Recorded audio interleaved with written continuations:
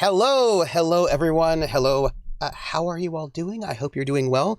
Welcome to episode 13 of City of Light and Shadow, a Fate French Resistance campaign, GM'd by yours truly, Little Red Dot, Grimjack, Laugh Love Lindy. Wait, KP. I'll do it. Don't tempt me. Ooh. It was my first time ever DMing live, so It's no like prep, 3 only years. spontaneous. And I would just Guess what? Everybody leveled up again. Woo! You know, That's my style. There you go. I feel you like just leveled up three times, 3 new skills. We actually now may actually beat Greg. I gotta say, I need to not think about this, but I'm now thinking about a game where we're all playing and then at some point in time there's like a random GM switch, like surprise right now, and then like you just do it and so you just see what would happen. It would have to be like I don't know what game it would be, but like I can imagine it like we all sort of show up and like there's like a roll or something happens and it'd have to be like a low consequence kind of a game. yeah it'd be like a low consequence game and or like a super high consequence yes game. that No one of the two. between. Yes. Oh my God. Welcome to our show. Chaos. I'm so happy to have you all here, and I want to thank everybody who's watching the show on YouTube and making comments. I see you, and thank you, everybody. It's lovely to have you here. This is our show about French resistance fighters in occupied Paris during World War II. And I want to thank everyone who supports us. If you would like to support us, the best thing you can do is be here and be present, watching us live or on YouTube, and you can retweet our going live tweet if you like, and you can tell your friends that we're here so they can come and watch us as well. You can also donate tips and bits, and if you do and you leave a message, we will read it out during the break. You can also join the Patreon, which is at Academic Foxhole, which goes to help support the pay for this amazing cast, and pay for our artist and all that kind of good stuff. And if I have a secret, mysterious project that I might be doing that might require paying some people for some things as a surprise for my cast, that would also be involved. But let's not talk about the super secret surprise that would be super cool if we could do by the end of the season. We'll see. That it'll be good. And anyway, so all of that, helping us out on Patreon, our tips and bits is a great way to do that. You can also use your channel points, which we call extra credits, to help our cast with some problems that they might have in the form of not enough fate points, which I think they're fine. But you can always give them more. We have 2 fate points that you can give them. And right now, we have those cashed in. Willen, who's our amazing archivist for a note taker, who has saved my bacon many a time, and Pope World Build have donated the 2 fate points, the letters from home, that they are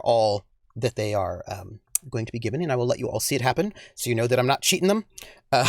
Here's one right here. Whoop. And one more for them right about there. We'll put that there.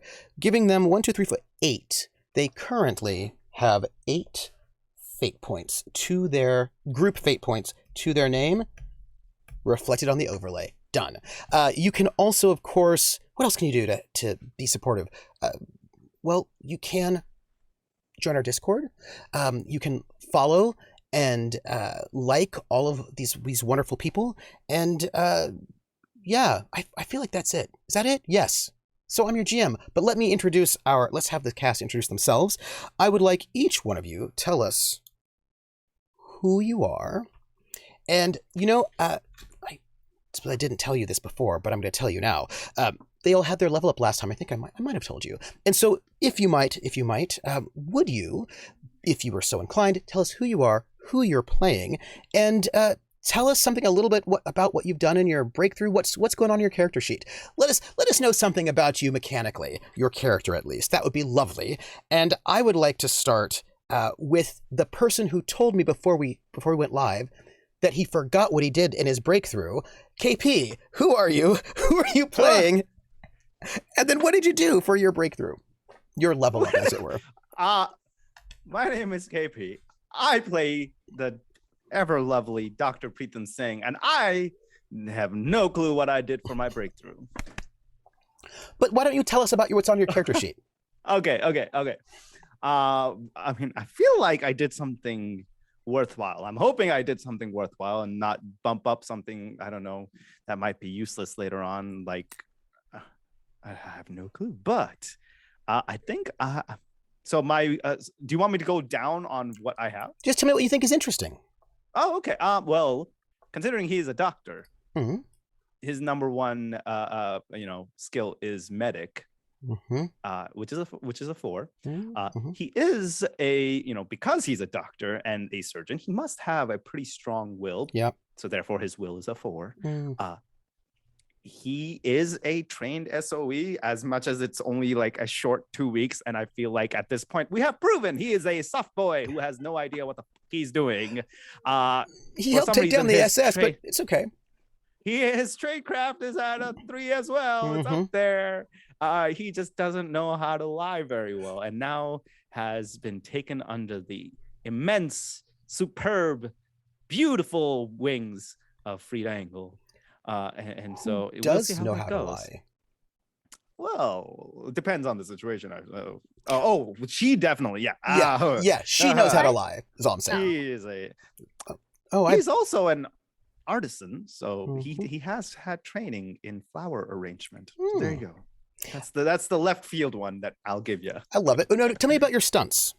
My stunts. Mhm. Okay. I feel like I keep forgetting. So the first stunt, this is the one that we started with him off with. This is the one based off his background. He is a surgical savant.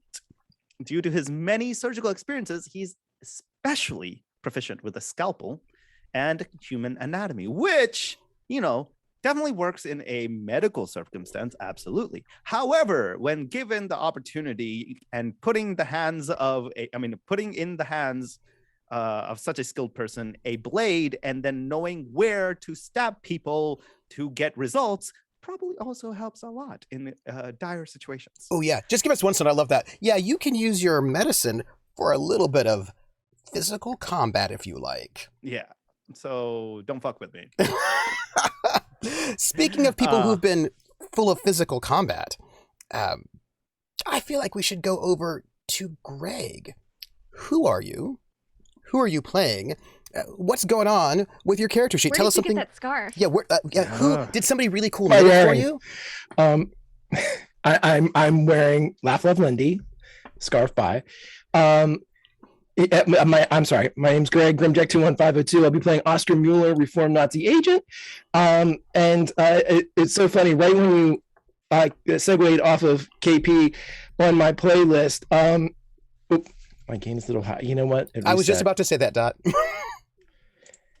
And there it is. All everybody. 3 of us. Just, ooh. There we go. You were saying. Should be all right now. Is it better? Yes. Better. So much better. Sorry, I didn't mean to burn everybody's eardrums out. Every time it resets, it just decides that I need to be super duper loud. So anyway, Grimjack 21502, and it was funny, just as you were segueing from KP on my playlist, it began to play Totally Effed from the Spring Awakening soundtrack. And I don't know if that's I love the song. I've been in the show. I don't know if it's a good omen or that particular song kind of lends itself to be a bad omen. But we'll see, everybody. So let's put a pin in that and see where the night takes us. Oscar Mueller is a punchy, stabby, kicky, dancy boy. And he can do a lot of those things really, really well.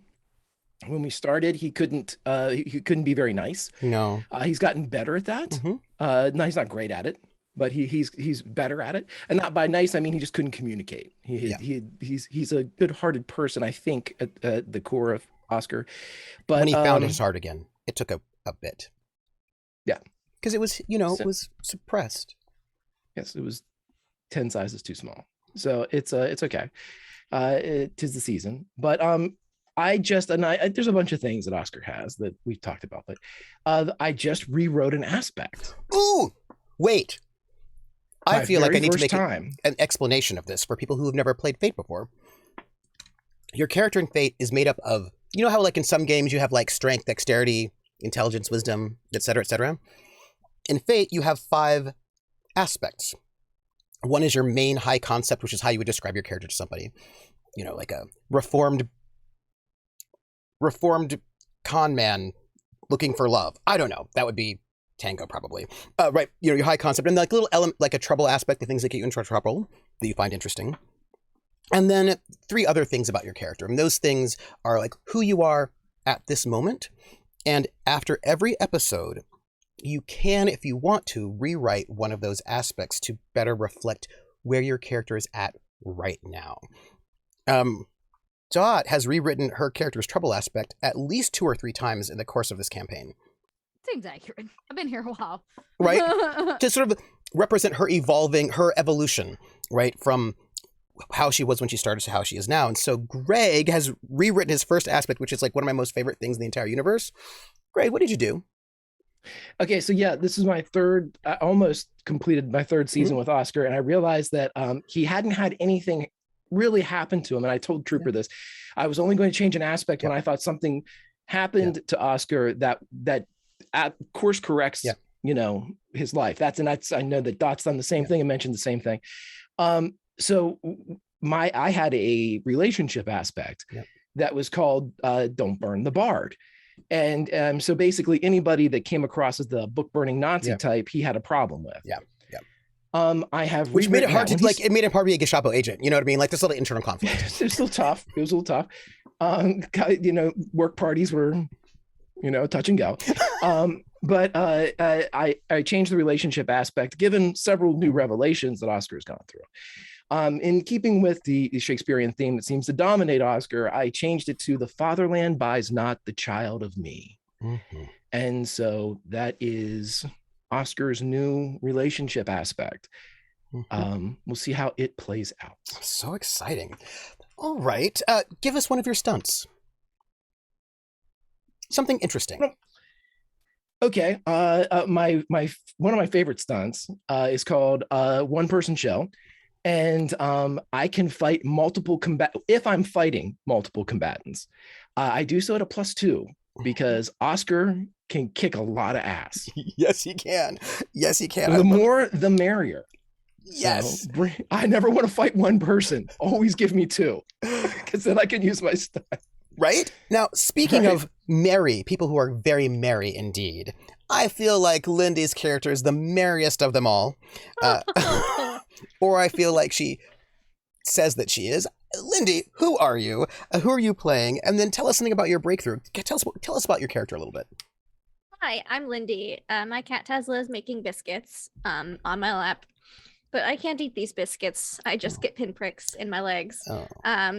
So, it's like acupuncture biscuits. But anyways, we left on a very interesting spot for Freda last week, hoping people might be bad shots or really good shots and no in between.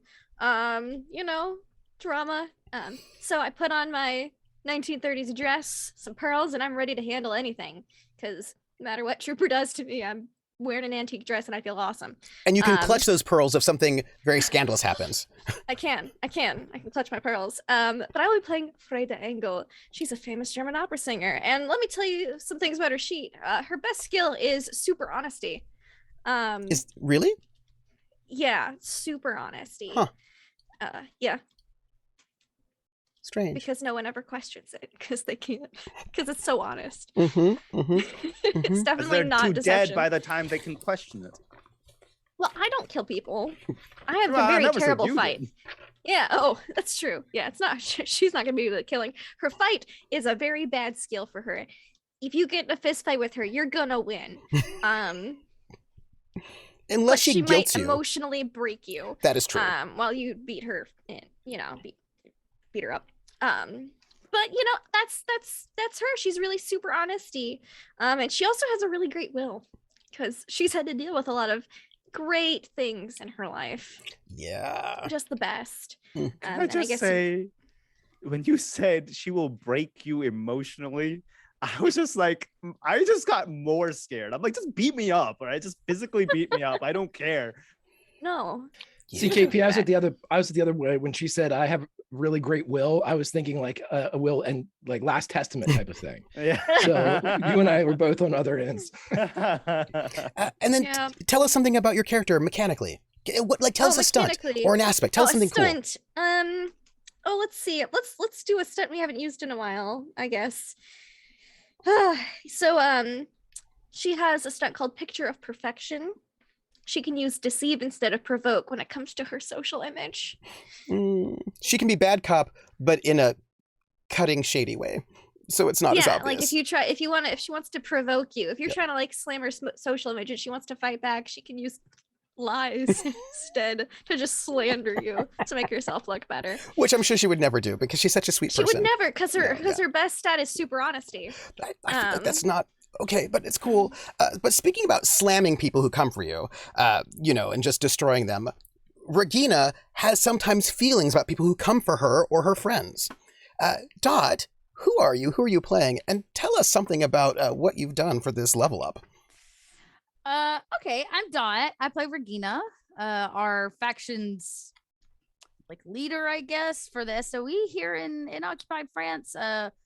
Is a German, but is not a Nazi, and is trying desperately just to get, I don't know, to stop this war from ever happening, if at all possible. But it's hard when you're living a lot of or have lived a lot of identities, and currently she's having to live the worst one of all, her actual identity. So here we are. Okay, so actually I'd say I didn't do my homework, but honestly I'm just stumped on my homework. Oh, okay. Which is, we're here. what do I do with this skill bump? I don't know what to do with my skill bump, y'all. I'm really torn. I feel like I could take tradecraft up, which is something that Regina tends to need sometimes. Yeah. But I know that our dear doctor and Luke have a lot of our tradecraft needs kind of covered. I have a thought of finally getting, because I have a superb now, but getting a second great, which means I could move like shoot or stealth up, or broadcasting up. But after the confession, maybe Regina shouldn't be shooting so much anymore. Well, I mean, look, I know someone who would really encourage you to shoot people. His name is Elias. So, he thinks it's a great idea. If I remember correctly, the priest said to keep my distance. That is true. So, but why do you want to listen to a priest? Well, because so far I've listened to everybody else, including myself, and it's gotten me here. I don't know. So I'm so torn. Or I thought about moving fight up, or finally taking athletics up. Oh. To an average, so that I actually have something in athletics. I don't know. And technically I could flip flop, because with the milestone allows us to flip, and then the breakthrough allows us to move something up. So if I'm so I also have all of this. Something? Yeah. I was going to say, do what you think. Don't worry about what we all have and whether or not we have as a team covered in a certain skill. Just go with the story. Go with what you think Regina at this point, based on the experiences she's gained and the things she's been through. Yep. If you think tradecraft is the thing that you are that she would have picked up more on. My two, okay, you know what, right? You're right, KP. My two gut reactions are to move stealth up to great, so I can get around without being seen, which would be very, very I know helpful. you've been wanting to do that a lot. Or to move tradecraft from an average to a fair, which only puts me at a 2 with the tradecraft, but a 4 with the stealth. But also, everybody who has the skill can help you or aid, right? So it's true. No, you have been doing a lot of sneaking. Is what I will say. I have been. Okay. And you know what? My current prey is the sneakiest of them all. It's true. That's true. So what I think I'm actually going to do. Oh, that's not very good for me. Okay, yeah, I'm gonna do it. My first gut instinct was to take stealth up, so I'm just screw it. Here it goes. I did it in front of all of you. There. Okay, now my skills are right. As in terms of my aspect, last breakthrough. Oh yes. Regina rewrote her troubled aspect, which Trooper mentioned she tends to do sometimes. What was your first trouble aspect? It was burned double agent. Burned German agent or burned double agent or something like that. And then but I changed it. I thought after the Elodie incident. Oh yeah. The taste for killing is so different. And so I changed her trouble aspect to be regretful killer. Oh, now what was it right before this? It was It was like Mind of a Killer, Heart of an Artist? Heart of an Artist. Yeah. Yeah, Regretful Killer. Oh, I like it. Nice. Because being regretful brings a lot of things. Yeah. I a lot of love how guilt. you're becoming a regretful killer, and Freda's like, "No, it's time to finally murder some people." I mean, it's not that Regina can't or won't. We know that she'll do it. Yep. It's I think there's like meeting somebody like Elias really changes the way you view that skill. Oh, yeah. Well, he thinks it's a great skill. I imagine he does. I imagine he does. So all of that said, that was all of y'all, but you do not just get a level up for yourselves, you also get a level up for your faction, the Roses of Paris. So I was wondering, as a group, you all, for those of you who do not know, our audience, the high concept of the Roses of Paris is safe house of preservation for the future. That's their current high aspect. Their trouble aspect is they're playing both sides. Their major goal is to infiltrate the Nazi conference in Berlin, and they have their free aspect is they have an allied cell, which are the cleaners. And their best skills are resources and undermine. So I would love to ask you all, what would you like to do with your level up? Your skill level up? So we only have two options. We can either take a new average to buff out the pyramid, or we can take our first great. Ooh. Ooh, why not be great? That's just my Yes. instinct. Why We be could- average? We You could can be move great. undermine or resources up. Ooh. I'll take either of those. Yeah. I know both of them those are great. so solid. Yeah. We just did some mad undermining, but also Do you resources think- are getting more scarce. Yeah, we're gonna Yeah. need, especially now that we're drawing close to the conference. Do you think we'll need undermine or resources more? I feel resources. I do too. All I right. think that would agree. be what we would. We have Yeah. great resources. But well, okay. I know mechanically we probably wouldn't need to justify this, but it would be fun to see. Okay, what would be the reason why we would have more resources now? Well, we have shut the flower shop, so we don't have to spend for the next month. We shut don't have the to flower spend shop. things keeping that open. We Fair, really fair. fudged over the SS. That's Well, true. yeah, true. we did both of those things. Like we messed them up, which may make it easier for us to get things in or out, or Oh. Yes, maybe yes, they're yes. you know. I know why your Interesting resources are question going in up. chat. Interesting Oh. question in chat. If they bump up the resources, Oh. can we start giving them 3 FP with the extra credit? No, you cannot, and there's a reason why that is. Scandalous. Because want to Trooper know- says so. I No, no, clutched no. my pearls. No, there's a reason why. Uh-huh. Because they're not going to need it from you all necessarily, because by increasing your skill, you now have a level 4 skill, a great skill, which means I'm going to just make this visible to you all so you all can see it, because I want Ooh. everyone to see what we're about to do. Because this is a moment, everyone. I want you all to be here for this moment. Do we get another base fate point? Yes. Let us rename Bricktop's Brigade to the Roses of Paris, because that is who you all are now. With your best skill actually right now being resources, which makes sense because you all have like access to a lot of stuff, generally speaking, as a group. But Yeah, that's also very true. with your great skill, you are no longer a level 2 faction. You are now Nice. a level Woohoo! 3 faction. Let me do this there. Okay. Go. Just go. And just for my own clarity, what is the SS's level right now? Oh, I will tell you, but go. There we go. They're close to fallen. I know that much. Here we go. Let's put you the Roses of Paris right up there. You are now one of the most important resistance factions in Paris. No pressure. Gonna note it, and there are going to be things that are going to happen today that are going to reflect that about you all. Just gonna note it. Your base number of fate points, your group refresh increases by 1, which means if you Woo. wanted to buy another faction, you could. If you want to do something with that, you can. You now are bigger and more important. And I just wanted to share that with you. If you want to rewrite any of your aspects, you may do so as a group. Also, hey, everybody in chat, did you see all these up here? That's a whole bunch of resistance groups that have been disbanded or destroyed. Just it's been a hard time for the resistance in Paris, But yeah. Oh boy. So I don't think we need to rewrite anything right now. great. Do you want to do anything with the working women or the? You've got the working women Oh and the yeah, they snakes. got dropped. Oh, snakes! I did some things with them. What did you do with your snakes?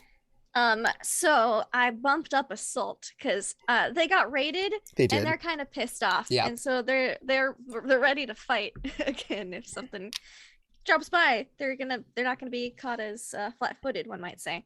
Mhm. And I also swapped propaganda for deflection. They're laying low, but they're Yeah. ready to fight. Nice. And what about the working women?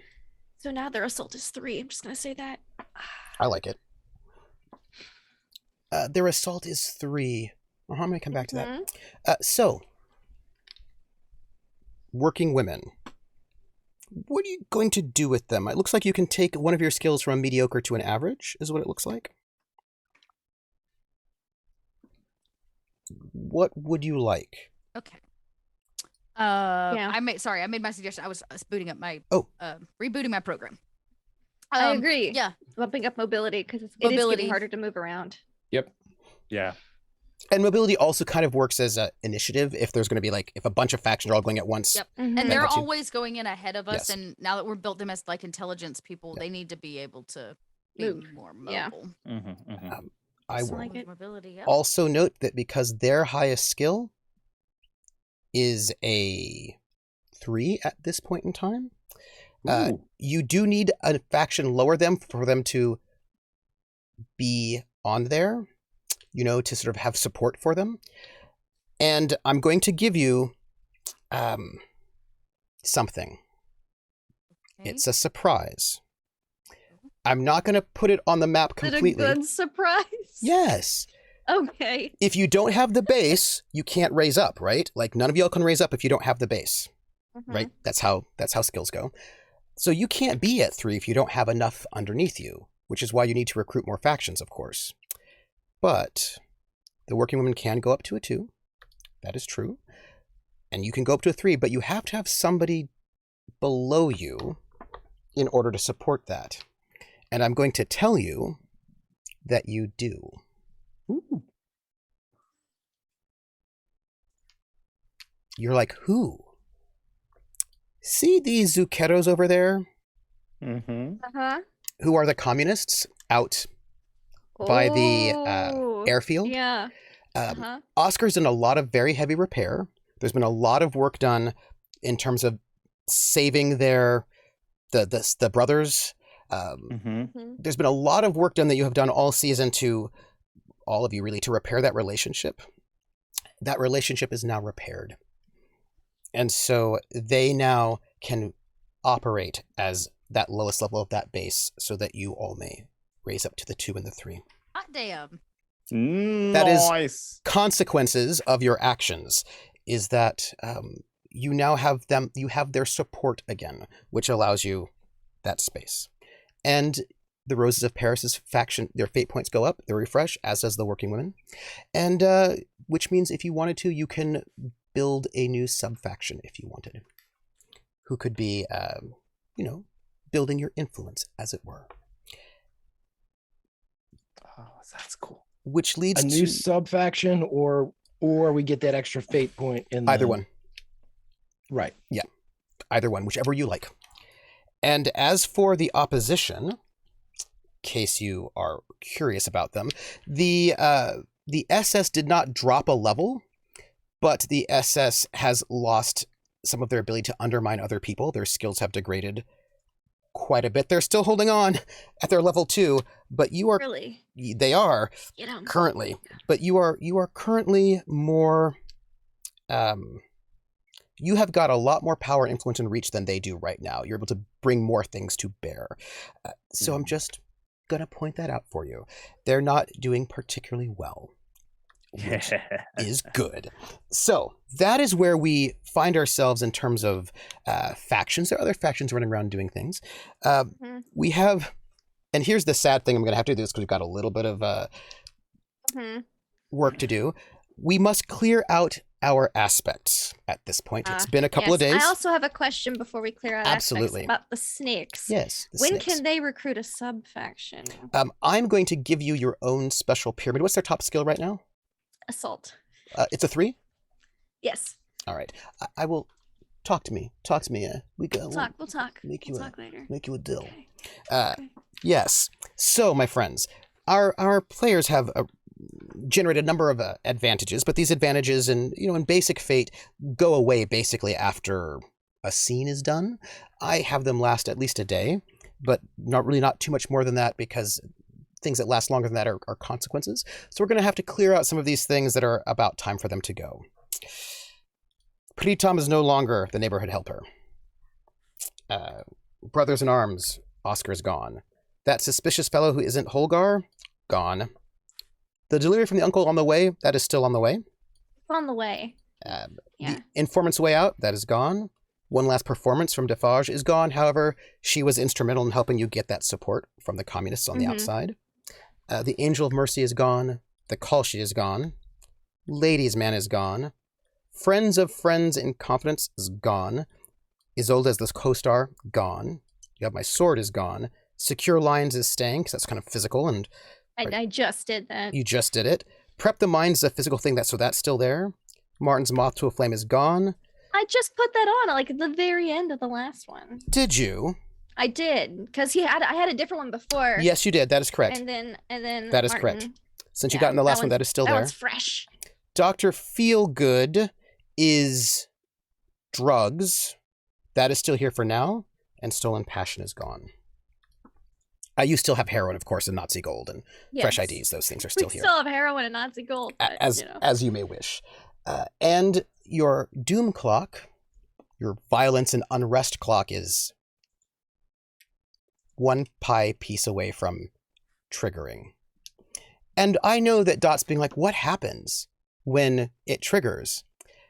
And if you remember way back in season, it got full, and then the entire weight of the occupying forces just started attacking you all. And you lost your club, as a matter of fact. That was last season. You lost Bricktops because there was enough unrest that they all had to do something now to stop that, and that resulted in quite a lot of attacks and the loss of Bricktops. So, when things get very, very unstable, there tends to be a reaction. That's us, everybody. Oh, there is one last thing. It's a new week. We're going to start a New Year's Eve. It is a new week, which means resource rolls. Hey, we just upped ours. Difficulty 4 for your faction. And Who wants to make this roll? you can get a +1 from London. Nope, that looks like Greg. Let us see what our roll Wait, is. from London? Okay. Do we want Greg to roll it though? U.S. I'm going. No. Hold on. Too late. As soon as I open it. No, that was a joke. Here it goes. That's a 2. I wasn't lying. Okay, but you get a +1 from London, so that's a 3. So you're missing it by 1. Fate point. Yeah, that's Fate just point. been a fate point. Yeah, Make it we got that make it extra a one. 5. What you can also, dump that heroin as for that free invoke if you like. I feel like we might need that heroin though. Yeah, no, we haven't found somebody good to put it in yet. Yes. That out of context quote. is gonna I know. be I so just bad. worried. What aspect are you invoking for that?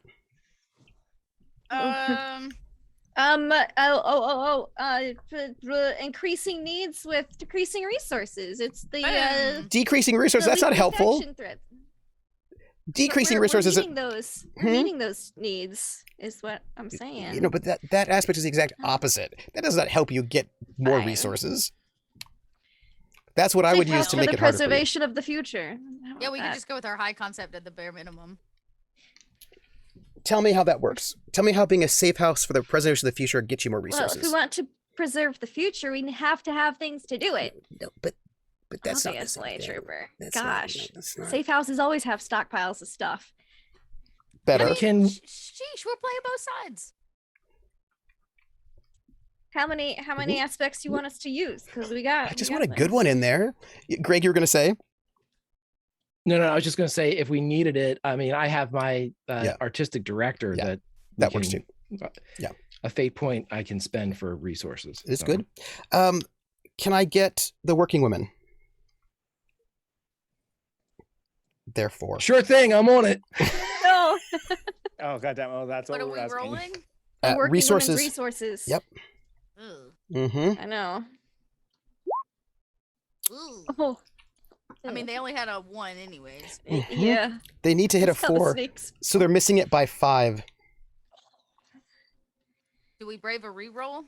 Ah. It can only get 2 worse. Oh my god! Why would you say that out loud? Oh, the pain. We could spend a fate point and reroll it. Or Yeah. we could spend The odds are in our favor.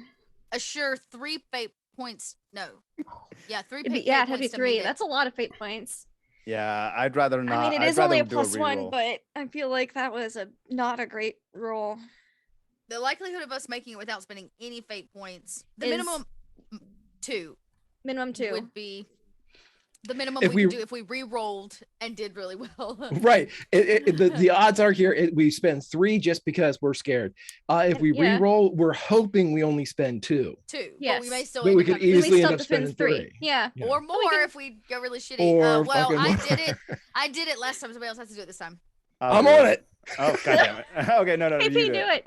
Okay, wait. What am I rolling for? I got to roll the snakes, so. Is this you for the know, roses? The working roses women- or the- No, the working working women.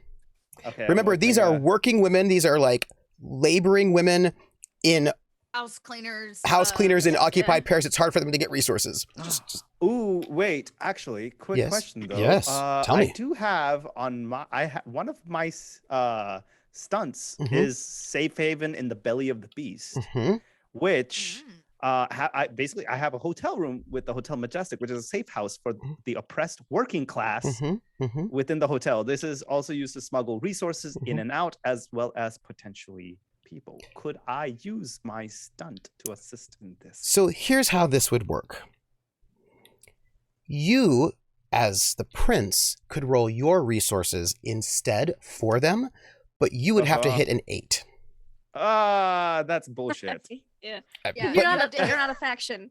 Yeah. Okay, never mind. 'Cause This is there are how a lot of faction people. attacks an individual. It's real bad for the individual. Okay, I will just I'll just do them then. All right. What is the aspect you're Uh, invoking to reroll? Oh, is it one of their aspects that I have to look at? Any aspect that is connected to any of y'all. So there's yours, any of your personal ones, anywhere that would okay, work. Any game aspects. I mean, they are unnoticed. I imagine that maybe Yeah. they steal Yeah. some resources. yeah, so that's what I was That's good. gonna say. I was gonna use their high concept for that. Unnoticed working women of Paris and That's good. reroll submit. Come on, you. Oh! Holy crap! It Ooh. worked. It worked. Oh man. You're okay, so we down only by spent 1. one more to make it. Holy Yes. shit. Suck was it, a good- Greg.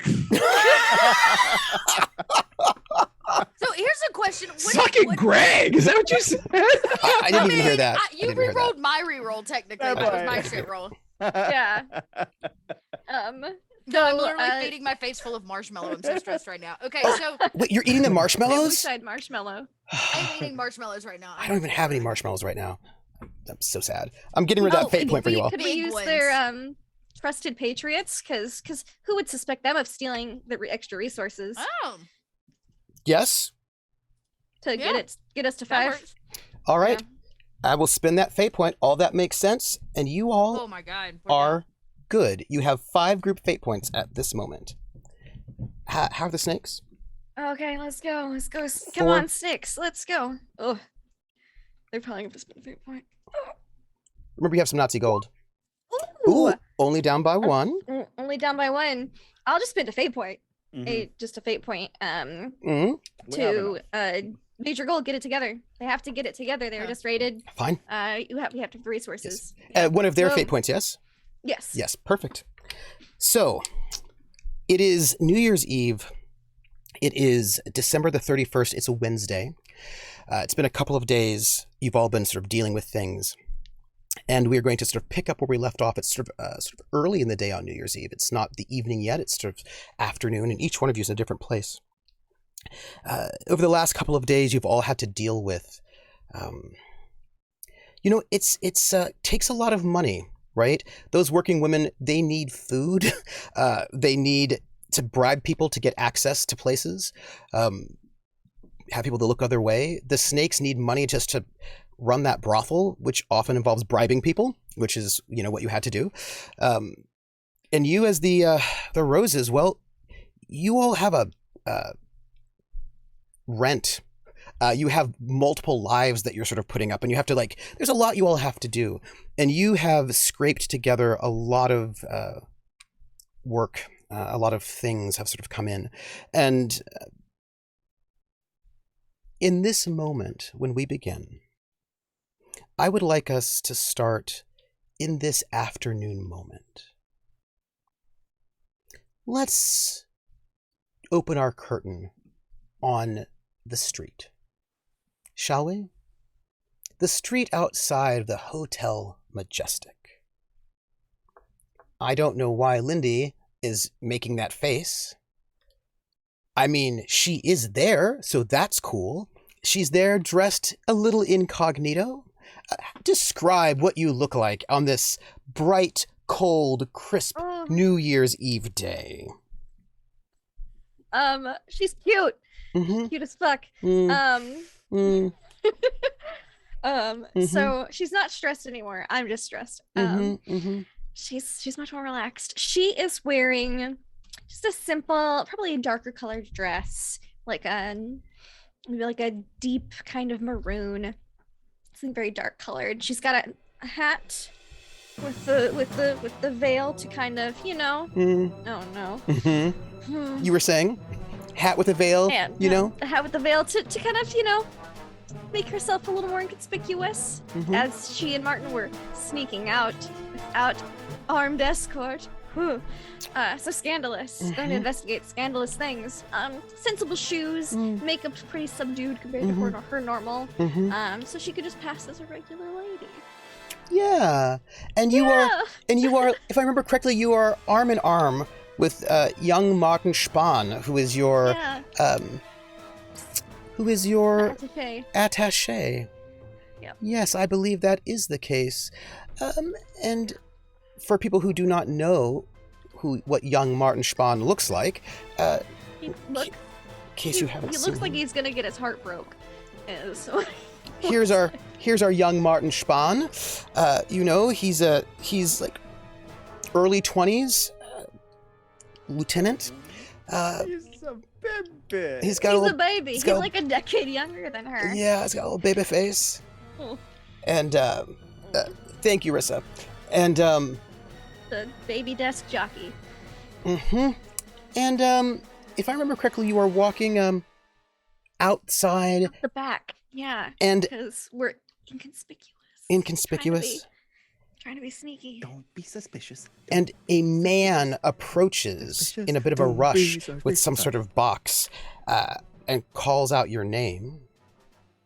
And Martin turns, pulls his pistol, and shoots at him.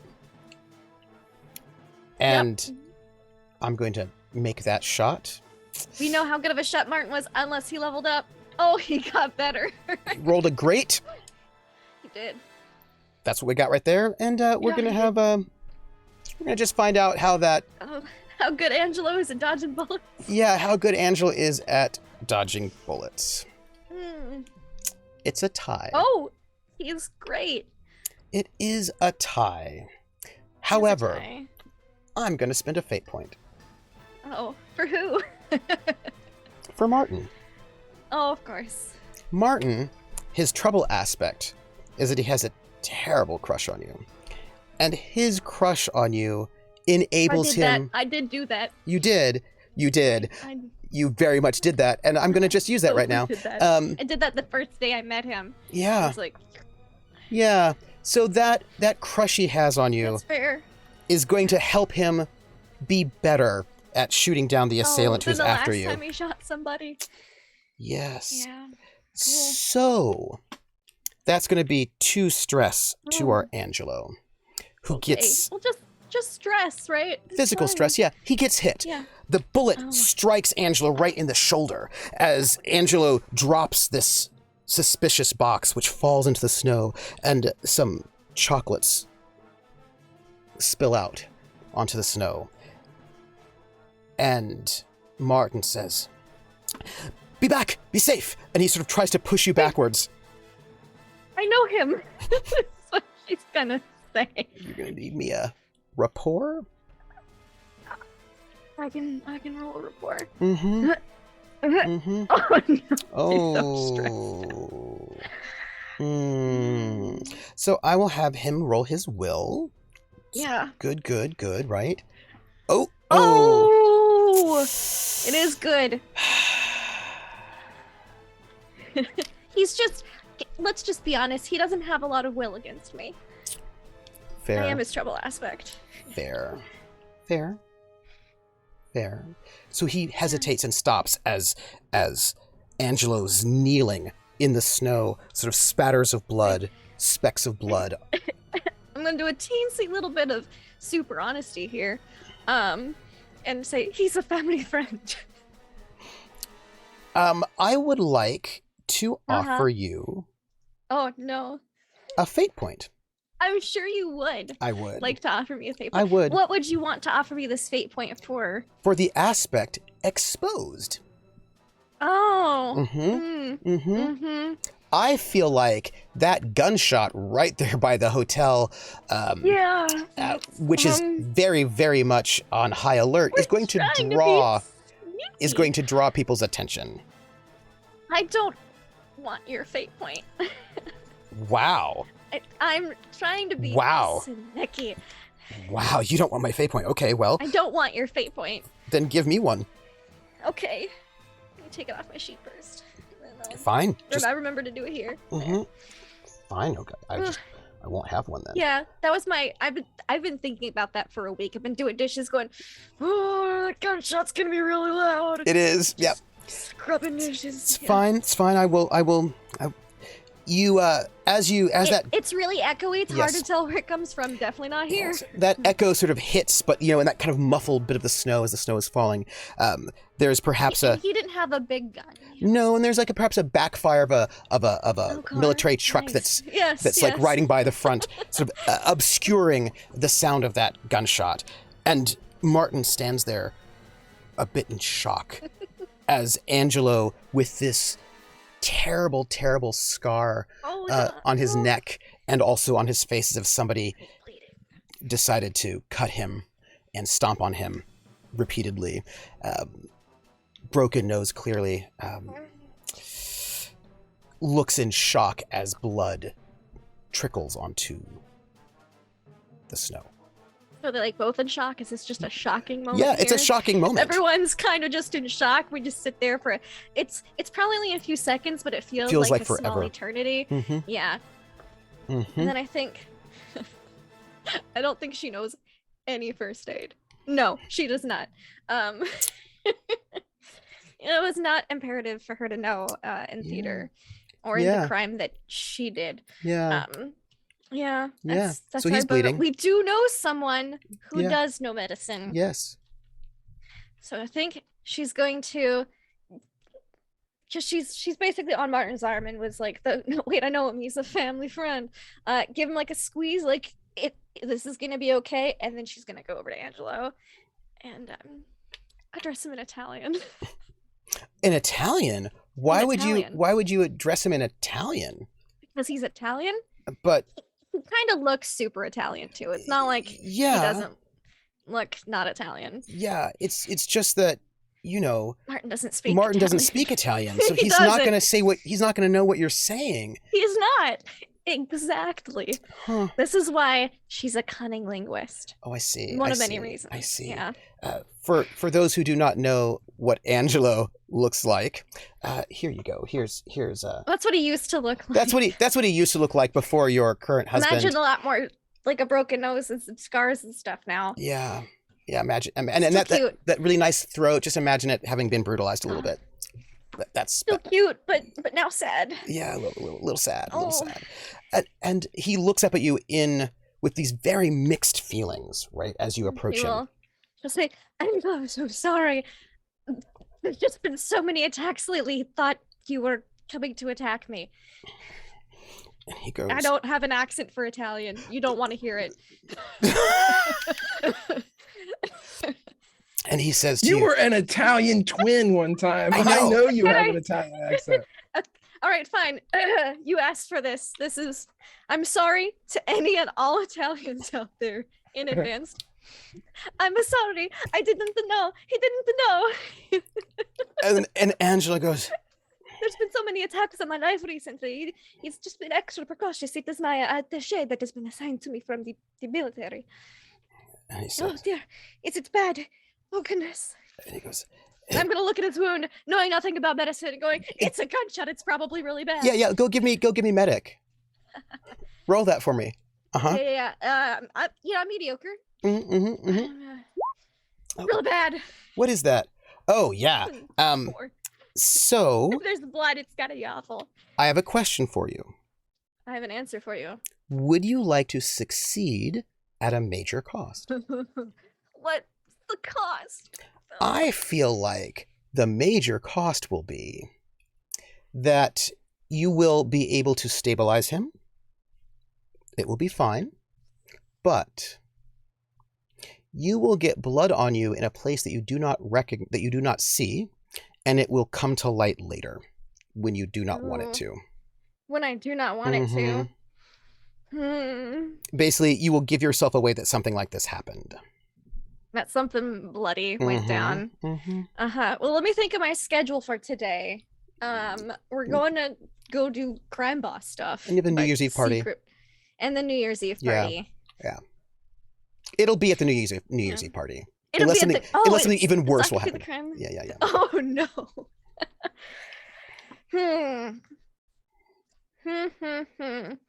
Something bad would happen. She has had a lot of attempts on her life. Mm-hmm. Oh no, he's only at 2 stress. I think he could take it. Okay. Oh.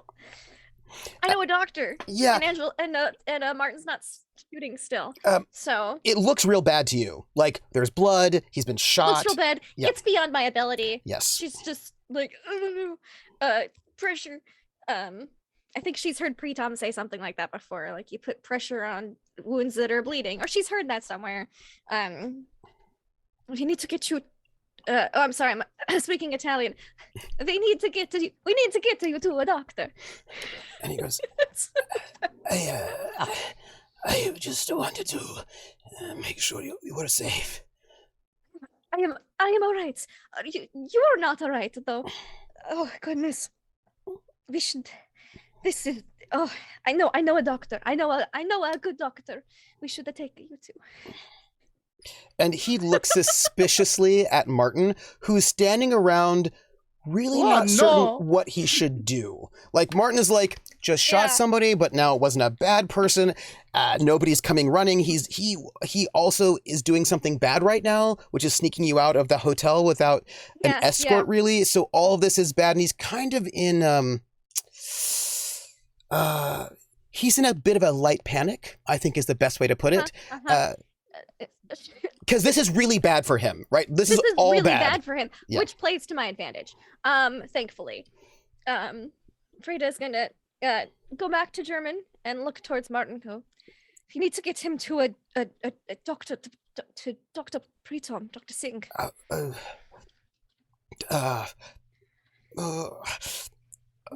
Okay. Can we Wait. put jackets on him? No, wait here. Wait. And he hands you his gun, his pistol. Where are you going? I'm gonna get a car, and he rushes off. How far is Pretom's It's place not. from here? You wouldn't want to. You probably wouldn't want to walk if he's bleeding Totally out. wanna walk. Yeah. Yeah, he's probably bleeding out. But if Yeah, we get a and car, then people you had know a- there's gonna be blood in the car. You had a poor response, and so yeah, it looks bad to you that he's like not. It doesn't look good. Yeah, he looks really bad. Yep. But also, if we get a car, that's gonna be obvious that we're going somewhere. She'll say, "No, we can't take a car." But Call Dr. Singh and tell him to meet us halfway. no, I will. And And she'll put her hand on his like his arm and say, "We don't want anyone to know. I don't want to get you in trouble." and he in this. And he reaches down and he tries to pull up Angelo, who is a much heavier man than he is. Oh, buddy. And he's going to try to carry Angelo to the doctor's place. I'll help. You might need to help because his athletics is not I will- great. well, my athletics is mediocre too, but between the two of us, let's see. We're just really mediocre people. Awesome. Awesome. Yeah. It's going to be a struggle. And would you like... But we're on the DL. Yeah. You have a choice because that is a fail. Yeah, that is a fail. Would you like to just fail at this one and not get him there? Or would you like to succeed at a major cost? What? Or would you like to is spend the some fate target points? number? Yeah. The what's target number is number. The target number is a 3. That's it. It's a 3. Oh, Mhm. it's a lot of fate points. So it's just from it's just good. It's just a good challenge to get this very heavy Italian tenor Oh, but if I spin down the street without one fate point, trouble. it'll only be a minor cost, right? 'Cause it'll be you have to tie smaller it for a minor differential. I have to cost. tie it. Mhm. Oh, Mhm. gosh. What would the cost be? Oh, But at what cost, Trooper? oh! At what cost is that you would take a mild consequence, and that is that you were seen. Oh, no. Mm-hmm. Uh, Mm-hmm. If you'd like it. Oh, I know what I can do. I know how to spend fate points and get away with it. Okay, I'm ready. I'm going to use an aspect. Oh, which aspect are you going to use? Martin, he might hulk up a little bit for this to, help carry, because this was his mistake. Yes, it was. Yeah, his sure. bad. Mhm, So mhm, he wants to carry through this because he would do anything for me, like a moth to a flame. And you even have if 2 it's free invokes on that. I do. We'll just get rid of those. Yeah. Let's do that to succeed. Tell me, you're looking at him and he's trying, right? He's got Angelo's Mhm. arm over his shoulder and he's sort of put his arm around Angelo's waist and he's trying to drag Angelo. Mhm. And I'll come up on the other side and help and thank you. And you can tell that he's sort of, I'll get on the side that's injured because I'm smaller and put pressure, and he can get the uninjured side and just. and Angelo's a little bit of dead weight. And you can see Martin beginning to buckle because Martin is, He's baby. he's not super bulky. And you can see him as he's No, trying to he's a drag. desk job Yeah, he has a guy. desk job. As he's trying to drag Oh. Angelo down towards Pritam's place using back alleys, you can see his knees buckling and he kind of goes down to one knee. And you're not quite certain that he's going to be able to bring him where he needs to go quickly enough and quietly enough without drawing attention. How do you encourage him? I'll just. I know exactly how many blocks it is to the doctor's place. She'll just keep going. Like, just 7 more blocks. Just 5 more blocks. Thank you so much. I'm so sorry about all of this to both of them. Like, this is a terrible. Like, this is not how today was supposed to go. but just telling them that's okay. We can. The doctor fix everything. And I like how he's currently having a conversation with his mother, and we're probably gonna. Oh, bring yes, him you on. are. Speaking of the doctor, funny that Hey, we're on the way. you're on the I way. might save you. Yeah. So, over in the doctor's office, however, if I remember correctly, you were there when there was a knock on your door, and in walked 2 very burly bodyguards, and your mother. I can imagine the bodyguards being like, as you say, burly, but would they be in traditional attire, royal attire, like So- bodyguard attire, or more westernized suits? Or So here's the thing: they would normally be in traditional attire. I imagine she actually has some Sikh bodyguards with her. But she's clearly traveling incognito. She doesn't necessarily want people to know that she is, the Rajmata, that she's, right, A lot of that going around today. this queen. So she's clearly incognito. However, her version of incognito is not super incognito.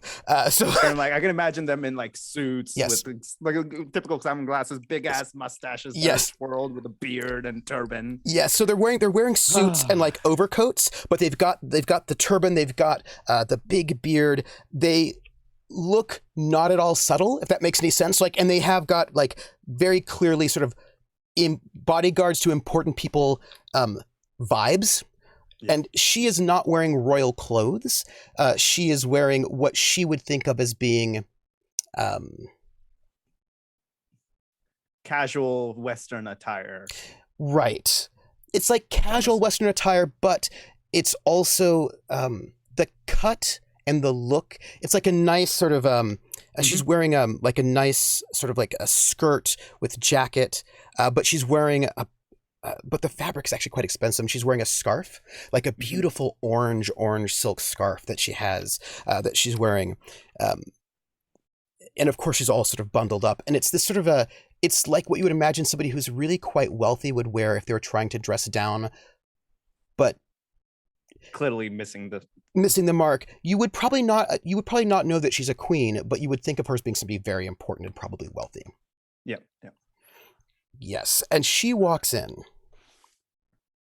and she says, "What is your nickname that she had for you?" Did I ever establish that? I do not think you did, but I imagine she had one. What does she call you? Right. No, that's a great question. Mm-hmm. With it, Pritam is, since it's his name, usually it's either a playoff of that or but they're also royalty. So the royalty has a different mindset because common people, we have our nicknames. I've never thought of what. I don't think they would really have nicknames. Like nicknames are very not quite private, but at least they're very much something that you would only do like when you're in private, usually, or in comfortable setting, not something you would do outside. Yes. Like even my wife, like if she wanted to call me by my nickname, she would like say it like under her breath to me rather than like, out loud. Yes. So I don't think this for now. I think she would just go with Pritam. Yeah. So she steps in and you can see there's that mix of anger and concern, which then sort of feed each other, right? In that sort of way. And she has got her purse and she looks at you and she goes, "Pritam?" Mom being mother. And she walks up to you. She opens up her purse without even waiting for you to stop. And she pulls out a newspaper and she drops it on the desk right next to you. He just kind of stares at, what does the newspaper say? So, do you speak Italian? I was in Italy, so yes. Well, they said you were in Italy, but the question is, were you actually? Yes. I would imagine he picked up enough to kind of at least sell the fact that he must have been in Italy. This is an Italian newspaper, folded over to an op-ed written by you, theoretically, apparently, that is virulently anti-British, virulently anti the Raj, that is sounding quite little fascist, praising the leaders of Germany and Italy and Spain for helping people throw off the yokes of their oppression, and that people in India should wake up. And like, it is a fairly eloquent but aggressive, anti-British, anti-current system in India op-ed that really sounds like you think that Hitler and also Mussolini are pretty awesome and will be very, very helpful to the liberation movement of the people of India.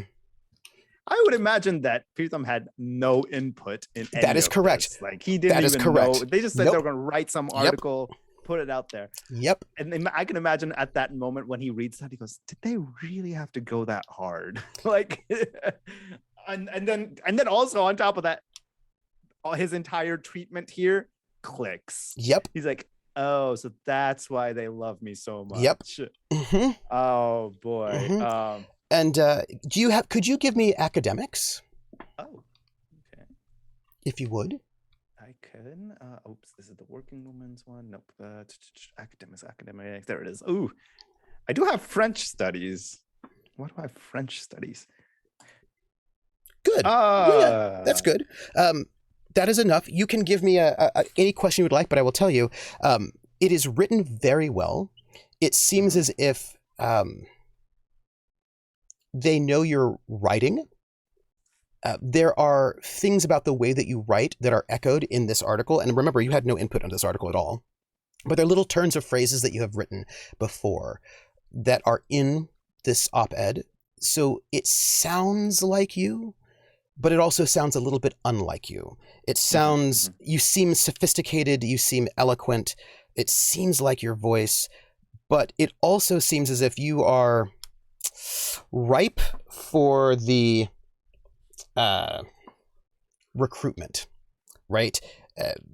It seems as if you're the kind of person that with just enough nudging here or there, you could be brought around because you're basically already there. But it doesn't seem like you are easy to win over. Right? It seems like you would be a catch, but you're not an easy mark, right? Like you're not so far gone that you would just take it for nothing, that people would have to kind of work a little bit to convince. But also there's a little bit of a vibe that maybe you found Italy not good enough for your liking, which sort of motivates, right, this sort of move.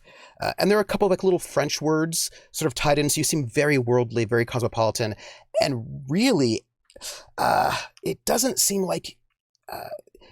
If I were your parents, I would think like you were maybe insulting them just a little bit. You didn't say it directly, but there are sort of vibes that anybody who is with the British right now, yes. and then basically kind of a blanket yes. statement yes. that kind of is a catch-all, and unfortunately yes. probably catches them yes. as well, or at least can be implied. It can be implied, right? And in a real sort of like, if you're with them, you're against the people of India, and anybody who trades with them or eats dinner with them is like betraying the people, and who will come and help us? And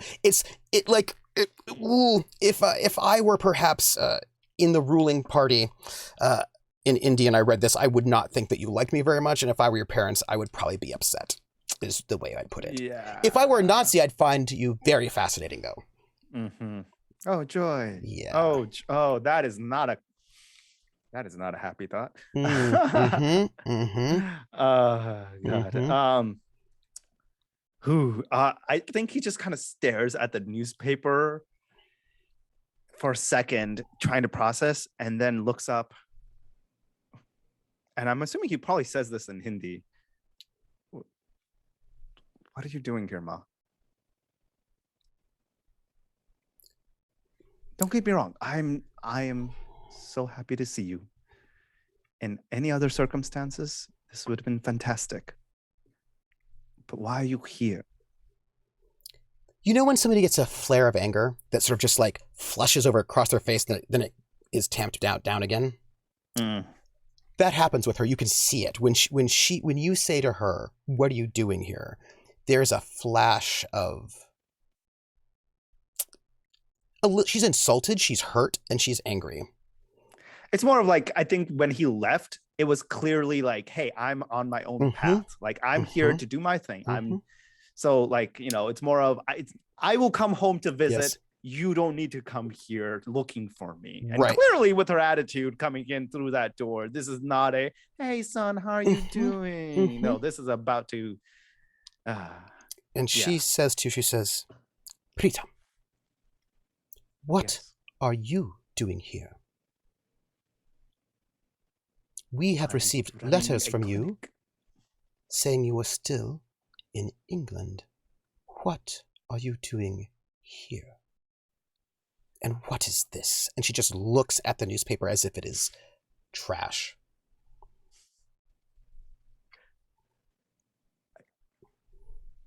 That, well, is a very well-written article in terms of, in terms of, I suppose, writing comprehension-wise.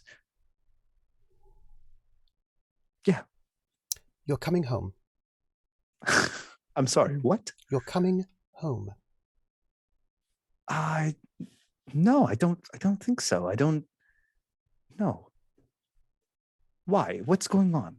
We're not having this conversation again. Pritam, your father has not read that filth. He does not know. It's time for you to come home. By what right? I have an establishment here that I need to run. I have my own things I need to do. I will visit if you want me to visit, but it's not the time nor the place. Pritam, I saw the letter that you wrote your brother. Okay. Breach of privacy. Privacy, sorry. Breach of privacy. Considering something terrible has happened to you, I don't know what these places have done to my son, that he would speak this way. Even if she had read it, I would imagine that she doesn't know the code. She doesn't know the code. She doesn't know the code, but she clearly feels like something is not right considering all of this connected together. Yeah. She doesn't know, right? But she doesn't know what it is, but she doesn't like what she's seeing. Mm-hmm. And she doesn't like that you wrote her brother and not her, which she's not saying out loud, right? There are some, she has some concerns. Let's put it that way. Oh boy, this is having a flashback to when I went to the Navy. Mm-hmm. Yeah, I remember these moments. With like 2-3 weeks without talking to my mom because I was just so busy. And then one day she called me going, why the hell have you not been calling me? And I'm just like, oh, wait, what? Yeah. And it was like, it's basic training. We can't really call you that often. I'm sorry, you know. No. Like this is post, like after I went off to my A school. Yep. And for like the first 2-3 weeks, I had access to a cell phone. A school still super busy. Yeah, it's just busy. And I was just trying to get things together. And then one day she just calls me. She goes, you haven't called once. I don't know what's going on. What happened to you? You could have been dead. I'm like, Mom, I'm at a naval base. Like, what else could happen to me? I'm protected. Yeah, she's clearly unhappy. I approach her and like there's a bit of a softening of Pritam, and he kind of puts her arms like on her shoulder and she goes, first, I think we started off on the wrong foot. I'm joyous to see you. It's been too long and I missed you. Okay, that will never be not the case. I'm happy here. First off, I'm sorry, my manners. Please come in. And he kind of brings her in, and then like offers her like, do you want chai? I can make some chai. Unfortunately, this is a clinic, so I don't have too much, and also it's not India, so the tea powder is shit. But I'll see what I can do. And then he kind of goes into the back, into his office where he has some supplies, I'm sure, like a tea kettle. And then kind of busies himself, makes a couple cups of chai, and has probably some like tea biscuits as well that he uses. Puts that together. He goes, I mean, it's not much of a royal feast, but this, and she points to the newspaper, would destroy your father. I don't see why it even considers or matters to him. It's not about him. It's not about any of you. Of course it is. And this is also about you. You never said these things before.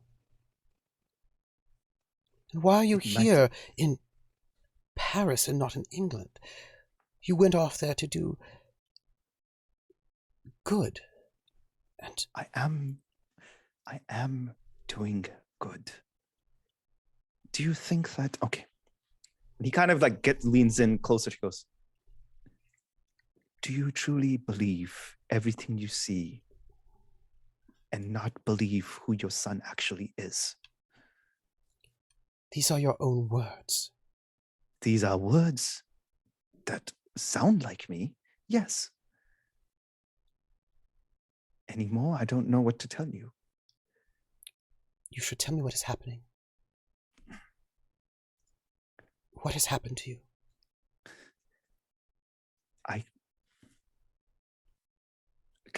Okay. Mm-hmm. I'm going to use, if you don't mind, I'm going to try using rapport. Yes, please. To convince her that Mm-hmm. I'm still the same Preetham she knows, Mm-hmm. just presenting myself in a different way. So Mm-hmm. Roll that rapport. Oh, fair. Okay. She does have a goodwill because she knows you. Yes. That's a 6 to your 2. Ooh. So, would you like to succeed at a major cost? Wait. I have to get a 6? Yeah, she's beaten you by 4. Gotta get a 7. I thought you were adding us. Okay, never mind. That I was just like, damn, that was helpful. Oh, joy. Would you like to succeed at a major cost? You know, you can convince your mother that you are still her son, that she has known and loved, and that you have not become someone she doesn't recognize. The major cost, however, is a breach of security. Yeah. The way to do it is you're going to have to tell her what you're doing and who you are. And that breach of security can potentially put her in danger. Nope, he can't do it. All right, then. He'd rather things get a little bit more jeopardized than put them at risk and put the mission at risk. So, that you could convince her, but to do so would put her and the mission at risk. Mm-hmm. And she looks at you pleading for you to explain. You never said you were going to Italy. You never said you were going to France. These things, all of these things that she is looking at do not look good for you. And you can see what at the first blush was anger, but you can see underneath it is hurt and worry and disappointment or a sense of failure on her part. Like, she's clearly searching. She would not have come all this way if she were not very worried about you. And in this moment, you know that you can keep up the lie that you've been trained to do that will cause her more pain but keep her safe. Or you can expose yourself to reassure her that you are who she loves and knows, but that would put her in danger. The Queen of Rajasthan here in occupied Paris, in a city that is a powder keg right about to blow, with enemies everywhere. Yeah, no. And she's looking you in the face. He turns to her, and then just all he says is, I don't think I can tell you anything right now that can convince you or change your opinion, perhaps. I understand what you see might appear one way. All I can tell you, and all I can tell myself, is that your son will either go down into history as one of the greatest men, or will remain in obscurity. But neither of those will affect you or the family or anybody else. This is a decision I have taken for me. Preetham, I defended you to your father when you wanted to leave us. to go to England. I said, let him fly, find his path. But this path you found, it is not honorable. Who has influenced you this way? No one. This is the path I have chosen. And perhaps it's not the path you wish for me. Perhaps it's not the path that I should be on. But I will not know until I walk it myself. And if there's thorns, I will step on them. But they're my feet. But I am your mother. And you have raised me well. Trust that you have. Trust that what you have done for me will work for me. That you have shaped me into the person that I need to be able to walk this path safely. The path you're walking is a path of evil. It's a path.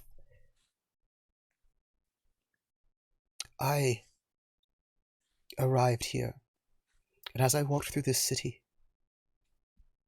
it has been less than a day, and the things I've seen here, the things that you have written in those papers, the things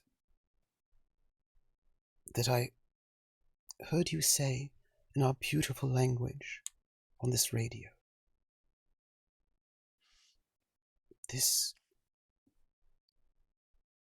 is not my baby boy. I wish you would come home, come back home to India, to Rajasthan, and be free of this influence. This is a place of death, a place of violence. This is not a safe place, not a place for my son. And the streets that we grew up on, where the British can go and beat our citizens and force them, mother, to walk across, crawl across alleyways that they must get through, the taxes that they levy on us, the insult that they put on our people and on you, on me. We're not doing this because we have a choice. They have needled their way into every aspect of our lives and tied our hands behind our back while we watched them beat our own citizens and our own dignity to the dirt. So I don't understand where you can say I'm walking a path of evil when already our streets are full of that.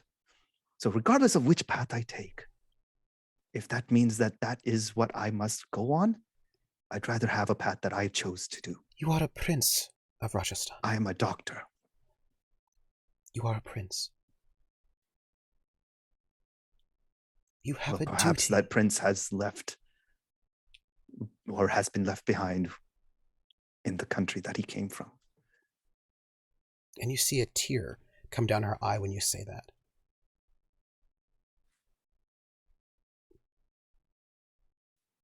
And she stands up and she puts the chai tea to the side, half drunk. Has she drank a single sip? She's had, it's like half drunk. She's had like Okay. maybe 2 or 3 sips. You noticed that she was judging it as clearly Yeah. not as good as at home. And like subconsciously, he's actually waiting for her to say whether it's good or not. But who knows if she even will. She was being polite. Let's say Mhm. that. Ouch. They don't even have real coffee. Like, this is not good tea. It is a sad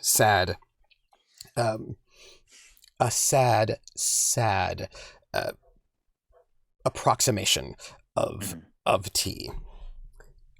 And she stands up and she says, if you're leaving behind the prince, my son, and this is your will, to abandon your those mother. are 2 separate things. You know this. I am your son, regardless of what path I take or wherever I go.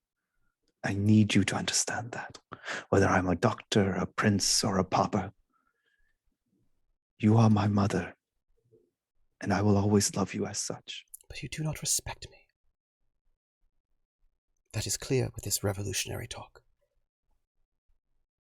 And she sort of pulls her jacket around her, and she seems smaller now, right? That anger sort of dissipated as she takes what you said as a rejection of her, even though you're trying to tell her that it's not, because she does not understand what is happening. And and as she's about ready to go, the door bursts open, and in walks, Frida, and she looked like she had relieved a lot of her stress, but now she's like, huh?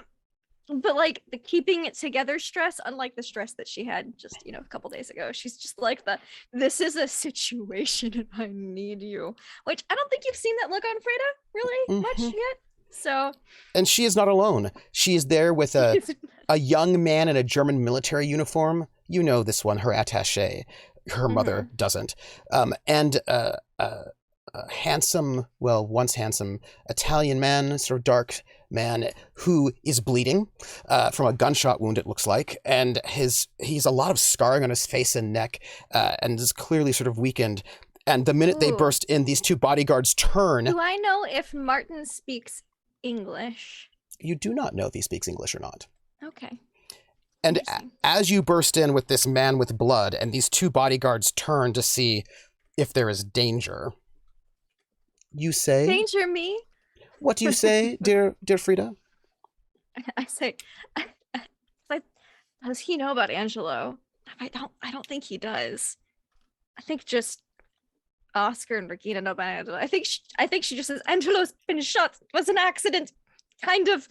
I don't. Please I'm help sorry. him. Yes. Bring him in.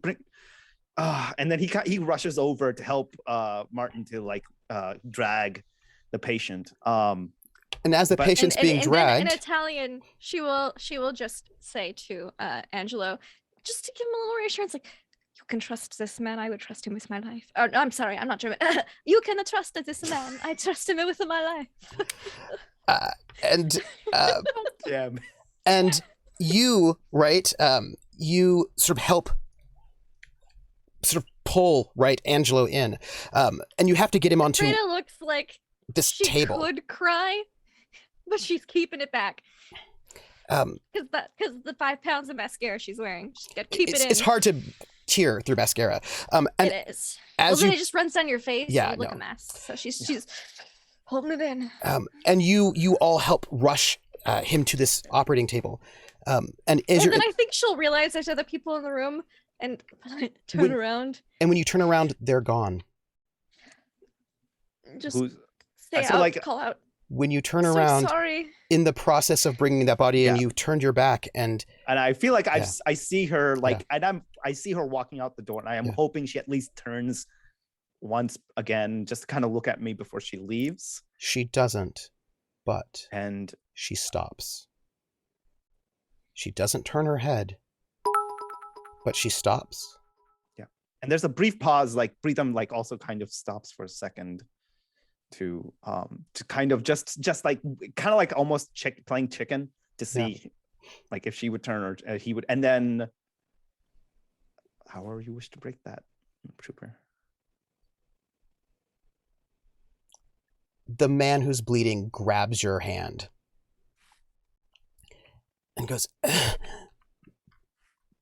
in English, please. Yes, I'm sorry.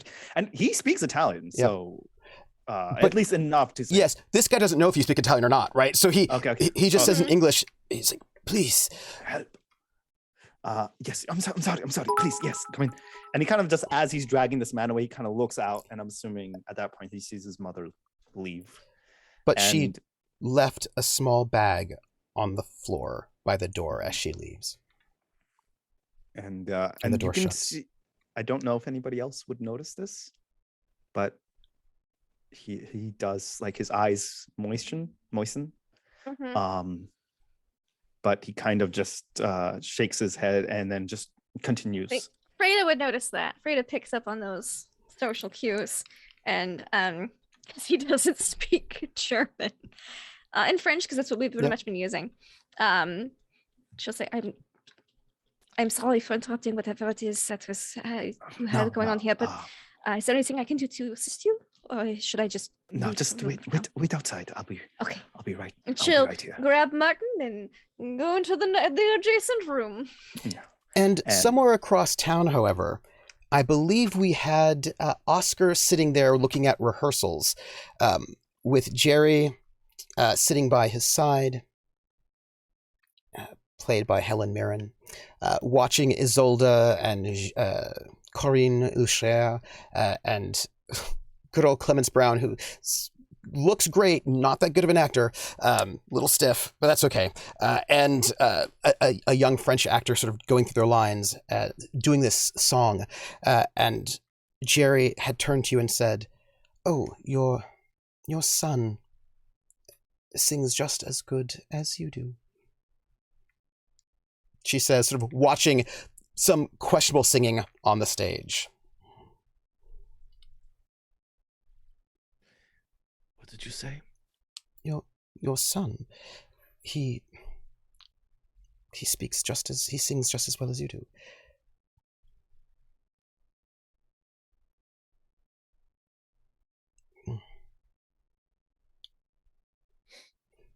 Now, if I remember correctly, that scene we had in our flashback, that was like 32, I think it was.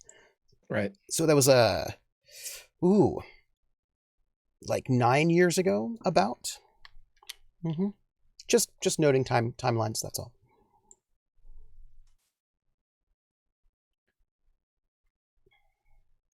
He will calmly look up onto the raised section where the three are performing.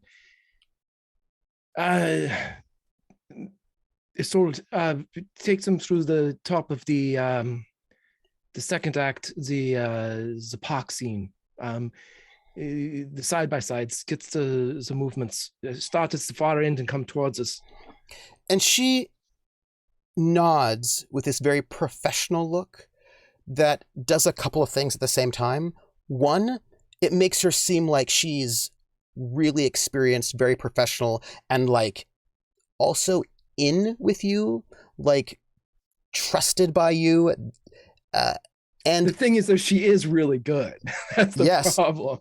And it seems to you as this is a bit of a performance, not for you, but for Corinne, just so that Corinne knows who is more important to you.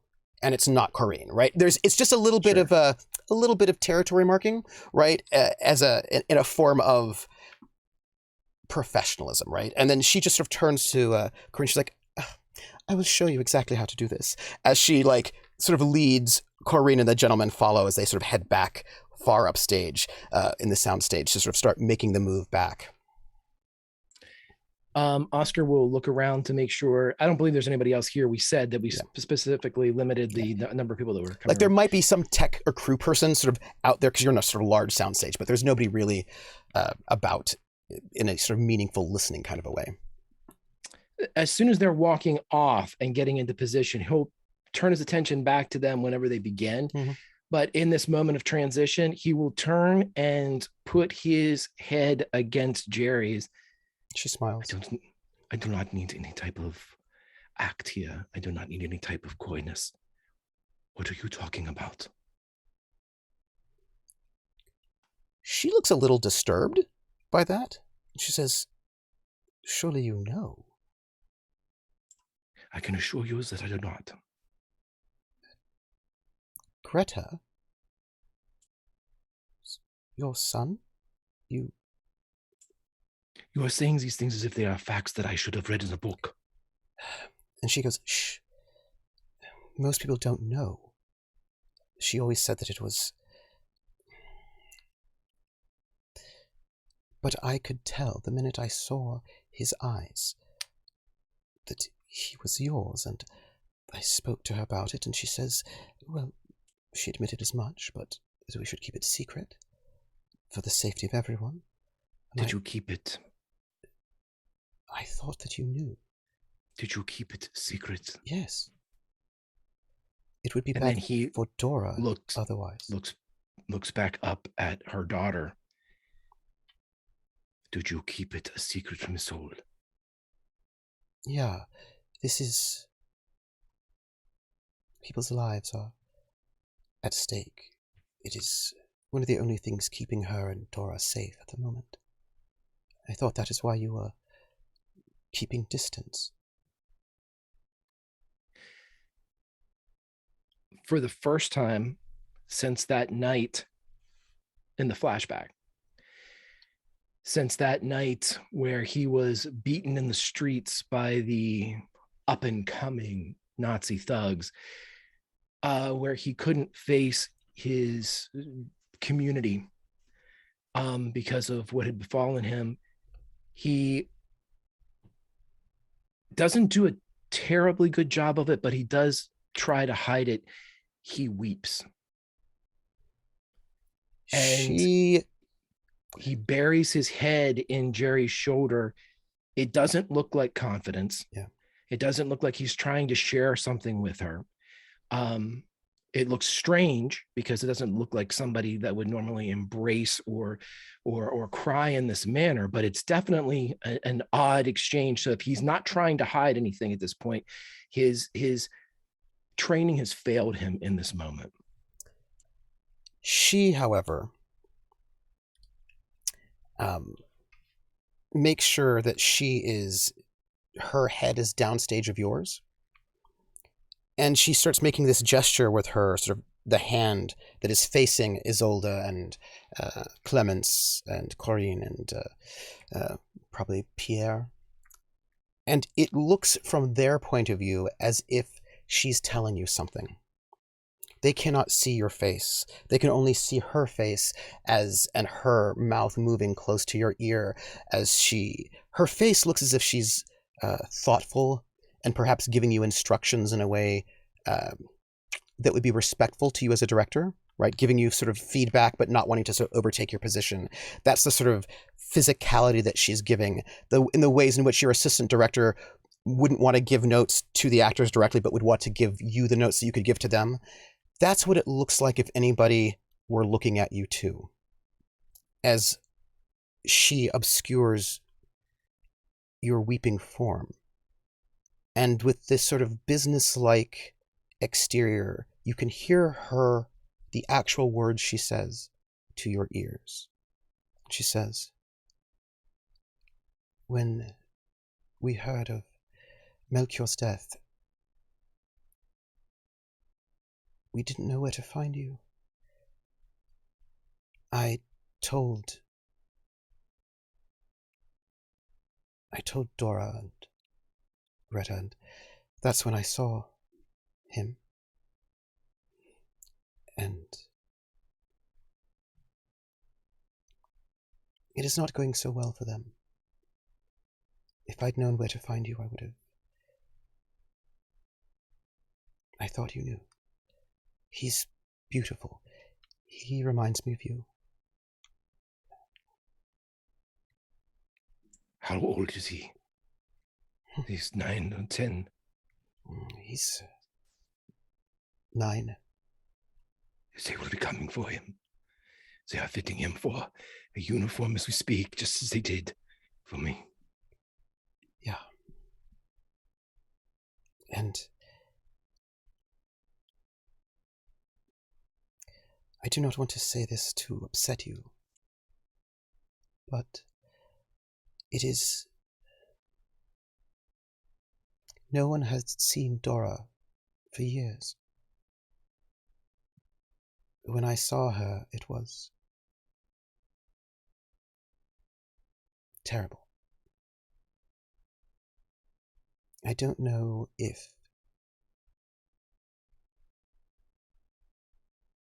it will be safe for them to stand out too much. They stand out a little bit too much already.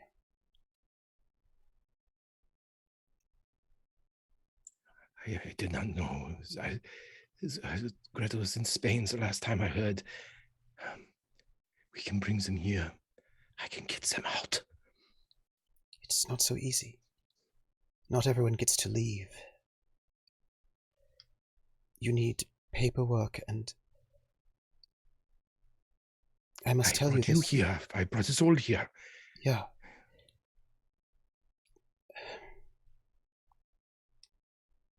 Oscar, you may not know this, but if you leave Germany, you must leave everything behind. You cannot bring anything that you own, so no one can leave. Isolde and I are here temporarily, only because of this film.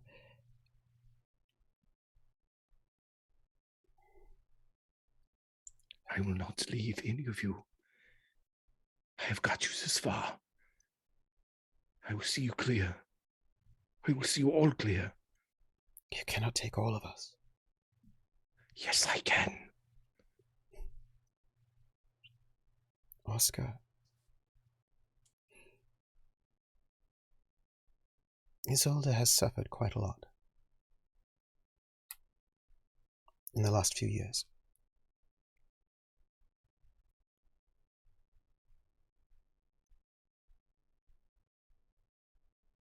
And I see my beautiful city, Berlin, dying and replaced by plays written by hacks that keep everyone sleeping as they all march the streets. There's no space for art. And all of our friends, who were once so full of light, are dimmed. And you look in their eyes and it is grey. They've boarded up the theaters now. It's only propaganda. Like this. And everyone lives a lie. Your son is so beautiful.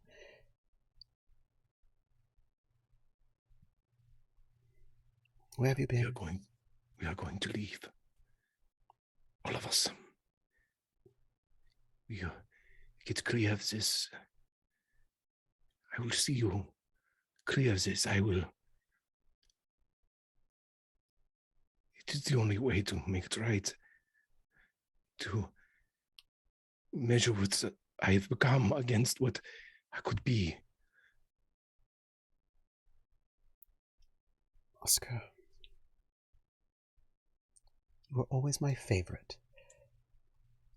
Not because you always followed the blocking I gave you, which you didn't always do, but because you moved your own ways. And the own ways you made sometimes were better than what I imagined. I never asked why I didn't see you for so many years. I knew that whatever you were doing was important.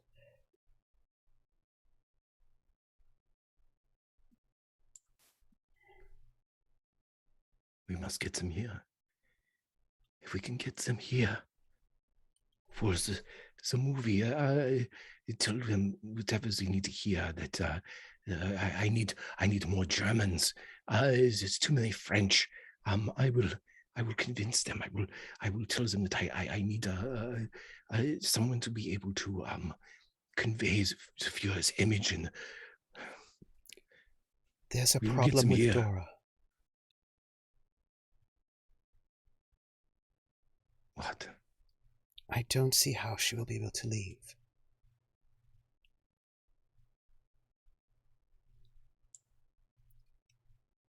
You'll get her on the train. We will take you and us all. As soon as they are here, I can care for them. I can watch them. Oscar, she refuses to...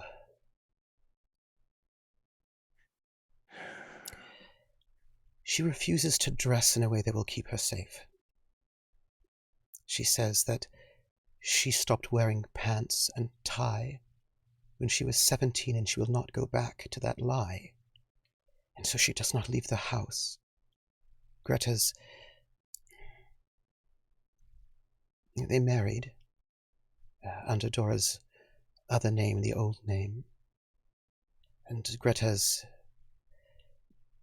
traveled and spoken of how her husband is ill and cannot leave the house to keep her safe. But Dora has said that she will not walk outside of that house if she must do so in a lie. She will not leave Berlin if she cannot leave Berlin as who she is. And she cannot cross this border with these monsters. They will kill her.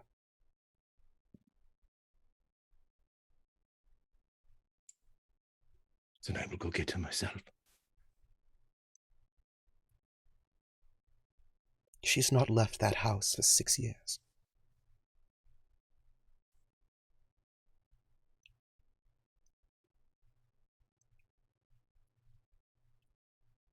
You will set her free. It is bad there. For all of us.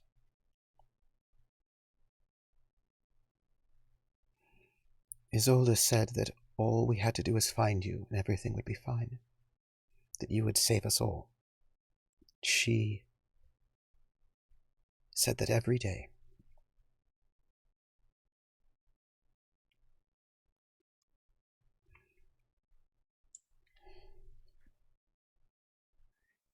I will get you all free. And he reaches into his pocket. His hands are shaking. And he pulls that clipping that he has in his pocket of that periodical that he took a picture of the Florida Keys from. I have friends here. There's writers and musicians. Our people is there. They live there in their own places. They own their own stores. They speak and they walk the streets. It is a community like Berlin from before. Oscar, Dora doesn't speak English. My friends can help us. They are. They can speak German. They can help her. Will the Americans even take us in? It's not so easy to get passports.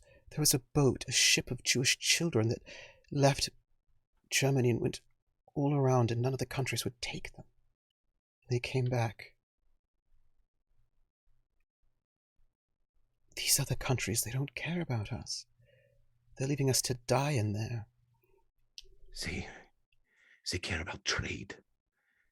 They care about goods, services, for whatever it... I will give them something that they need. And they will send you to my friends. I know this. I know this. In my heart, I know. Greta won't leave Dora, and Dora won't leave Berlin. You will have to convince them. I see there's something going on that I don't know. And she sort of like gestures a little bit to this, all of this. If you can, whatever this is can help. I can't convince her, but you might. Dora always loved you very much. You know, she asks about that woman that you were in the club with years ago. The young lesbian girl who had just come out. She was pretty, blonde, so shy, didn't know everything just yet. She never came back, and Dora always asks about her. I think her name was...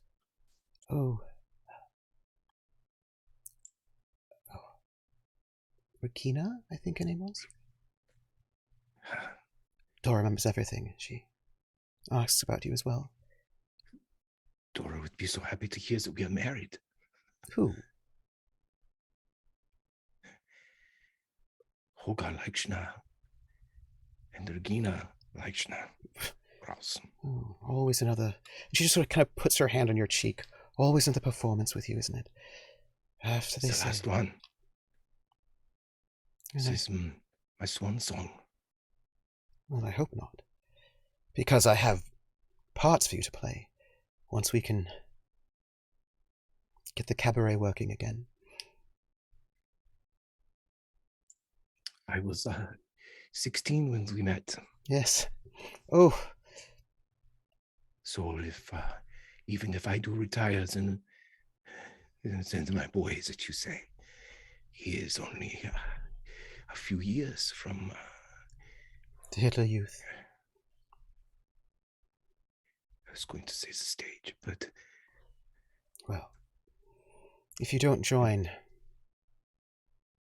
they start targeting your family. I know. They are taking the boys now at 10, it's 11, because of what they have. I know they will be, if they don't have him already, they will be soon. No, it's coming. And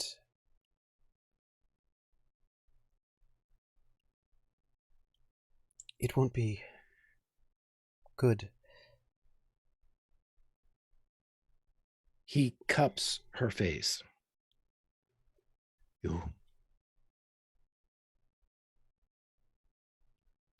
I have a mother that's lost, but you are not a mother, not to me. You are the things that the boy needs, even more than a mother. I'm your director. Yeah, that you are what every artist needs. You are my muse. You are the one that made me work on the movements and the dance and the songs. But I did not do it to please you. I did it because I needed to see my movements reflected in your eyes. You are the best thing that I have had in this life. Oscar, your father was at... A hard man. Yes, but he saw your premiere as Puck. I saw him there. He left before the end.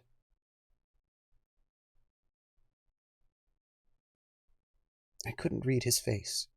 I don't know if he was angry or ashamed or happy for you, but he was there.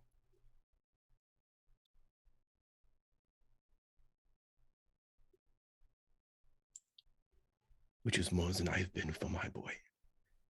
But that changes now. You remember, Oberon told Puck to get a flower and crush it and streak the eyes of the lovers with it to confuse them, to make them see things that were not there. Hateful fantasies. Hateful fantasies. There'll be, perhaps, quite a lot of that in this moment, but you have always been a good improviser, and you can dance your way out of anything. And I am here.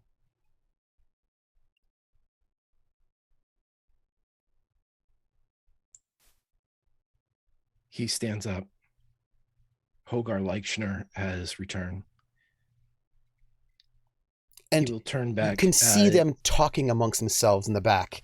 And you can see Isolde giving Corinne a couple of tips, but then turning to Clemens, who clearly has some trouble with dancing, and is trying to get him through.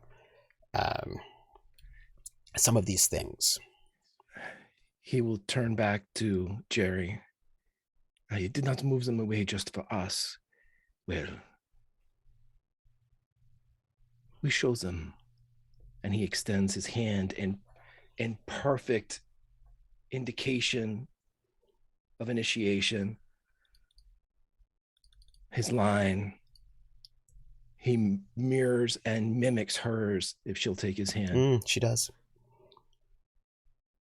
And she is mid-50s, but she is graceful. She has not lost her edge. And as she dances with you, you can imagine what she was like in the teens and very early 20s, perhaps. It is this sort of grace that speaks of both ballet training, but somebody who spent quite a lot of time dancing to ragtime. You know, it's that sort of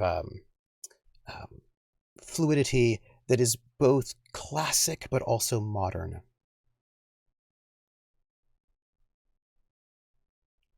Well, then they tear it up. Yes. Whatever the movement was that he wanted Isolde to go over with everybody else, I want them to approach the opposite side of the warehouse doing that precise routine as expertly, as fluidly, and as artistically as he expects from them. But the entire time, Oscar is watching himself in Jerry's eyes. Can I get a performance roll? Yeah, and roll 20, go right ahead, because I will burn every... Take a +1 from Jerry.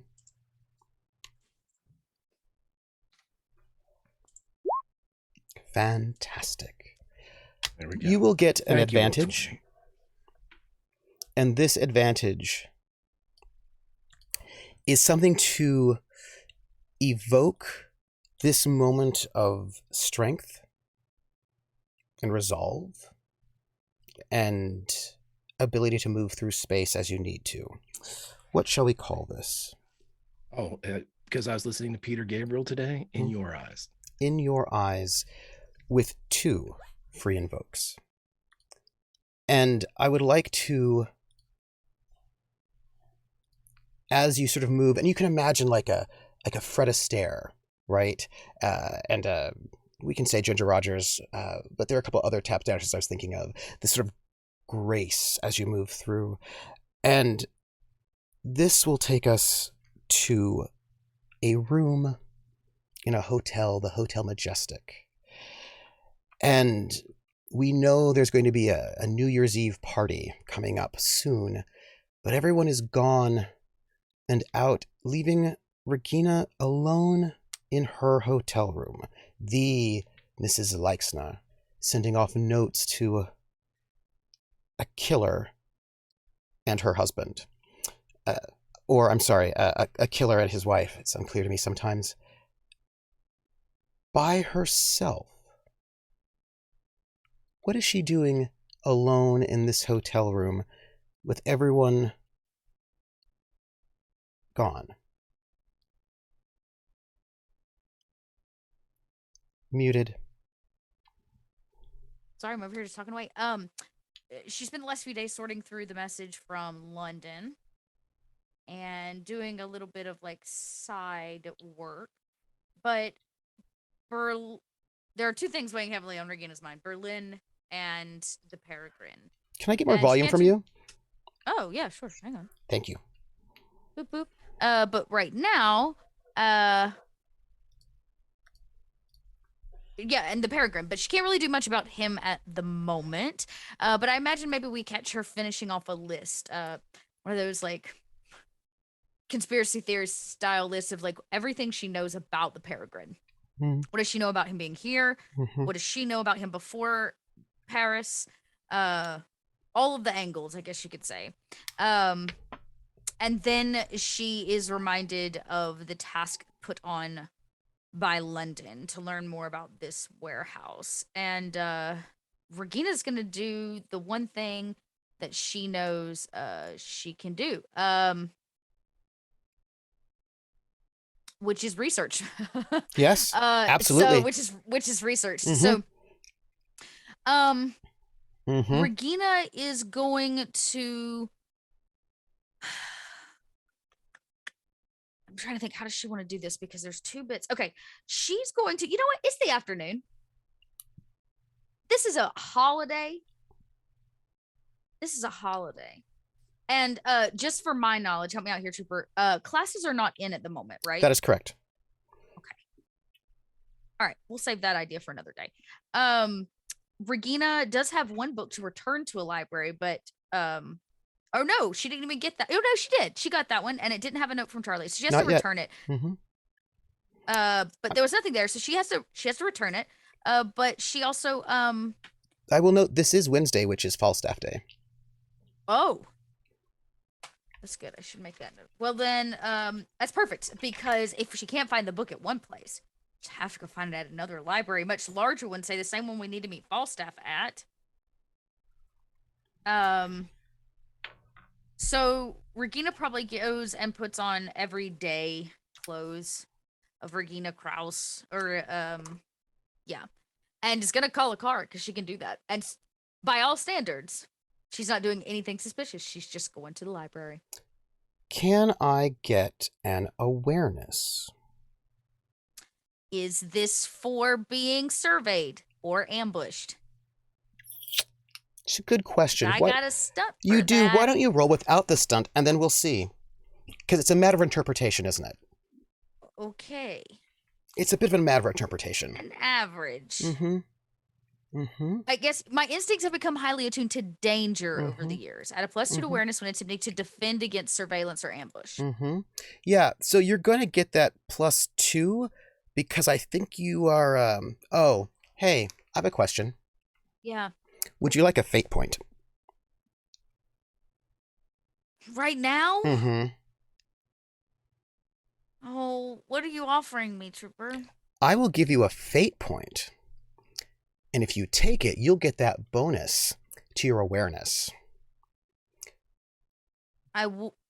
Why do I have to give a fate point to get my stunt bonus? Because getting that bonus will imply that you are feeling as if there is danger. And that may not be good for you. So I will give you a stunt point and give you your bonus, but what that means is that what happens next, you will respond to as if, sort of instinctually, as if you're dealing with danger.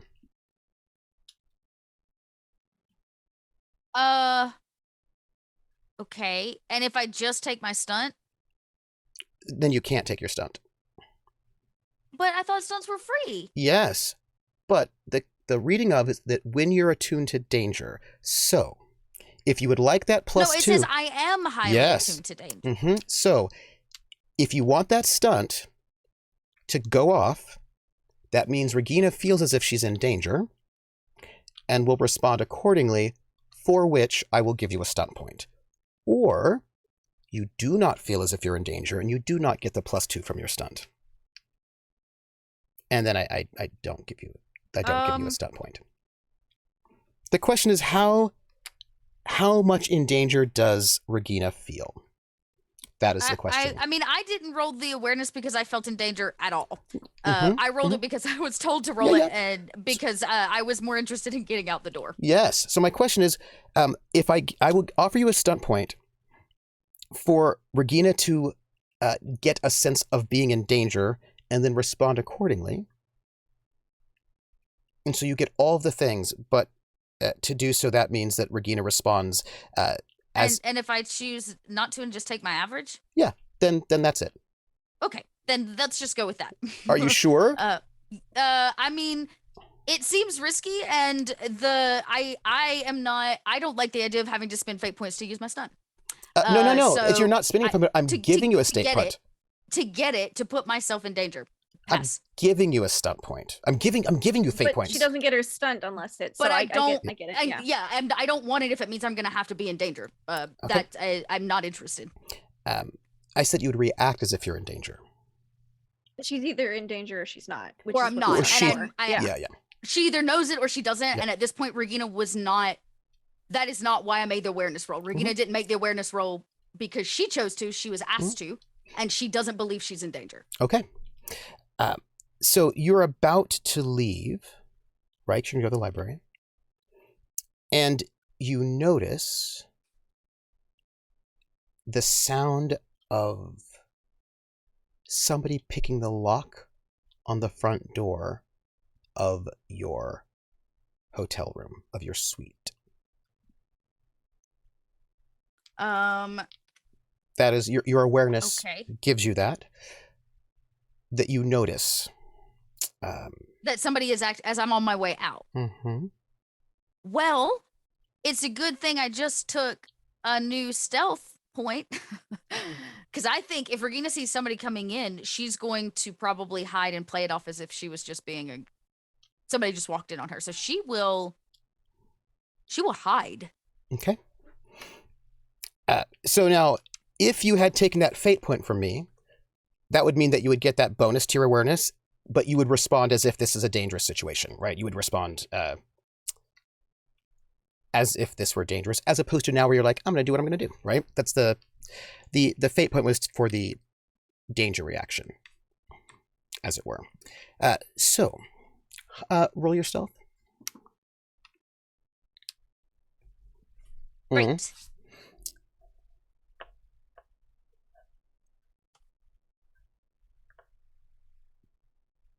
You are hiding. Right. Where do you hide? We've had the layout before. It's like a centralized room, and the bedrooms are like off the centralized space with the like There's dining 3 rooms room. and like There's the 3 bathroom. rooms in the bathroom. I want to be inside of the door.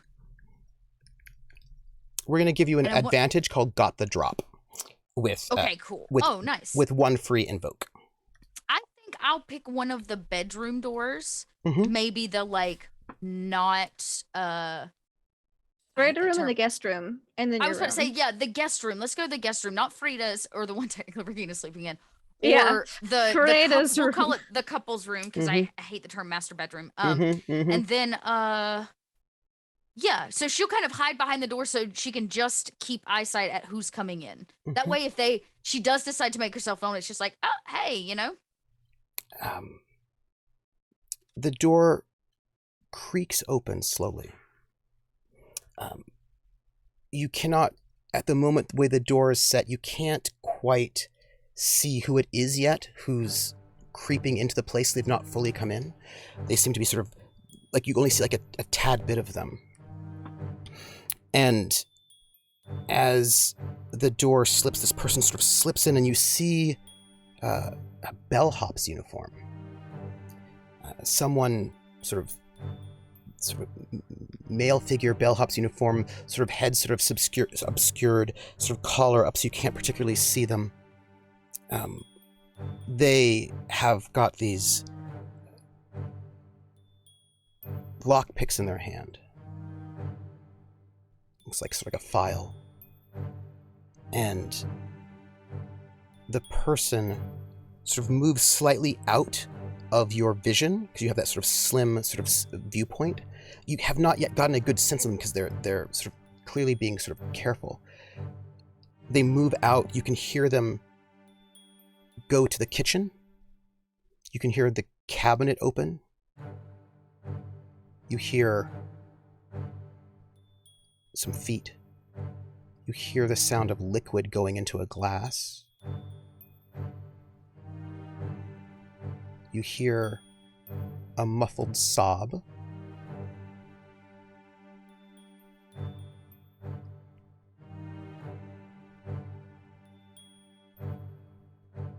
You hear the liquid go in the glass again.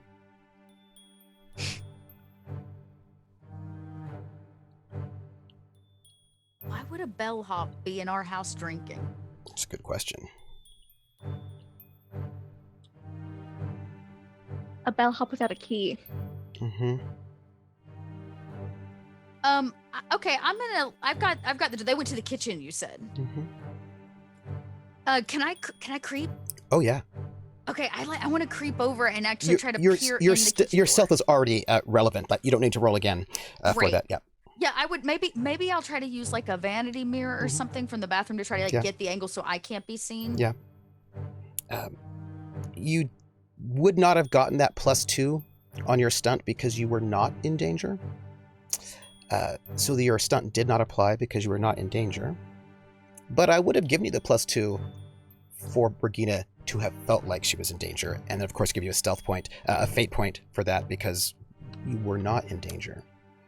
And as you angle that vanity mirror so you can see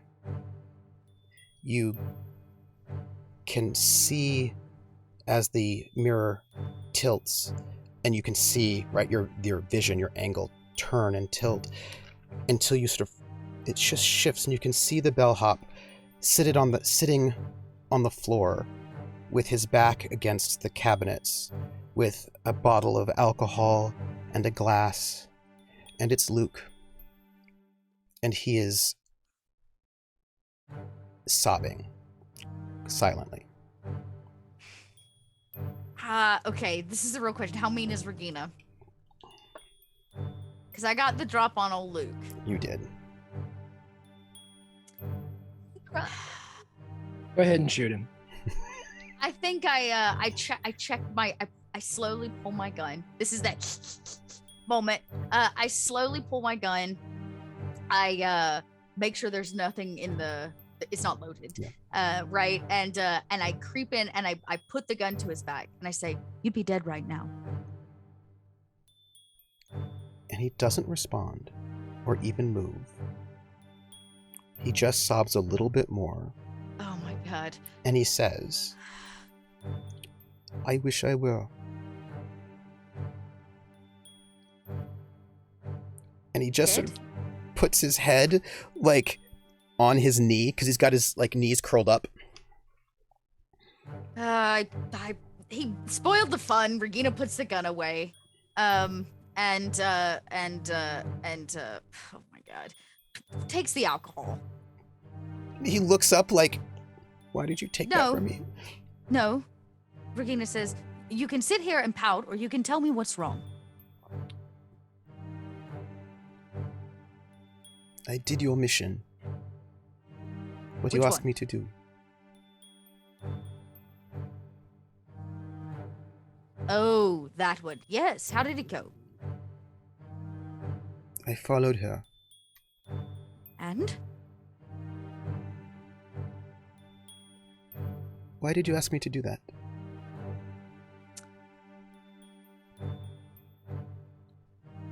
I will answer that question if you answer mine.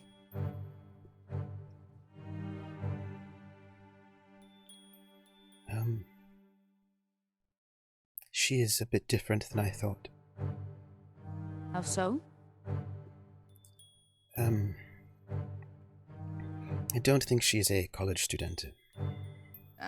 Well, technically you're not a college student, so no harm, no foul.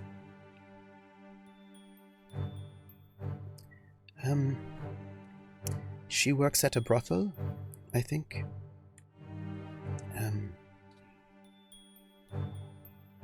She goes and, or someone who works at one, something, and she reports there, it seems, twice a week. Which brothel? A big one, 211, I think. It's very fancy. One of the best in Paris. And she works Does there. she stay long? No, she goes in. I knew it. I got in there, pretending to be a customer after she'd been in for a few moments, so I could look around, and she meets there with the madam of the brothel and a man, and they Do you go. have names? I don't know the man's name. The madam, she's famous. But she would go in a room with them for 30 minutes and then come back out. She did that twice.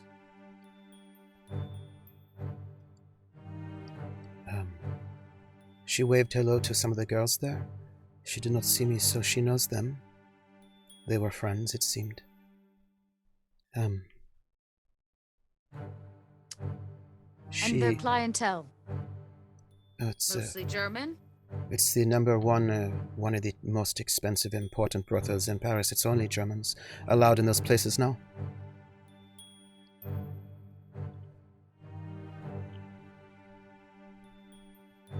So, Do you want me to answer my question?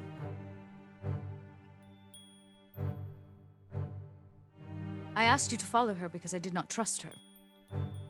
I knew that you were blinded by love and her beautiful red hair and all of that. But her record, her story, it was too clean, Luke. Nobody is that clean or that perfect. Things did not add up. this means she's paid to be my girlfriend by someone. Possibly. Maybe her feelings are real. I am more interested in who she reports to and why. Find some comfort in knowing that if she is working for the brothel, she is not working at the brothel. I don't know. What do you mean you do not know?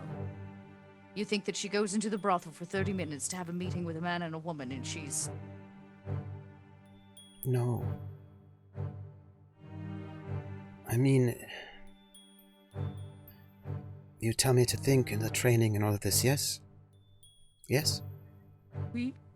So, she is perfect in every way.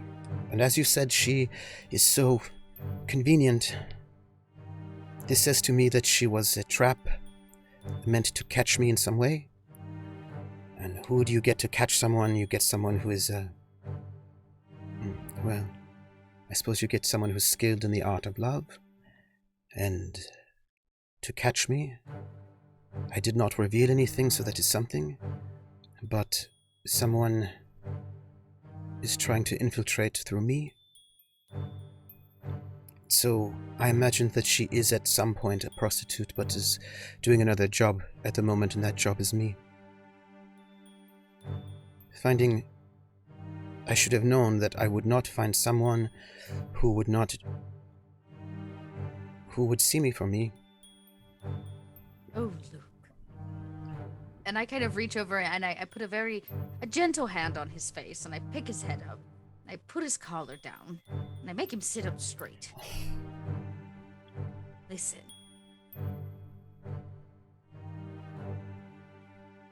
I feel I would be remiss if I did not say that you are still destined to find true love.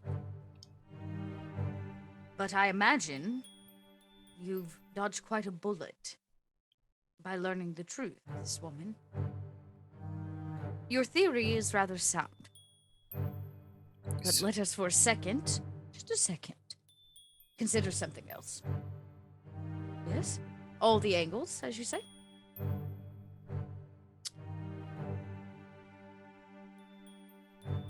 We have a few connections and a few brothels in town. If you think those women want to be serving Nazi soldiers, then you're wrong. Let's look at the other side of this coin.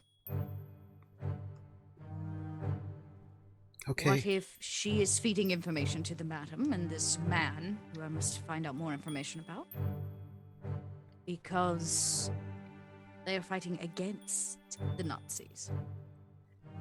Last time I checked, Luke, you were high-praised Nazi youth, yes? So what if she is following you not because she thinks you are SOE, but because she thinks you are Nazi youth? That would be nice. That would be a pretty story. This place, the 211, you called it? The 122. 1-2. Okay. Ooh, dyslexia. Got it. Can I roll some kind of discover action to know more about that place? Yes. And who it serves and who's in charge, or have I heard of it in polite circles? What skill would you like to use for your questions. Good question. My gut tells me academics history, Mhm, just because it's better than my rapport. You get a different question, right? You could roll either one, you get a different question. But history would work. Okay. 5. That's good. You may ask 2 questions or get 1 and a boost. It's up to you. Okay. This is a high-class joint. I'm guessing mostly French women. So, questions I want to ask. Also, under your history, current events would technically count under history as well, if you know what I mean. As well? Okay, okay. Because so, I'm using history in terms of like... does Regina... Well, that's a little too specific. Can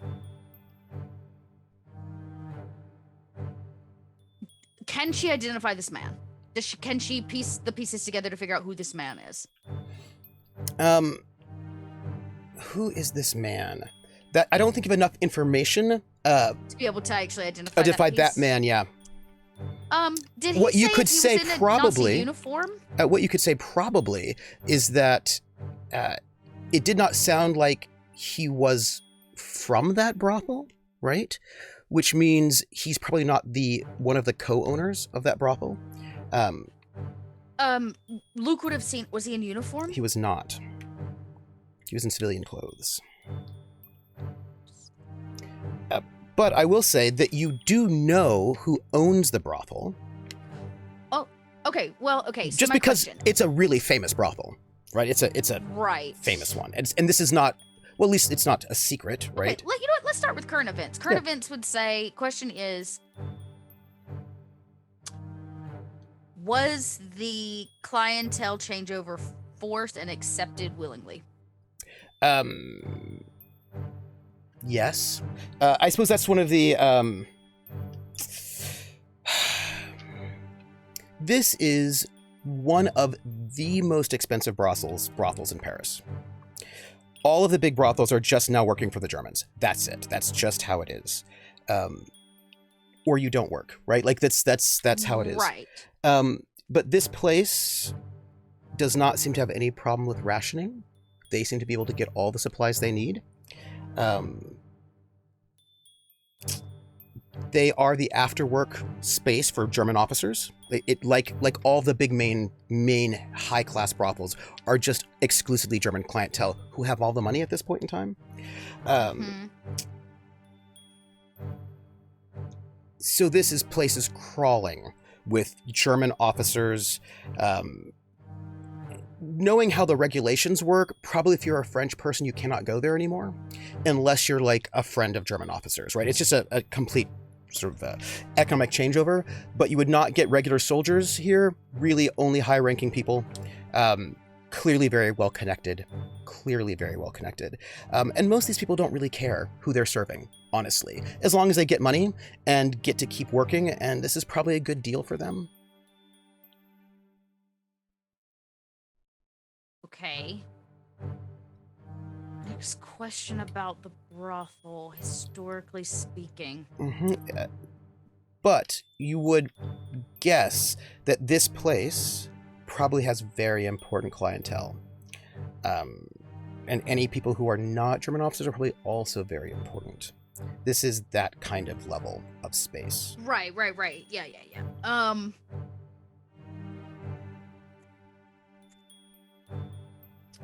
You said that the madam was well known. So would that count as this role to know her name? Yeah. Or I guess what I'm asking is, because I don't want to waste just her name on my question, if that makes sense. Yeah, I would give you a couple things about her. One, you would know that the person who owns the group, one of the owners was this guy named Marcel Jamais, and it was him and his wife, Fernande. But she was most well known calling herself Dorian. It's very glamorous, like she'd be in like papers and that kind of thing. Like she's like it's Dorian, right? But and they were married, but they had some sort of falling out recently, actually, like just a couple years ago, and she basically left and married a rich diplomat just like 2 years ago. So she like left the brothel. So this woman Ferdinand or Mhm. Duran, as you Mhm. called her, is the madam. Well, she was up until 2 years ago. Big scandals that she split, married this really, really rich diplomat, like former brothel madam, married this rich diplomat, like just in 39. And she was replaced with a 21-year-old woman who goes by the name of Fabienne. It was like all the scandal, and you were here 2 years ago. It was all the scandal, right? That like this woman who'd been there since this place opened, which was like in the 20s. It opened like that's your history. It opens in the 20s, right? Dorian was like, everybody talked about her. Like she was like a big muse for everybody. Everybody loved her. And anyway, big changeover. Okay. She leaves, like she divorced her husband, marries some big diplomat, and this 21-year-old comes in as like the new madam. It's kind of a scandal. Yes. Okay.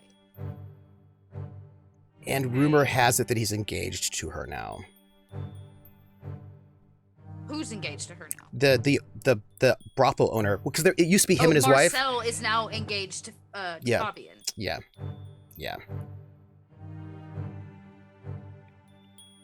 Okay. You had heard rumor. You've not seen her, right? You've not seen her. Right. Dorian was always in the papers, right? In magazines, she was very, very glamorous. She was not 21 years old. But this new Fabienne, you've not seen her before, but you have heard that she's a great beauty, that she is a good drinker. Apparently, she can drink anyone under the table. She apparently has French, with gorgeous hennaed hair. Okay. A nice flaming red. Okay. Well, that But doesn't really she's not give been me seen down yet, some but there's been things. like a lot of word about her. Right. Just these scandalous words. Yeah. Okay. Which means I still believe you have one more question or a boost. No, I think I asked both my questions. One was about the madam, and the other was about the man, right? No, I No. give you the man and the madam together. Because that's fair. Wait, I asked another question though. Oh, you did, about whether or not it would have been consensual. Right. The Yeah. the changeover. Yeah. Um, Yeah. And he's sitting there and he's like, I don't know. It seems unlikely that a place so full of Germans would be a place looking to... Why go after me? I'm not important. Why ask to meet my friends and my mother and to go where I work and come to the shop?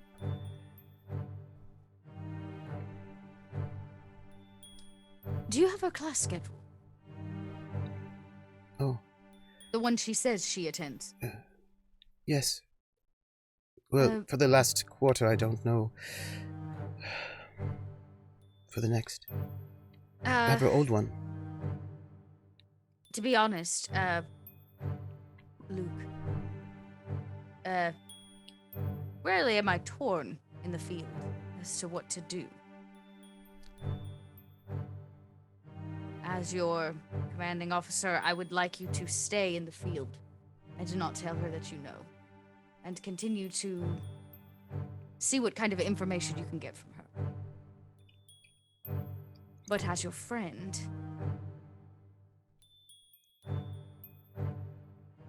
my heart does not think that you can handle it. I can handle Not anything. because you're incapable, but because you are hurting. And that is okay. Well, you don't have feelings and you don't love people, you said, so I can do that. I said that I choose not to wear them on my sleeve, to bring them forward, but we all have feelings, Luke. Even me. I know you have feelings, but maybe you learned how somehow to turn them off. You don't. You just learn how to ignore them. But that's not easy.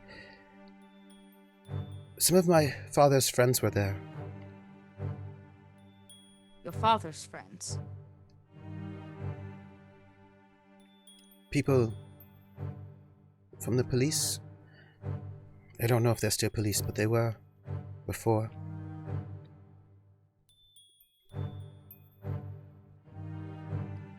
Were they...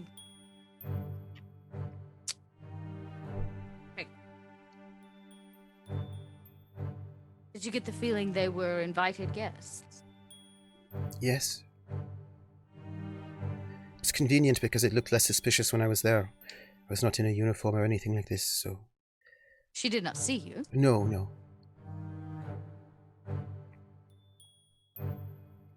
I don't like that I found her near Bricktops. When I first met her, I don't like that now.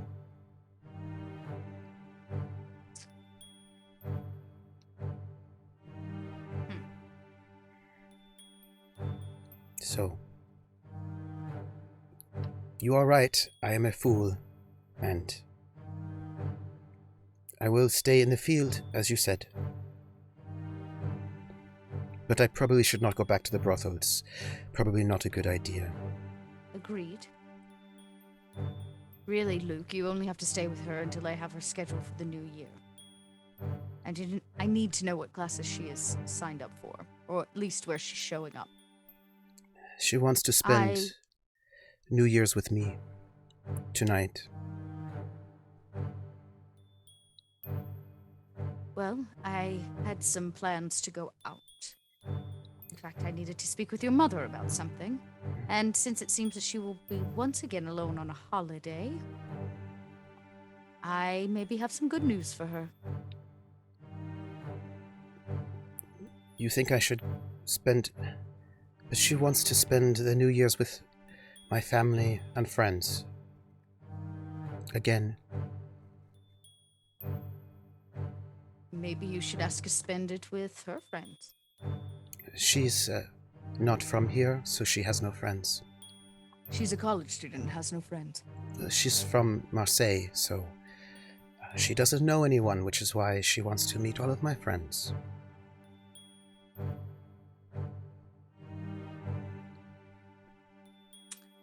Well, if all goes well, your mother will not be in for New Year's Eve.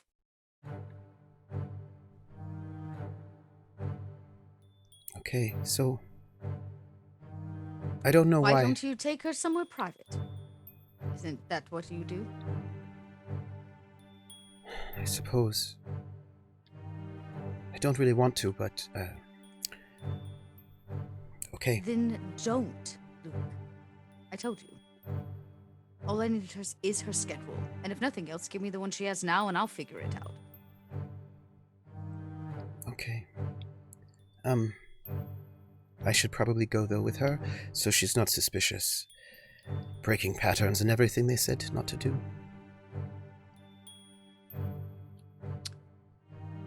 Let's say protocol doesn't matter. But... Don't tell anyone I ever said that. Okay. Pretend. Oh. Protocol doesn't matter. Okay. What would you do tonight? I would get you and Oscar and Frau Engel, of course, and I would get Charlie, and I would get our new friend, the Prince, Dr. Singh. I would get all of them, and maybe also the Duke, and we would go and listen to jazz somewhere and dance in one of the cabarets that the Germans don't go to, and Sylvie would sing, and Tango would make us a sandwich, and we would just have one night where we didn't have to worry about all of those other things. That's what I would do. Very good answer. That sounds nice. Yeah. Would you like a smoke? Yes. I have a pack. But he No. goes, No, keep your pack. Oh. I have some. Thanks to the Duke. "Ah, I'll pull out a smoke for the both of us. So we both just get a chance to smoke. Where'd you get the uniform? oh, I did not have one. That's why. Oh, this one. Oh, I thought you meant military uniform. Oh no, I just I stole it. I did research on this place and where they do their laundering, and I snuck into where they do the laundering. I just stole one because I figured whoever it was did not need it. Well, make sure you put it back, or some poor soul is going to be in trouble. All right. Well, I just wanted to let you know that I did my mission, and she goes more than once to the most expensive brothel in all of Paris. Well, don't count your cards short yet. We don't have enough information to make a valued judgment on the situation. And your dreams are hopeful. So don't lose them, Luke. You don't have to give up hope on her yet. Just be careful.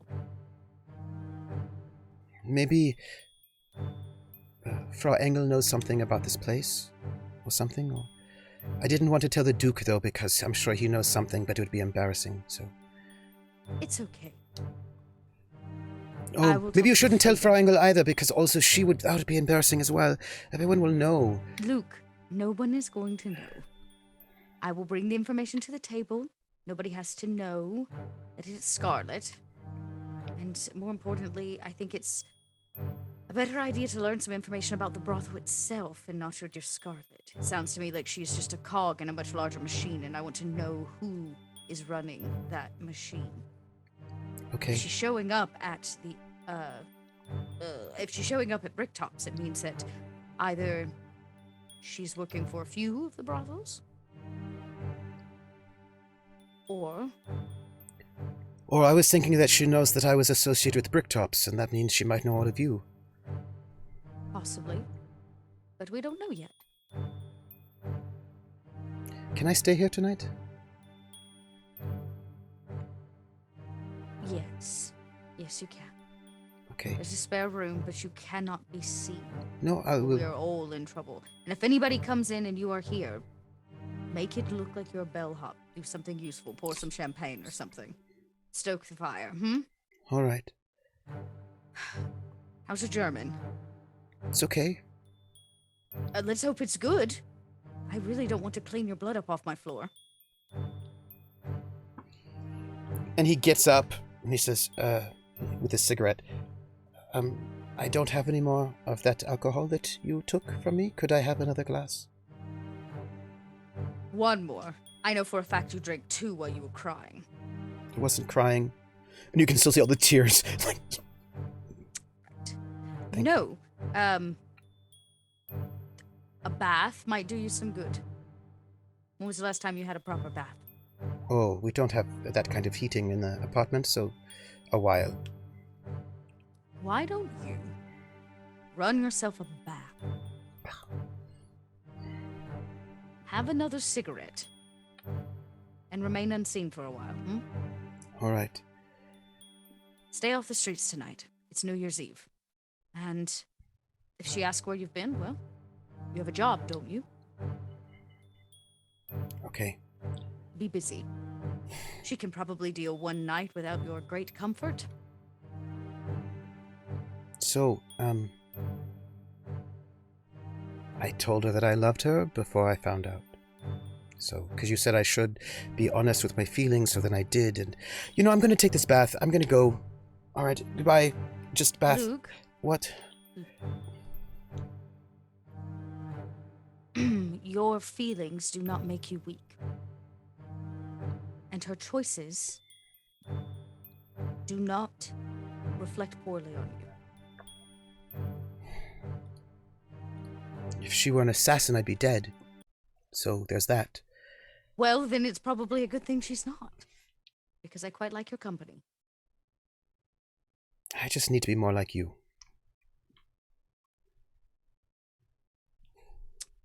I don't know if anybody needs to be more like me, Luke, but you are a fine agent. Okay. And he sort of finishes the glass. More importantly, you're a fine man. And you deserve much better than Scarlet. Much, much better. There is a lady out there somewhere with scarlet hair who is not going to lie to you. Who you're not going to have to worry about bringing home to your mother. Who is going to think you are, what's the term they use, bee's knees? Yes, that's in English.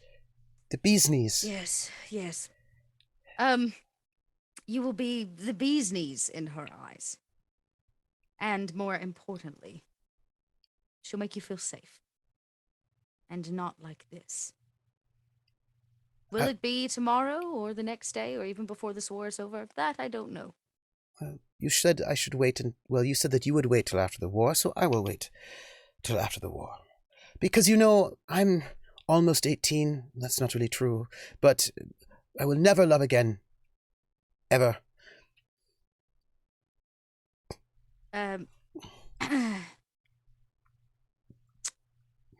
I can promise you that's not true.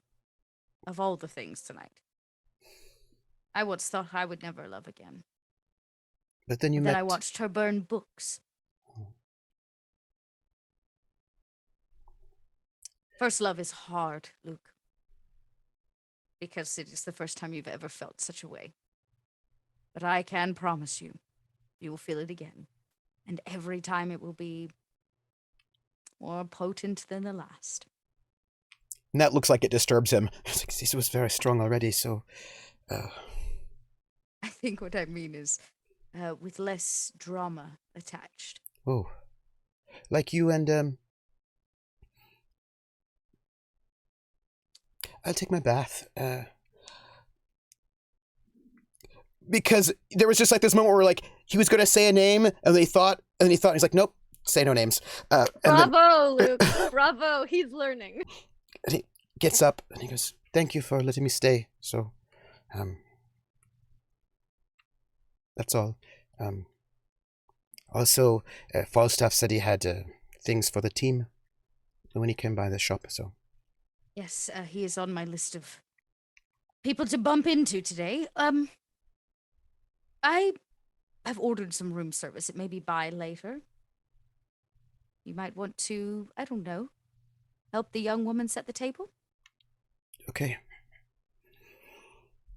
She's very nice. I'm sure. And you can tell he didn't get what you were putting down. He didn't get it. And when it's all said and done, make sure you have a plate, please. You're looking rather thin. Okay. He gets up and he sort of goes out, and then he realizes he's actually not quite certain where the bathroom is. There. Okay. Use Frida's room. Okay. And don't answer the phone. Okay. This is Frau Engel's room? And he sort of like pokes his head in. I squint my eyes because I don't know how to answer that. Yes. Yes, it is. Okay. And he sort of like kind of shields his eyes as he walks in to make sure there's nothing unmentionable. And then he sort of makes his way through to the bathroom to take a bath. And that's where we're going to take our break. Oof. We're going to take our break. We're only halfway through the day. Holy shit. We've got a New Year's Eve party like after break. Oof. Oh boy. Oh boy. I don't know what you're going to do for New Year's. Well, I didn't even get to run my errand and see Falstaff. I know. We're going to see what happens there. I didn't even get to run my errand. I had to take somebody to the doctor. Yeah. Oh, also, Pritam, it's fine. It's a flesh wound. It's actually not that bad at all. Like it's the guy. It looks Oh, yeah. really bad. it is not that bad. So bad. It is not that bad Yeah. at all. Like it was literally just me stitching him up. Yeah, it was Pulling really the bullet out. yeah, it was Stitching him up. Yeah. it, It Oh, it looks just really hit a rib. dire. It just hit a rib or something, or a bone. It just Just the shoulder. Stop. yeah, it's just Yeah. like his shoulder. It bled a lot, but it really is not even not even a big deal. But that, my friends, we're gonna go to break. Hydrate, stretch your legs, and when we come back, I'm gonna By find out. hydrate, you mean more vodka. Yeah, more right? vodka. We're gonna find out what our emotionally healthy and happy characters are gonna do next. Right? They're gonna tell me where we go when we come back. But it is Falstaff Day. A meeting at the flower shop is requested from the team for reasons. He wants y'all there. And where's my OBS? I don't know. It's fine. Y'all, You'll find it eventually. I'll find it eventually. We're gonna go to break, and we'll be back in 10 minutes. Meine deutsche Funkgelöste Männer Frauen, in diesem Schicksal sind wir von unfeuchtsamen Kriegen verfüllt. Bereits eine Flieg vom Nordkap bis zum Griechenland und unser Siegesreicher Truppen verloren und der Reichsadler Flieg vom You Nordkap. can't do business with Hitler.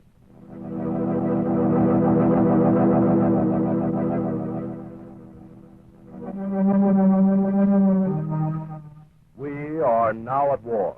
There are but two alternatives, total victory or total defeat.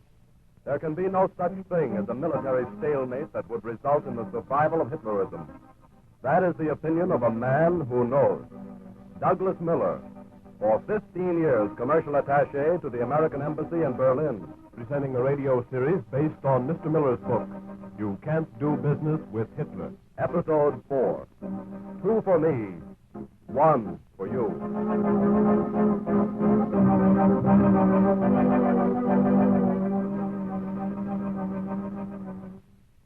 This is Douglas Miller speaking. I want to talk to you about Nazi barter methods. You know what barter is. You give me your goods, and I give something just as valuable in exchange. A $50 radio for a $50 vacuum cleaner. Fair enough? An even exchange is no robbery. One for you and one for me. But Nazi barter is something different. 2 for the Nazis and 1 for their customers. Or perhaps 3 for the Nazis and nothing for the customers. In other words, the Nazis used barter as a weapon of world conquest, attacking the trade markets of the world with this unscrupulous weapon, just as they attacked their neighbors with dive bombers and 50-ton tanks. Now, let's get back to the beginning. When Hitler came to power, he announced Germany would trade with the world on a barter basis. That sounded all right, and American businessmen wanted to give it a try. In 1934, the American Chamber of Commerce invited me to a meeting in Berlin. The meeting was called for the purpose of appointing a committee of American businessmen to negotiate barter deals with the Nazi Ministry of Economics. And as far as I'm concerned, there's been too much funkum about this whole business. Let's get down to brass tacks. You men know me and what I stand for. I'm a hard-headed businessman, and I'm proud of it.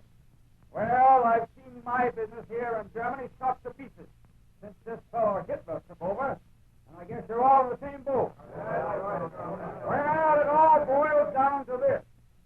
The Nazis can't buy American goods because they haven't any money. What are they building their war machine with? Cigar coupons? That, sir, is very funny. But we need more than 20 cracks to put our business on its feet. The point I'm making is that the Germans won't pay us cash for our goods, whether they have money for their army or not. But by heavens, they have offered to barter with us, and if we have any brains, we'll look into it. What's the difference between a cash deal and a barter deal anyway? It all comes right down to the same thing. You trade your goods to the Germans, they give you German goods in exchange. You sell the German goods back home for American dollars, and there you are. You make your profit, barter or no barter. Gentlemen, I move we appoint a special barter committee. The committee will assist members in negotiating barter deals with the German Ministry of Economics. Mr. Chairman, the chair recognizes Mr. Miller. Gentlemen, Douglas Miller, our commercial attaché. Gentlemen, you are apparently enthused at Mr. Brownell's motion that we set up a barter committee. Now, I have no intention of being a wet blanket, but I must warn you that doing business with the Nazis, either on a barter or any other basis, is not going to be as profitable as you might hope it to be. Now, please realize that the Nazi policy is one of deliberate discrimination against American goods. And therefore, Mr. Chairman, Mr. Brownell, Mr. Miller has the floor. That doesn't mean he can fill us up to the neck with a lot of rubbish. Mr. Miller, you don't seem to realize we have to either barter with the Nazis or go out of business. Oh, Mr. Brownell, it's quite possible you'll save money in the long run if you do go out of business. Oh, come now, Mr. Miller. To hear you talk, one would think Hitler boys American businessmen in oil and eat them for dinner with salt and pepper. Mr. Brownell, I'm only trying to point out that men who rule their country with blackjacks and submachine guns will think nothing at all of cheating American businessmen. You imagine they'll give you a square deal? What? Why, they'll very probably have your pants. Mr. Miller, if the Nazis will pay me costs and 10%, they can have my pants. Gentlemen, Mr. Miller is obviously confusing politics with business. Mr. Brownell, I'm afraid the same traits that make the Nazis so difficult to deal with politically make them chiselers in business. Ah, Tommy Rock.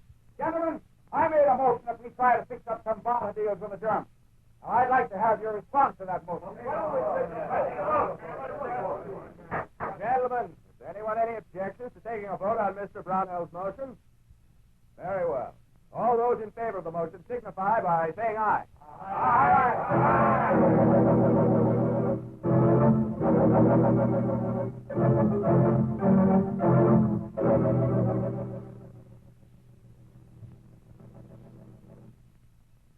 And so the motion was passed.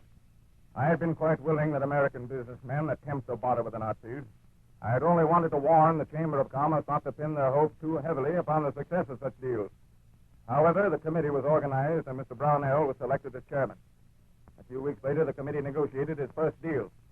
An American walnut grower named Davidson was to barter $100,000 worth of walnuts for $100,000 worth of German barbed wire. Mr. Brownell asked me to go to the German Ministry of Economics with Mr. Davidson to help him arrange the final details. Unfortunately, I was detained. When I arrived at the ministry, Davidson was there before me. He and a Nazi official were engaged in a violent argument. Herr Miller, I'm so glad you are here. Will you explain to your countrymen that I cannot ignore National Socialistic regulations just to please him? Doug, he's trying to hijack. Hijack? What does that mean? That is not an English word. You're darn right it isn't. It's an American word. Herr Davidson, will you please stop? Oh, gentlemen, please. What's this all about? He's trying to back out of the deal. We are not backing out of nothing. You are the one who is backing out. Gentlemen, please. Now let's talk this over quietly and calm. Doug, let me explain. I came here in good faith to save my $100,000 worth of walnuts for the same value in German barbed wire. Follow me? Yes, go on. Well, now this fella here tells me I have to put up $200,000 cash on the side. Herr Davidson, how many times must I tell you that it is not on the side, it is all part of the same deal? Not for my money, it isn't. Now, just a minute, gentlemen, please. Now, let me see if I understand this. Now, Mr. Davidson, you came here expecting to trade $100,000 worth of walnuts for $100,000 worth of German barbed wire, right? That's right. But you understand, my chief purpose wasn't to buy barbed wire. My chief purpose was to sell my walnuts. I'm only taking the barbed wire in the hope that I can sell it at a profit back home. Yes, I understand that. Now then, Herr B. Mueller is quite willing to make such a trade if you will, in addition, buy an extra $200,000 worth of barbed wire and pay for it in cash.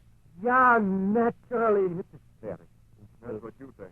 Mr. Davidson, I'm just beginning to see the trouble here. You've made a mistake. That's what I have been saying to him. Now, wait a minute. How do you figure I made a mistake? Well, didn't you expect to put up cash? Nazi regulations don't permit Americans to secure barter deals on an even basis. The Nazis pay their share in goods, yes, but you're permitted to pay only 1/3 of your share in goods. You must pay the balance, the other 2/3 in cash.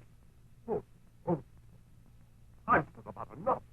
You think I'm absolutely crazy? Or is it that this stuffed brown shirt here takes me for a sucker? What is this stuffing shirt? They're not paying me cash for my walnuts. Why should I pay 2/3 cash for their rotten barbed wire? I don't know anything about the barbed wire business. I don't mind trying to sell wire that I got from my walnuts. Maybe I couldn't sell the walnuts anyway. But $200,000 cash for a lot of barbed wire I haven't any use for? Utterly impossible. It's fantastic. Well, but what did you expect, Davidson? Didn't the Barter Committee explain the Nazi regulations? No, they shouldn't. Well, they should have. Look, John, let's forget the whole thing. I'm sorry I caused you so much trouble. And as for you, Mr. Mueller, well, all I can say is that the deal's off. Good day, gentlemen. Herr Davidson, just 1 minute. Huh? What is it? Why won't you take our barbed wire? It is very high quality, you understand, and you could surely sell it in America. Mr. Mueller, market for barbed wire in America is very limited. But there are hundreds of things you can do with barbed wire. Name one. Well, in the Reich, we use thousands of feet of barbed wire to fence in concentration camps. Mr. Mueller, I think you have unconsciously stumbled onto the fundamental reason why you and I can't do business. You see, we don't believe in concentration camps in America.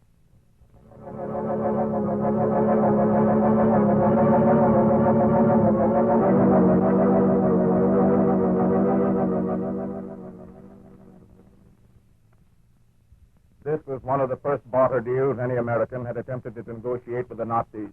And as you've seen, the deal fell through. Over a period of several months, various American businessmen who had American goods they hoped to exchange for German goods were sent to the Ministry of Economics. But it was always the same story. Americans had to conform to Nazi regulations, and this they discovered was impossible. If you want proof of all of this, get a copy of the magazine Transatlantic Trade of November 1934. This magazine was published by the American Chamber of Commerce in Berlin. See page 2 and read the story as told by the businessmen themselves. Well, the members of the Barter Committee finally gave up in disgust, except Mr. Brownell, the chairman. He was something of a diehard. I ran into him later at another meeting of the American Chamber of Commerce. The meeting had just ended, and the crowd was leaving the hall. Well, hello there, Mr. Brownell. How's the Barter Committee coming along? Oh, hello there, Mr. Miller. Well, some of the members are a little impatient, dropping out, you know, but we're not doing so badly. Oh, come now. Don't you think it's a hopeless proposition? I wouldn't say that.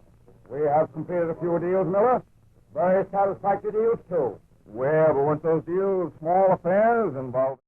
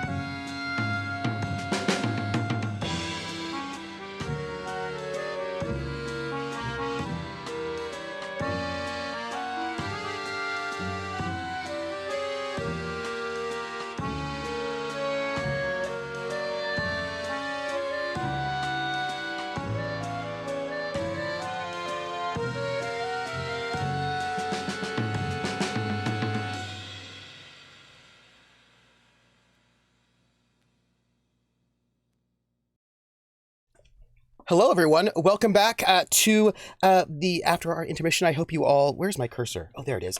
I hope you all hydrated and stretched your legs. I did. And then I also ate a marshmallow. I was forced to by Dot. She forced me to have a marshmallow against my will. Good. And it was delicious. I feel like I put one willingly of them in taking- my coffee, so So, The 31st. It's December the 31st. It's a Wednesday. Everyone has been doing some things. You know, the prince notes whose mother left disappointed in him. As I said earlier, what's new? What's new? And he discovers that Angelo is not very heavily injured.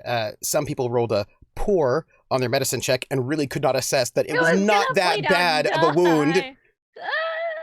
He's not even dying. It was only stress. It's not even a consequence. Just stitch that up. It's going to be totally fine. He's not dying. It is okay. It's just Like, a fresh not all wound. of us have medical degrees. Some of us did theater. I feel like never mind. I'm not gonna go there. She also didn't go through SOE training either. I'm just noting that she. She did not. She is the noobest of noobs. She's the noobest of noobs. So, it is Wednesday, and it is Falstaff Wednesday. A bit of a meeting time up. And our team, you have a meeting at the flower shop with Falstaff, probably in the late afternoon is probably a good time.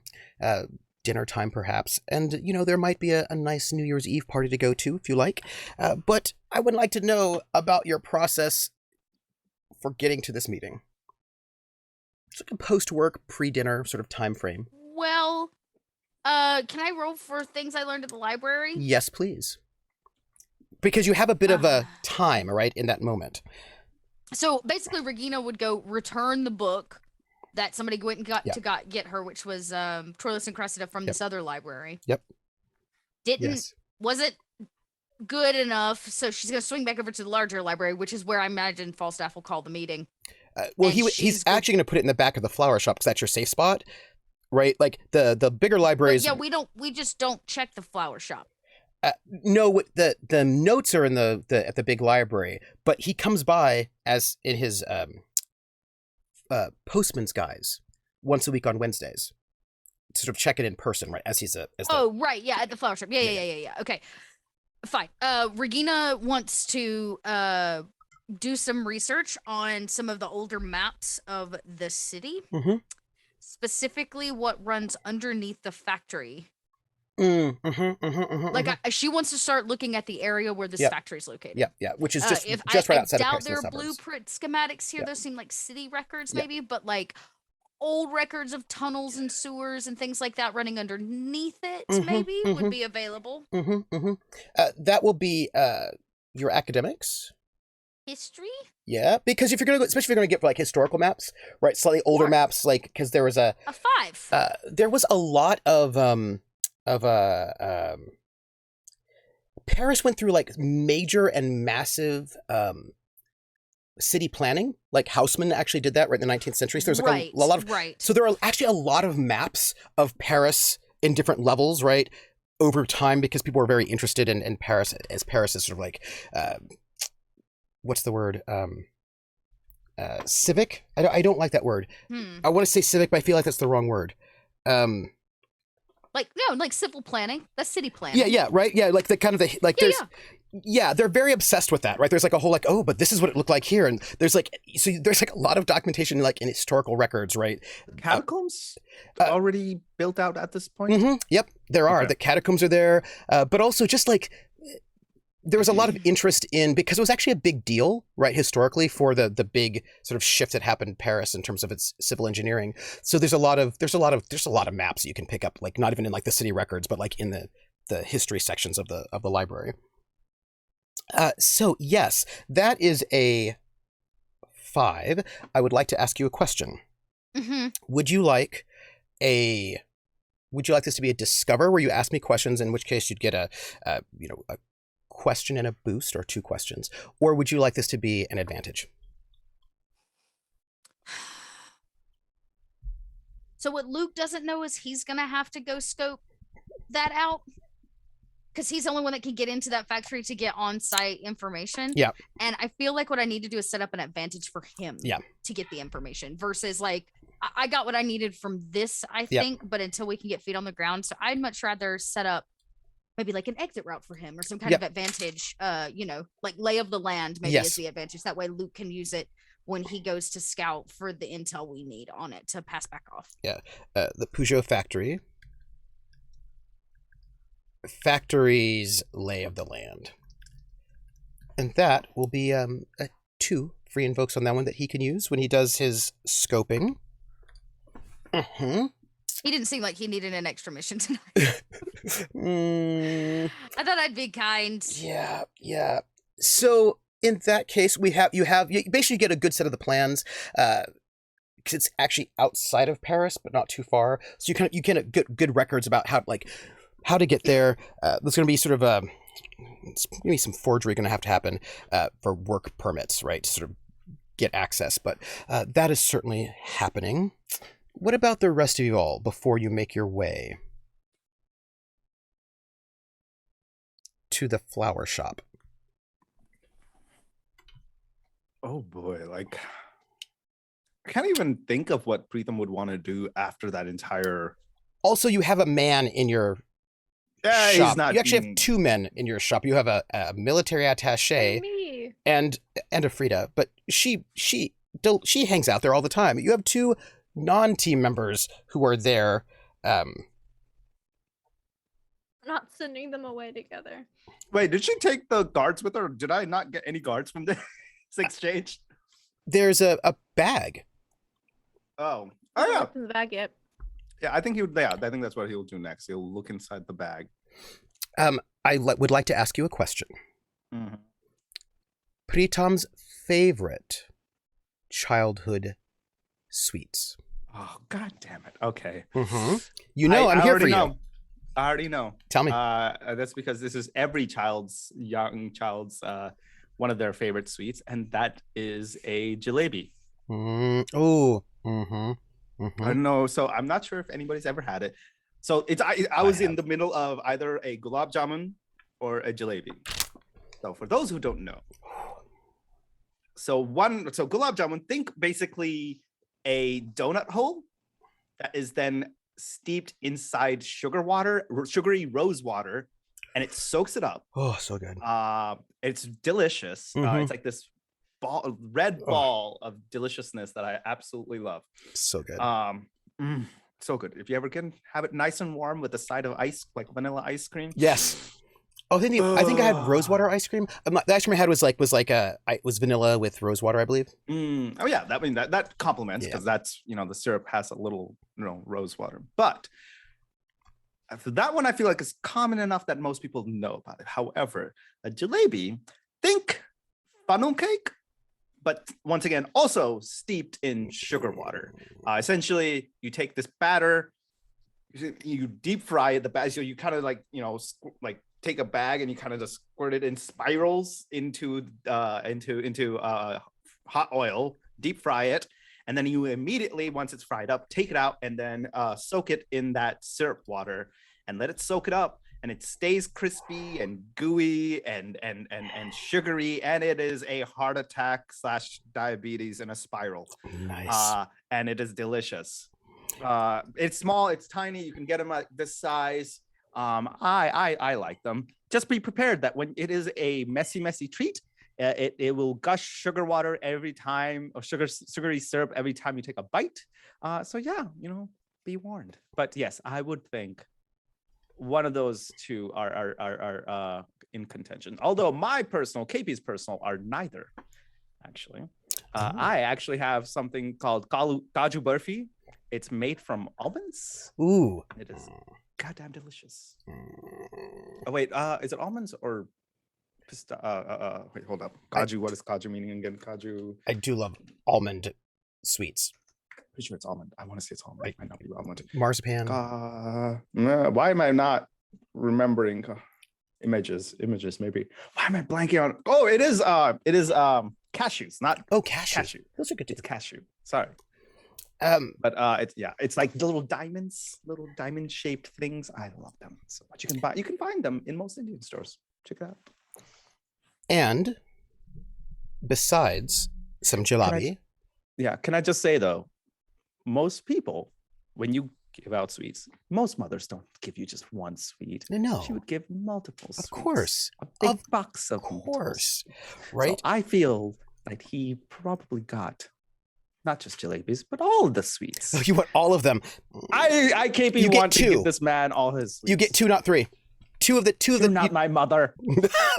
Technically, I am. Actually. Technically, I am. You can get two of the types, but I will say gulab jamun and jalebi. Yeah. But that's not the only thing in there. Okay. There are non-sweets in there. There's an envelope, like a little stationery envelope, you know, with your name on it. Is it? Do I recognize whose handwriting? It's your mom's handwriting. Okay.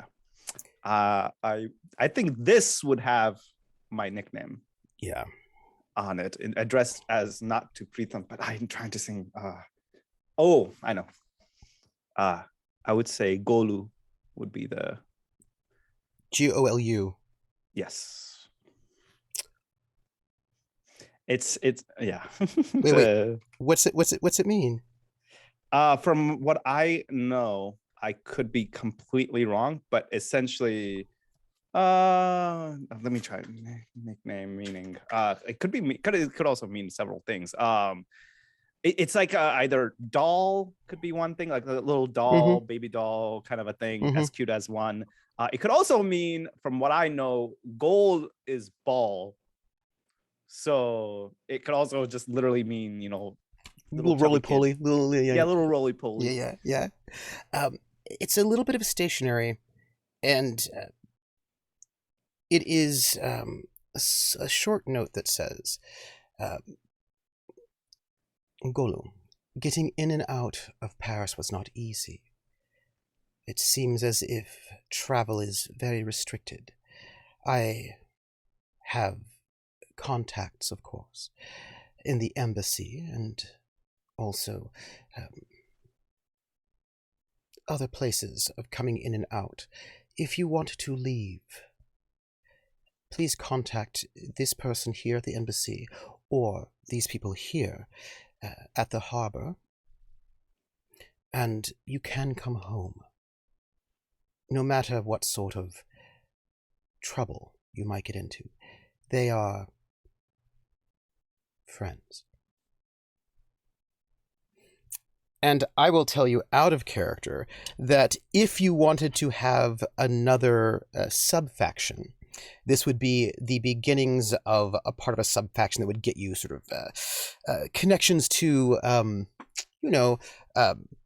embassies or also travel, bring like visas, passports, travel documentation, that sort of a thing. Oh yeah. Yeah. So if you give me now. If you are wanting that sort of a thing, I am going to give you at this moment an advantage for you, which you can use as justification if you all want to talk about your a subfaction if you want one, which is pre-tom import export. Ooh. How business. There you go. Right. So like she can get people in and out of places, and this is one of them, and also two. Okay. By the way, update on the nickname, so I wasn't too far off.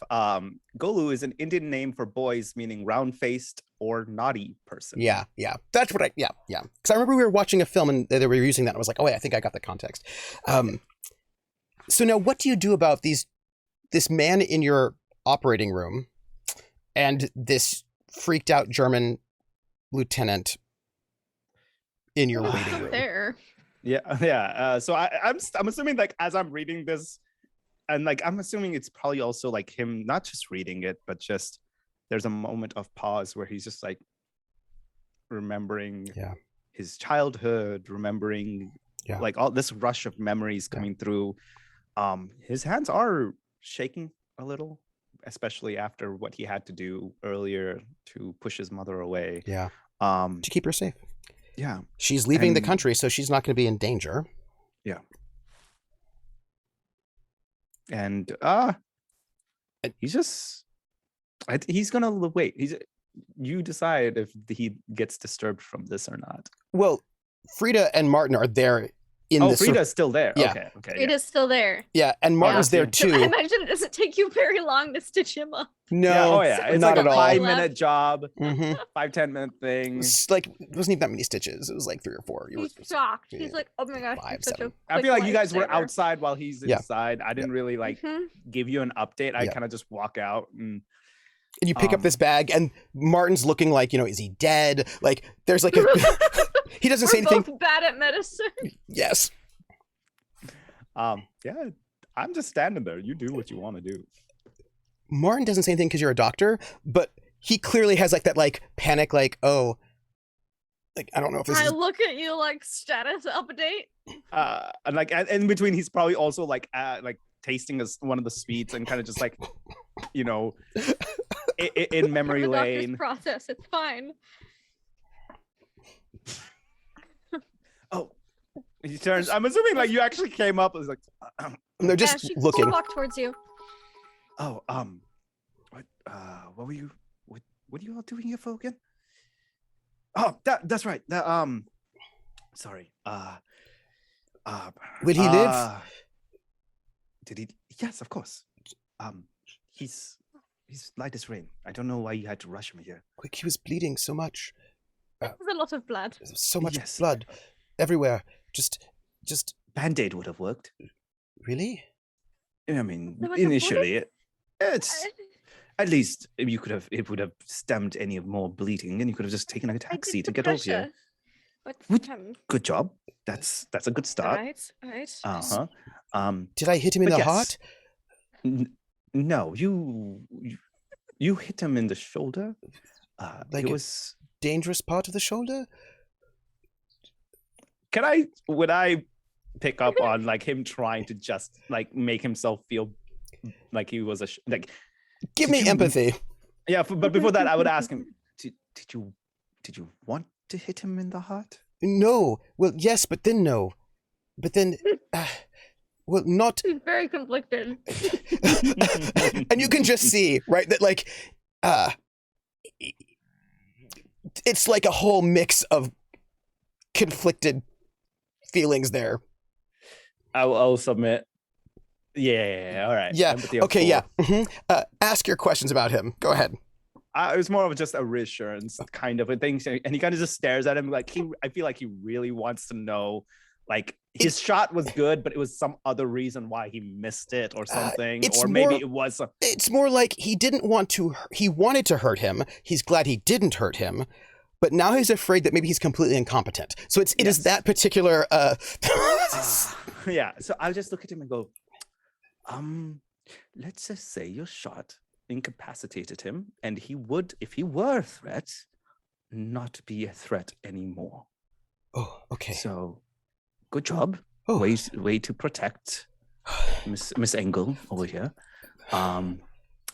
I would probably also maybe recalibrate your pistol or something, just to be sure, just to be safe. I don't know. Perhaps that's what, Oh, yes. initially. It's a good thing. It's a good thing that you yourself didn't end up killing this man. Oh, yes. And he goes to reach for his pistol, and it's not there. And he starts to panic as he starts looking for his pistol. And he's, I think I lost You it. lost your pistol. You're a serviceman and you lost your pistol. Oh, yes, Frida, you do have his pistol. Because he gave it to you. You're muted, though. Yes. I give him back his gun once he starts like doing the panting. Like, oh, you handed it to me earlier. Here. Because Frida already has a gun from like the party, like the last party, so she doesn't need a second gun because she Can I doesn't even know how just to use a say- gun. Based on how bad his shot was, like Pritam was actually hoping he did lose it because this man does not deserve a gun. Yeah, no, Look, it's not a good shot. he's barely wounded 2 people twice. Yeah. That's better than not hitting at all. True, actually. Been ineffective at wounding people twice. Yes. So yeah, so he goes, all right, so light as rain. And he turns to Miss Engel. Could I have a word? Of course, certainly. I'll be right back. She looks at Martin and gives him the gun so that he can just spend his time. We're looking at that, yeah. And I'll step aside with Pritam, out of earshot. And I kind of turn to her and goes, so what happened? What is this? I was trying to sneak out of the hotel with Martin to investigate brothels my husband has visited, and then confront my husband before the New Year's Eve party. But that is, I didn't even introduce you. That is Angelo Valentino. He we used to be a couple before he left Germany, and my husband I'm so sorry. The scars that he has. My husband, I did not know he did that to Angelo. The scars are bad, my friend. Oh. I did not willingly marry my husband. I think I told you this. Yes, of course. Angelo is who I used to be with. Oh. Before that. And then he left the country. I inquired after him. I asked to send a note to him after I escaped Germany. And he is here now. I was not expecting that. As a result, I just wanted to see if he was all right. But she's obviously not. And is him being he's going here to be all right, right? Yes. And he turns looks at Martin, looks back he's already gotten scarred, and now he's been shot. I just feel terrible. Hey, no. And if Rita's okay with it, he goes in and gives her takes her in for a hug. Oh, she will totally take the hug. Yeah, she needs like, a hug. Hey. This is not your fault. This is not at all. Listen, your husband was terrible. He's a terrible, terrible man.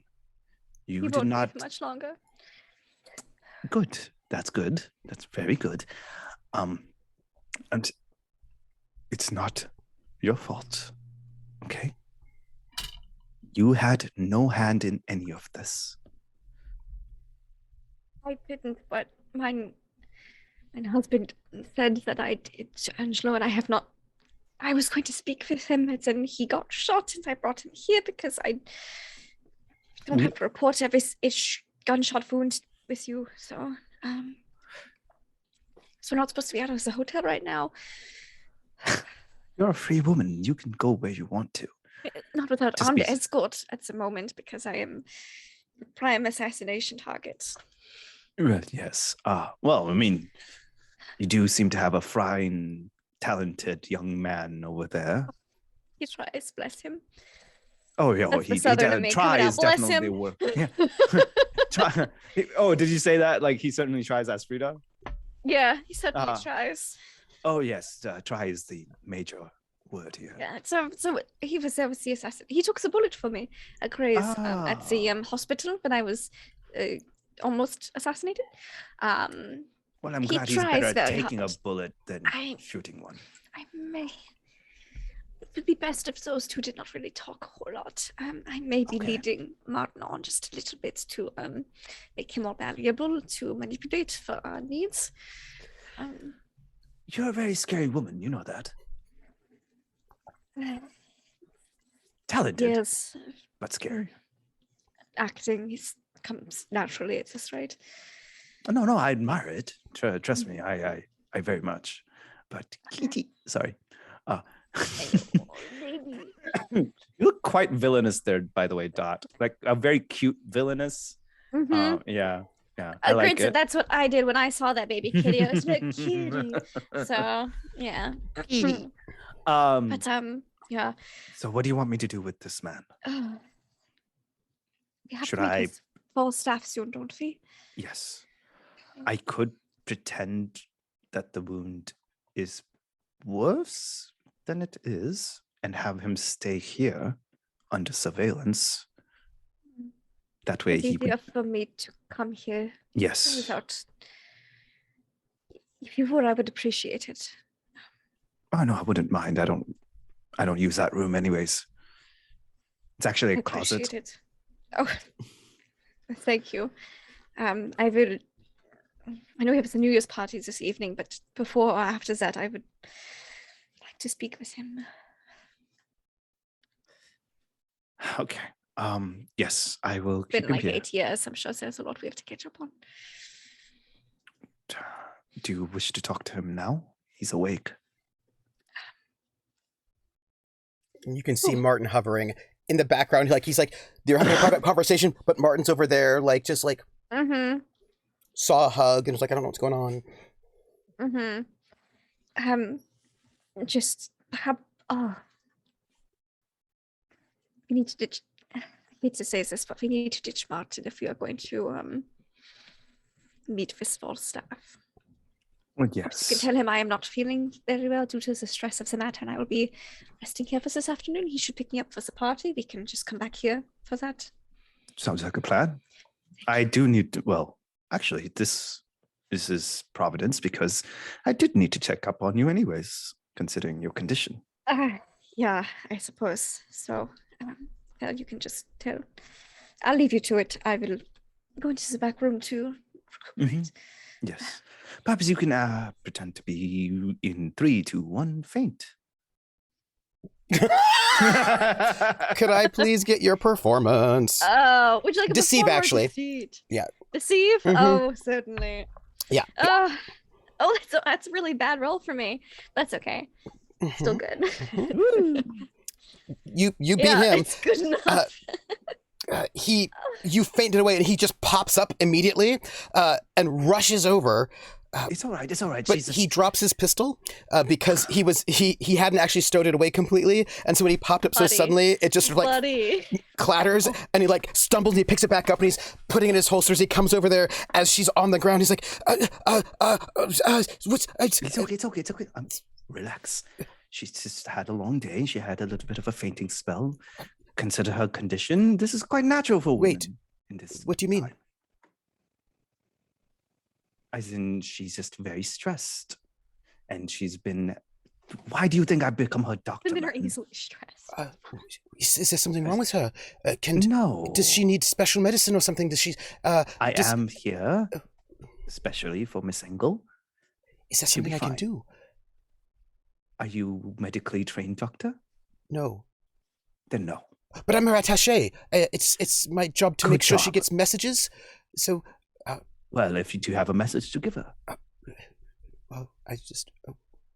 Well, perhaps if you were to go out and maybe meet appropriate people who wish to provide a message, you would then be able to deliver said message, correct? But I feel like as her attaché, I have what's the word? Attorney-client privilege, so that you can tell me if there's something terrible happening with her health, because I have to make scheduling the schedules for her performances, and if she's not healthy, is she's going to be all right? And he kind of like just takes her hand and like pats I it. think when he takes her hand for theatrical effect, because we obviously have no medical knowledge of any sort, neither of us, we'll rouse a bit and just say, I think I just need to rest. Can you just pick me back up for the party later? Yeah. Yeah. What can I get you? You like? Wait. You like coffee or something? I will get you. I will. Yes. How long, Doctor? How long should she just? Perhaps she can rest until the party, considering the party would probably be in and of itself a energy drain. Do you think she should even go to the party? I can make excuses if she's. No, I believe it's quite important for her. It will be fine. Trust me, this is a I'm sure I momentary have spell. everything I need for the party. Okay, I think I will take as- that bed in the back. Okay. Rest. So I'm. My man, just because you're an attaché does not mean you need to be attached to her. That's not, I'm pretty sure, not the word's meaning. Wait, okay, but all right, but you have to promise me that she will not leave this place, because there are assassins out there on the streets trying to kill her. So, and she's not allowed to be out there without, a protection like this, me at the moment. So, I think Don't worry, I have my help trusty myself scalpel up with me. with them between the both of them, and just like, I just need a few hours of sleep, and go back to the back. Okay, but wait, And it kind of, but like as he kind of gently ushers Frida into the room where the bed is, he kind of, Preetham turns to look at Martin and goes, "Diva Queens." Should I get her some flowers, or should I get ice cream, or should I what? Sing as lemons. When it's time for the party, if you feel that would cheer her mood up for the day, nothing wrong with a box of chocolates and some flowers. Yes, but not from me. From fans. I never said for you. No. Yes. Yeah. Okay, jawohl. Flowers, chocolates, but not from me, but from a fan. Okay. I'll just keep us safe. And yes. And he sort of goes because he has a mission to get chocolates and flowers and come back in a couple of hours. Yes. And he is gone. As soon as he's gone, Brita's fine. As soon as he's out the door. Oh, thank you, Doctor. Yes. That man needs to get his priorities straight. Oh, I think he has them just fine. At least they're exactly where I want them. Oh, God, you're going to be the death of the poor chap. Not a death, just probably his first heartbreak, unfortunately. Is there a difference? Of course. Yes, you actually die. It's fair. It's fair. It's fair. He's like, of course there's a difference. No, I know. It's gonna break his heart, not like... I know, no. Like, it was definitely more of a jokey kind of a... Yeah. Kind of sucks either way. I don't think she's in the jokey mood, and so she's like, of course there's a difference. Also, she's very German. So, she just... sometimes jokes. I just realized. Okay, so the reason, I'm pretty sure... Oh, yeah, it is. It was out by this point. Okay. So no, also, the reason I I need meant... to teach you German at some point. Perhaps you can teach me some of your language and I will teach you mine. I don't know where mine would come in handy, but You sure. never know. I suppose. I mean, I speak many languages, so... I'm going to just They will come in note that handy. Angelo is standing in the doorframe, watch this whole thing. And he looks fine. Yeah. Oh, I think she like has a moment with the doctor and then looks over and she was like, immediate swap over to Italian for his comfort. But he watched that whole thing with Martin. He saw it. Oh yeah. Yeah. Oh yeah. I just didn't want to mention. But he one also, thing... I'm sure, heard that. Oh, he's exactly where I want Yeah. him. Yeah. I did want to mention. So the reason I was mentioning about the heartbreak being, so there's a famous movie, or I guess along with remakes and stuff, and which was originally actually based off of a novel that was written by a Bengali writer called Devdas, which has become literally synonymous with the brokenhearted man, because the entire story is about the man falling in love with a woman, but this due to status differences, they can never get along. She ends up getting married to someone else. His heart breaks, and then it's this devolution of this person into alcoholism and depression, and eventually poor Martin. Although suicide. to be fair, he thinks she's already married, so he doesn't have to go through that at least. I mean, either way, you are sending this man on a similar path. Yes. So He's a Nazi, technically. Exactly. Yeah, exactly. So it doesn't matter. She go over to Angelo. Angelo puts his hand up, realizing he's standing there. and he goes into his jacket pocket and he hands you an envelope. Takes it, but she doesn't open it yet. She's just looking at him. And he walks out. Then I open the envelope.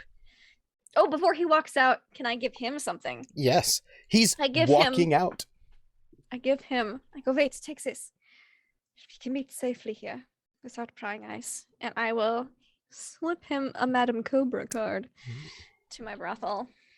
That will let him be able to get into the back entrance yep. to meet me in the office. Yeah. It's got her lipstick. He's got a sort of a strange look on his face, but he doesn't look at the card, right? He just sort of takes it without looking at it. He has a sort of like a strange look on his face after seeing all of this thing that had happened, right, between Martin and the doctor and you. And if he has a strange look on his face, just say, my situation is interesting at the moment. He says,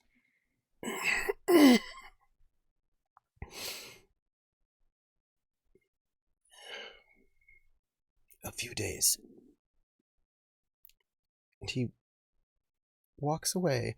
He seems perhaps a little sad. It's a little unclear without an empathy roll what's going on with him. I will totally make an empathy roll. Please. Oh, yes. Ask me 2 What's up? questions. Or question a Well, boost. that's a crit. Yes, Oh it my is. gosh. What would you like? She knows Angelo really well. I feel Yeah. like that's just the explanation for that crit. Yeah. Yeah. What's up with what's up with them? Question 1. Yeah. He seems... He's in a mood. You said some things about emotional manipulation that did not make you did. seem particularly... it's a little bit No. different than the Frida that Yes. he knows. Yeah. Because It is. that Frida had not is. gone through... The Frida of 8 years ago was very different than the Frida today. The Frida of 8 years ago was very, very different. And the Yeah. Frida that he just heard speaking right now said some Frida of things... 8 years ago didn't have to emotionally Yeah. manipulate to survive. Yeah. That was somewhat unkind. And that was Yeah. not the Frida that he knew. And you can tell that what he heard you say, and to watch you manipulate some guy that he doesn't even know, but that's not the Frida that he knew. And you can tell that there is some pain there and some... that was not what he's expecting. And you can tell he's really not quite Oh. certain how to deal with that at the moment. He Yeah. doesn't really know what it means. But also you have to remember that your ex-husband said some awful things about you to him. Oh, I'm sure. I'm sure he did. And this... Yeah. There's some questions in his mind about whether he was a fool the entire time or not, right? Because Yeah. your That husband makes sense. basically, she gets it. yeah, basically said that you were in on it in various ways, that Yeah. you had like turned on him, and he was like, she would never do that. But then he's like, I don't know. And then there's a kind of a colder, crueler person that he just saw that he has never seen before. Yeah. Yeah. And yeah. Instead of 2 questions, Yes. can I get that 1 question in a boost Yes, for the you next can. time I see him? Yes, you I can. would love that. And can we call it somebody that I used to know? Yes, you can. Absolutely. Fantastic. 100%. Uh-huh. Yes. Yes. Thank you. Would you like to know what's in the envelope? Oh, yes. After I got my emotional blackmail, yes, please. I would like to know what's in the envelope. 2 boat tickets from Marseille to London. Cool. Cool. With your name and his. Yeah, cool. That's fine. Leaving in a couple days. In a couple days. Yeah. Oof. Yeah. Yep. I hope that he meets her up at the business card location in a couple days. Yeah, yeah. So, yeah. Well, she knows where he's staying. Yeah. Either way. Yeah. So. But okay. he had come with I think she just tickets to take you out of She here. like observes him, watches him leave, processes, acknowledges, saves for later, opens, shuts, and then goes, ugh, and then actually goes and lies down for a couple minutes until they're ready to go to Falstaff. She's like, just pick me up when I need to go.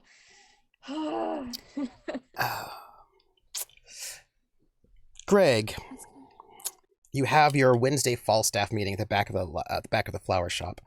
At this moment, your rehearsals are going well. Clemens is going to be a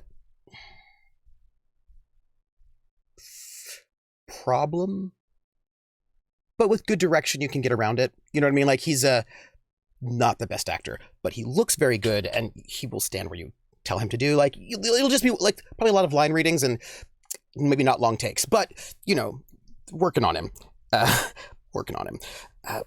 But you work for a couple of hours, and I want to know if there are things you want to do before you leave for this meeting. Yes, I don't know how much we've got left, but I want to use my fate points to begin the following. Yes, Trooper. And obviously this can't happen right now, but I'm spending the fate points for this to happen.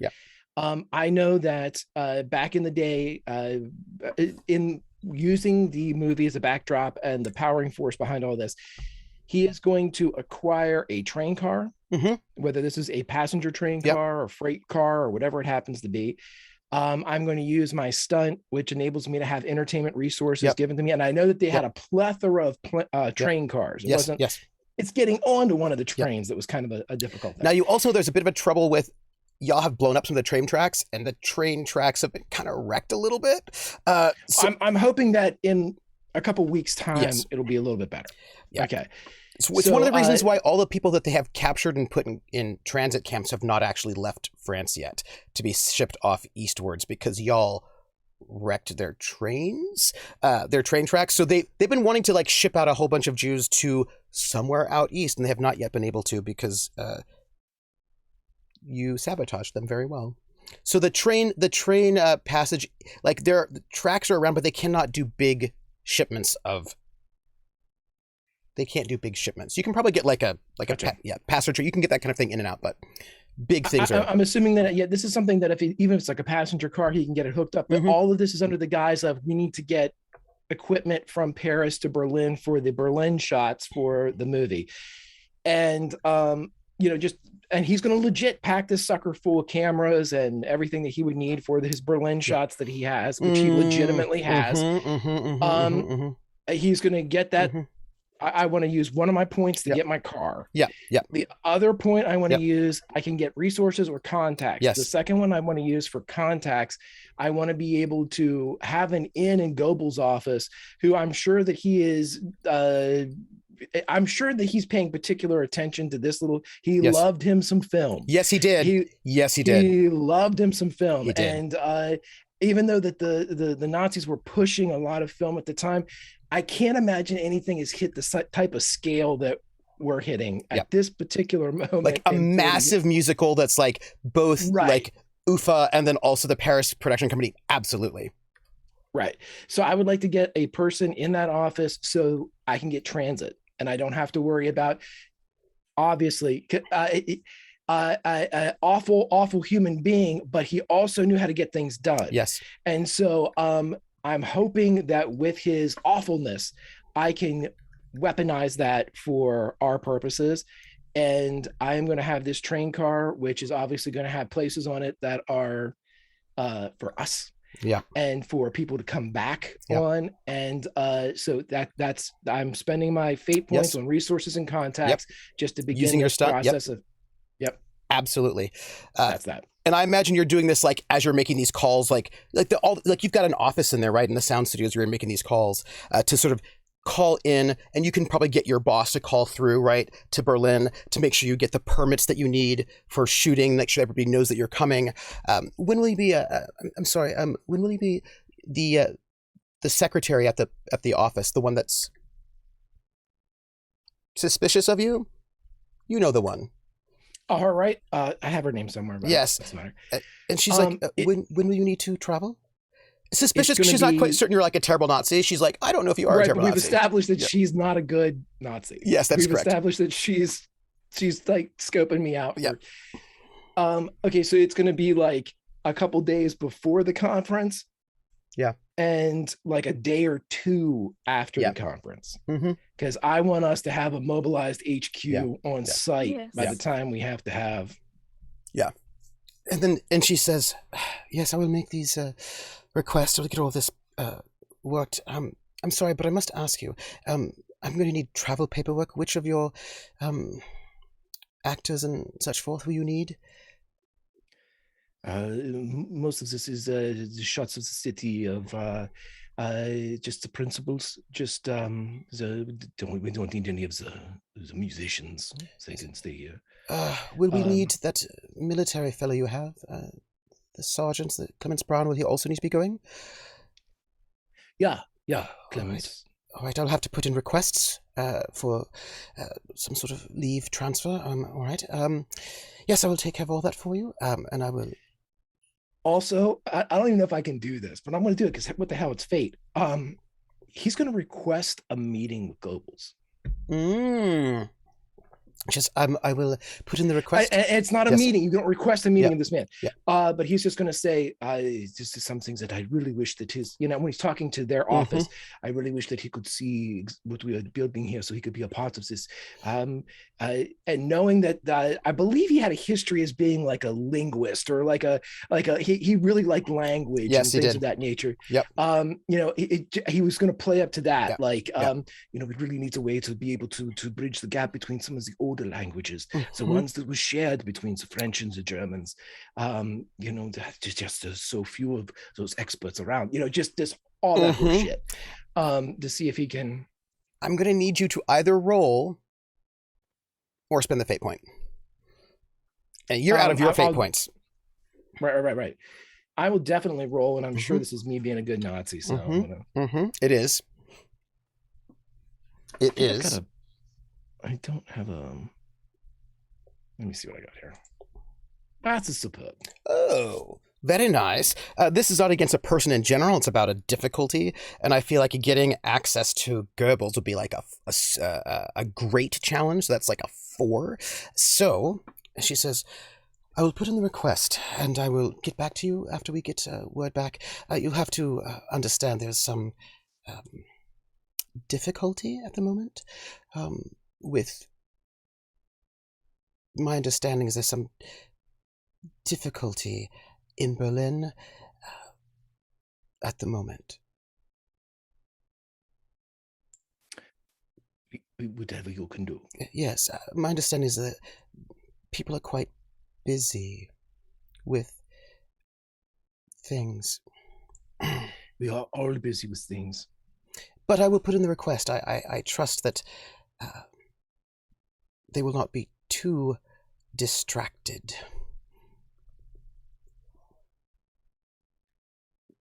There have been a lot of messages back and forth. Everyone wishes to communicate. It's a talkative time. The shadows are very noisy. Yes. And she says, I was very happy to see that I was given a Christmas bonus so that I was able to buy some extra rations. Well, I wouldn't know anything about that. Is payroll, I'm sure. Well, if you just give my thanks, Helen says. Yeah. And he'll sign whatever forms he has to sign. And when he hands the clipboard back to her, in the back of the clip behind all the papers, it's probably like a wad of like marks or something, just to. And she sees them. And doesn't want to get it around that Holgar's a nice guy. Yeah. And she sees them. She goes, "Oh, well, tell your sister that I appreciate this as well." And she sort of nods and sort of goes back to her work. My sister? What am I missing? That's a good question. She seems to be thinking that she already got a bonus, perhaps from your sister, and is appreciating a second bonus. Jawohl, then he just walks off. Now, I believe this is going to put you all at the flower shop. And I believe I imagine Regina gets there first. Tom and Freda get there together. Yeah, Regina's probably there first. It's snowing pretty heavily as you sort of move into this flower shop, as it's sort of getting dark, because it gets dark pretty early. Marie's up front, tending the shop that is technically semi-closed, right? It's like they've got a sign saying it's going to come for renovations, but clearly they live above the shop, so there's people still there. And she lets you in, of course, each one of you. And she says, there is someone, I've made things in the back for you. The mailman has not yet arrived. She says this to all of us? It's like, when you go back there into the back room, there is a surprise.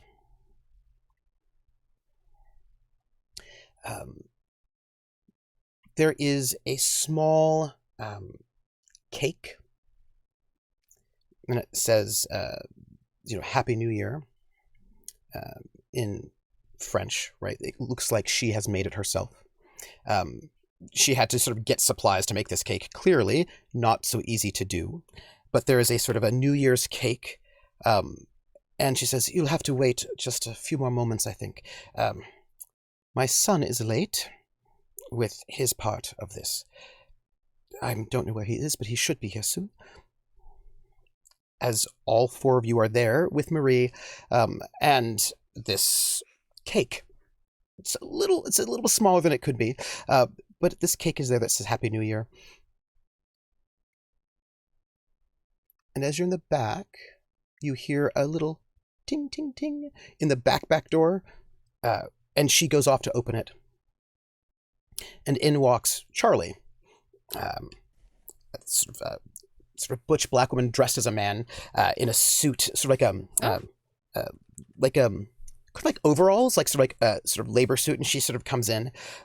She goes, "Hey everyone, I was told that you needed something for the party." And she sort of pulls out a package in brown paper that's sort of tied up, and she opens it up, and she has clearly acquired in some kind of way, like a game hen. It's sort of like it's not a full turkey.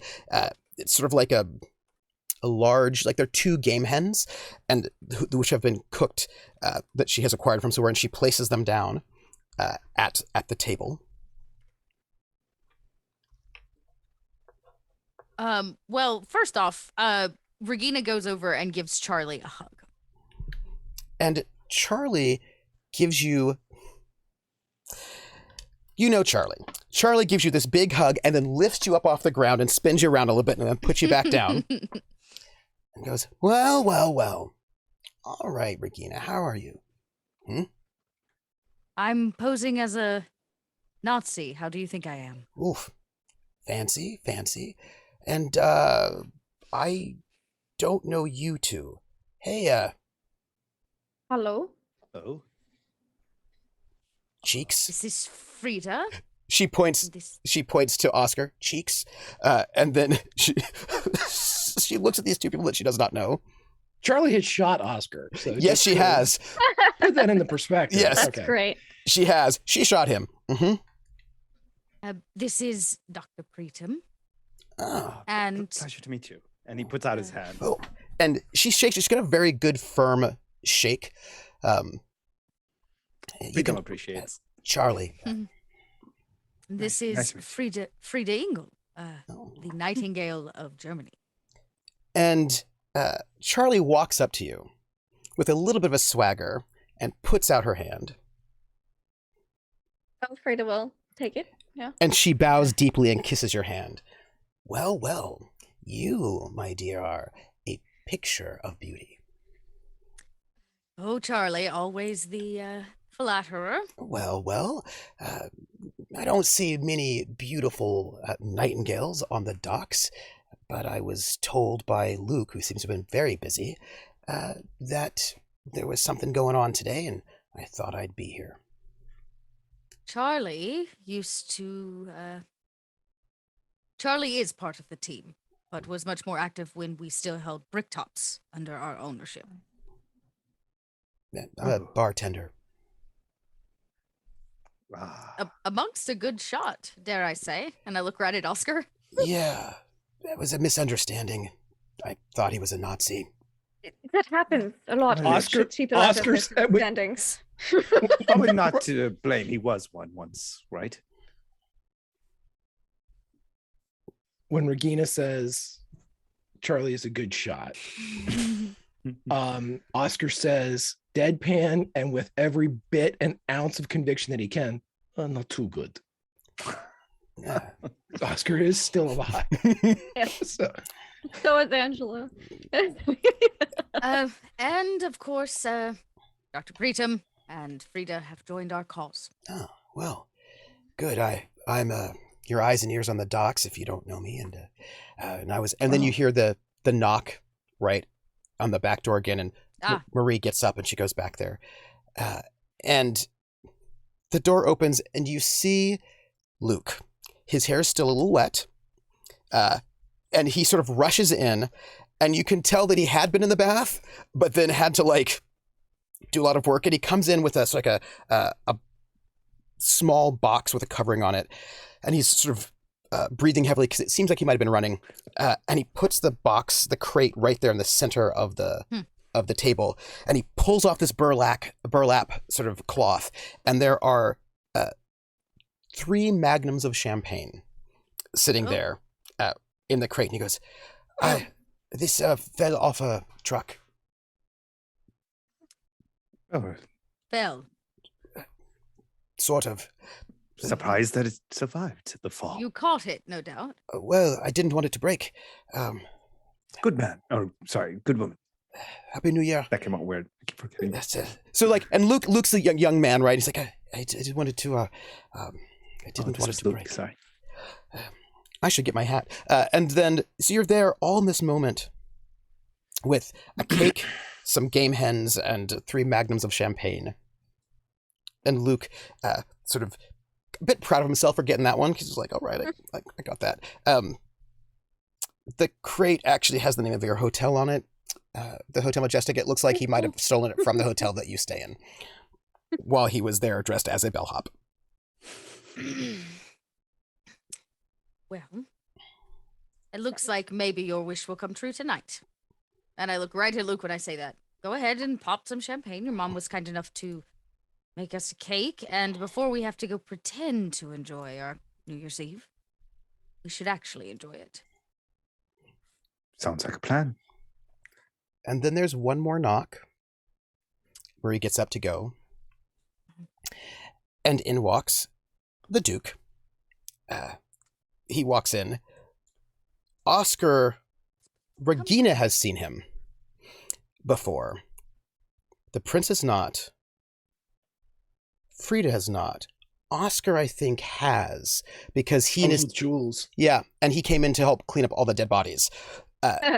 Nice. Right. So he walks in and he goes, Happy New Year. I'm here. The Duke. Wait. Well, I'm not going to stay. I've And he just sort of puts this box on the table, which is a box of cigars. And he said, for everyone here and for the lady of the house. I don't think I have. What? Must stay for a drink. Oh, well. It's New Year's. Oh, cool. Well, if I'm invited, then I will. But Of course you are. Sit.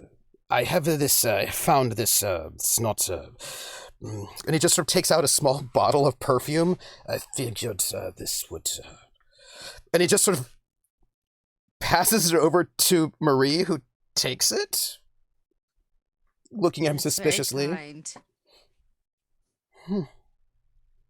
It's my favorite scent. And she's like, what is this? What is this? And he goes, well, I'm a local businessman. Nods. And Falstaff, he's not here yet? And Marie goes, no, I've not seen him yet, but he said he was coming soon. Oh, well, maybe all of you could get the cake sliced and some drinks poured, and I'll help Marie get some extra glasses. Marie? And I like... Oh. And she gets up and she walks with you a little bit How unclear. about you get glasses? And Freda will like, I'll help. I see you're doing something. I don't know what it is, but I'm help. I'll just pull Marie like off to the side to go get more glasses or to check the front door's locked or that he doesn't accidentally come to the front or something. Regina's not subtle, but she's gonna try. She simply says, "It was very kind of the Duke." I don't know why he's here. Well, I think he probably wants my son in his clutches. that seems a little unfair. Some people would say that Luke is in my clutches. Well, I hope so. And what makes me so different from the Duke? You are not a criminal. Other than about 185 pounds. Yes, and you're not a criminal. You're not a bad influence. Why is he a bad influence? Since my son has met you and Oscar and them, he's had more of a purpose, and he's been kinder. Before, he would be out all night, who knows how long. I was worried about him getting into trouble. Well, I have a feeling that there are many reasons Luke has turned out to be a little bit kinder and nicer. You know, the Duke has in the past kept Luke busy.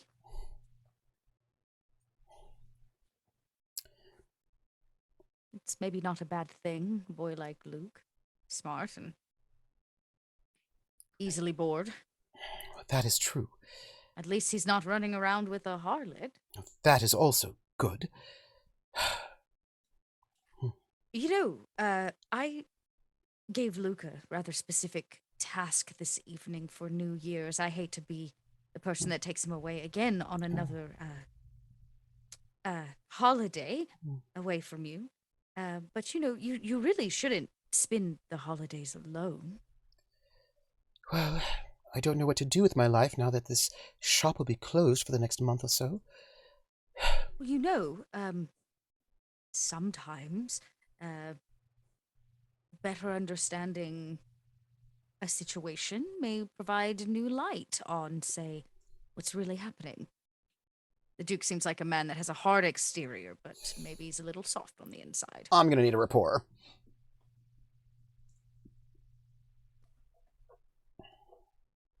Do I have anything to help me with this? I wish I could help you. Can I help you in any way? It's okay. It's okay. You know what? I haven't spent. Okay, it's okay. Okay, I got a fair. It's not so No, bad. yeah. Just a simple nudge. She has a very good will with that husband of hers. She's at a 6 imagine. to your 2. Okay. She is skeptical of this Okay. situation. I mean, does she want to ask a question of me or something? Like, No, because that wasn't overcome. You were trying to convince her to, you know. I was just chatting. I haven't even dropped the bomb yet. I wasn't really convincing her of anything yet. She does not seem warm on the Duke. She seems to think that he is a criminal, bad influence on her son. I imagine it's been rather hard since the death of your husband. I will tell you, and all of that. Those of you who are paying attention to this conversation, you can see Regina being very kind, and you can see Marie being very skeptical in the background. Not surprise me. I think what I'm trying to say, Marie, because I'm not very I'm not always good with words. The Duke has helped us, our efforts, a lot in the past and even in the present. And even Robin Hood was considered a criminal, right?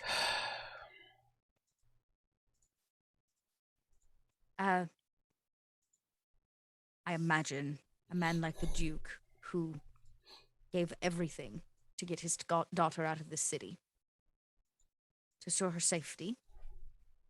A man who is a father and cares for a lot of boys just like Luke. May not be as bad as you think. Hard exterior, soft interior. No, you could maybe ask him to show you his operation, since you are so curious as to what Luke may be up to. Maybe he'll give you the tour. Over on the side, the Duke is kind of standing there a little awkwardly. Just standing a little awkward. Are we nearby? Oh, yes. Okay, I was gonna say, can I help? Can I make him look nice in any sort of a light? Be like, oh, I dropped Clean the this blood thing off and his you help face. me. Yeah, it's like, Pick it up. Yeah. I feel like this is the first time Preetham met the Duke, right? He is a... Same for Freda. Yeah, and I can show you what he looks Has like. he been introduced as the Duke? Because Freda would know who the Duke is. Yes. I mean, Regina did call him that when he came in. Oh, good. Good.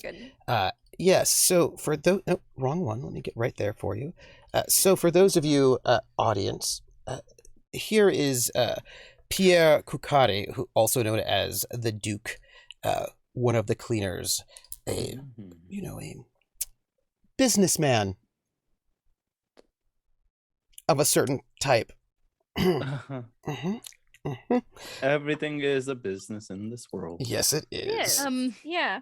Yeah. Can Freda make him look if I get the feeling Yes. that we're trying to make the Duke look good, can I like do something that requires like gentlemanly assistance? Yes, indeed. Like spill something and have him help me clean it up. Absolutely. Would you like rapport? Would you like a deceive? What would you like on this one? I would love a deceive. Please do. Please do. Because I'd like to introduce myself as well. Mm-hmm. Oh, all right, all right. Okay. Mm-hmm. That will be an advantage. With the Duke looking good. Tell me how this works. Oh, I think because Freda hasn't been introduced yet to the Duke. I feel like hearing the name, she would she was pouring probably water for everybody, and then spill some, like, oh, so sorry, and then maybe like do a subtle like come down here so we can talk gesture, like out of sight behind, and be like, so she could introduce herself as Madame Cobra, but also it makes him look gentlemanly because he's helping, but it's a criminal introduction, hence the deception in the making him look good. And he goes, Madame? And he sort of like helps you with this. But also there's like a bit of a question mark. No, merci, Mr. Duke. I am known in certain circles as Madame Cobra. I feel like we should talk later. Indeed. I hear that everything went well. There was some trouble, but all is well. Scuffle, I heard, but I need to investigate it fully. But, they will be prepared if there was a next time. We may be able to support each other. And like he looks very gentlemanly. Yes. She'd be like, I have a dark set, and like picks it up finally, like the spilled, whatever. What is the prince doing? At this point, I think he was just kind of hanging out with Luke, because Luke and Oscar. Yeah, like I feel like he doesn't know anybody else. At this place. And Charlie's like somewhere in the middle between like that group over there and that group over there, being like social butterfly. Yeah. I'm gonna need a rapport roll from you. My dearest Regina, as she is looking, as you make this idea that perhaps, she might want to take a tour of these criminal facilities. It looks gentlemanly. I'm over here just talking away. Okay, perfect. Yeah, Regina says, in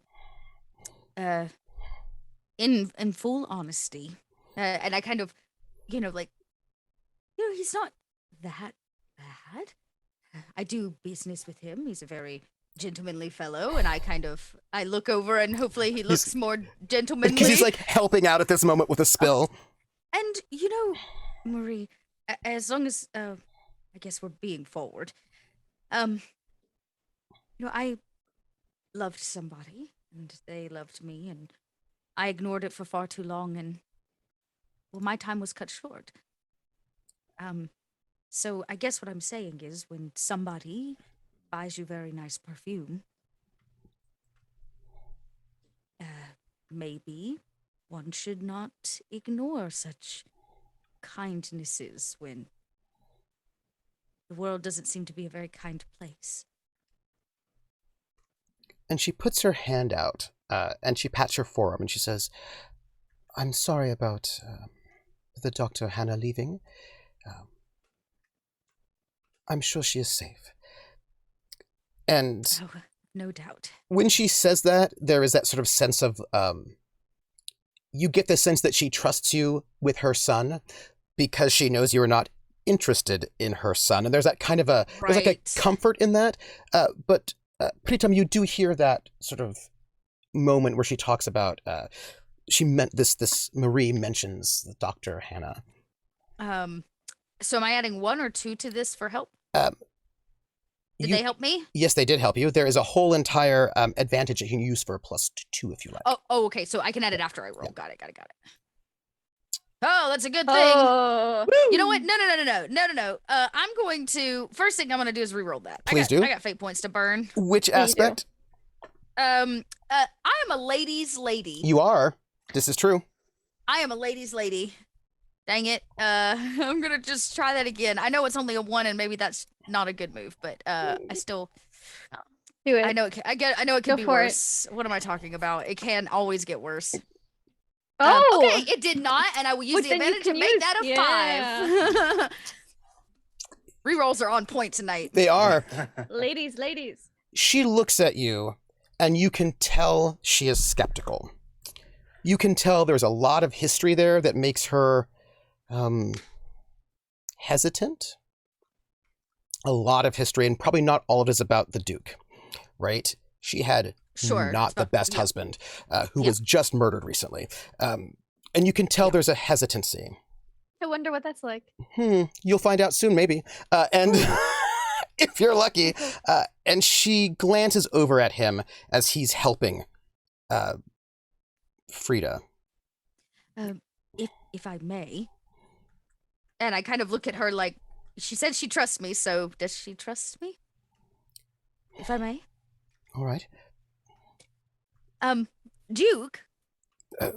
And he sort of straightens his tie. It is a holiday evening, and I know my tab with you is racking up very quickly, but I was hoping maybe you could escort Marie and her son down to your place for maybe some food for the evening. And since it's so dangerous on the streets, you'll have to walk them back, of course. Well, if you need privacy here for whatever you're doing, then of course, it will be a favor that I would be. And I imagine with a ham or such, there'll be some extra. So, cold night out, maybe you could share in a meal.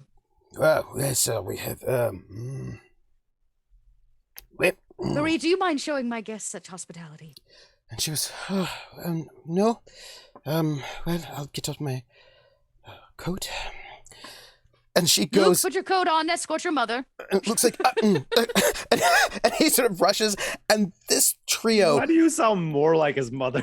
Right. I just give Luke the look like, you best do, boy. That coat.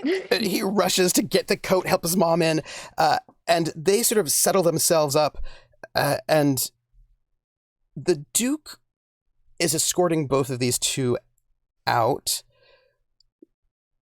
Marie seems skeptical, but willing to see what this is going to be about. And she kind of gives you a look like, okay, all right, And the Duke gives you this look. I came through on my deal. The deal was to get him a date. Yep.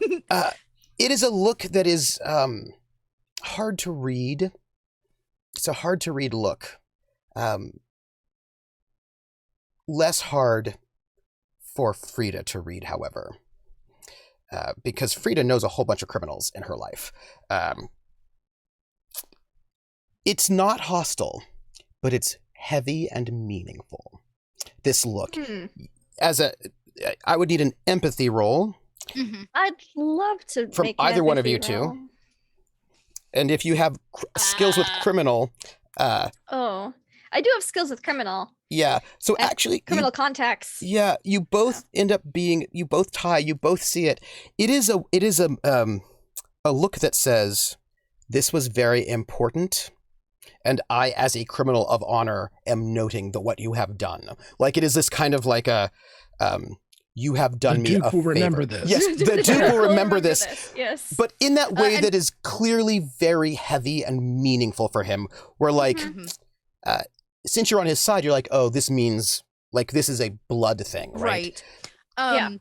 When they go to get their coats, I simply walk over to do like maybe just a proper French goodbye, like kiss on the cheek. And when I get close, I simply say, please don't break her heart. I hate to have you at the end of your own machete. I feel like after she remembers that, I can just see the lips start moving, and I'll say, lovely meeting you. And he goes, Madame, and he sort of escorts him out. And as he's escorting him out, in walks Falstaff, tall fellow. I was worried.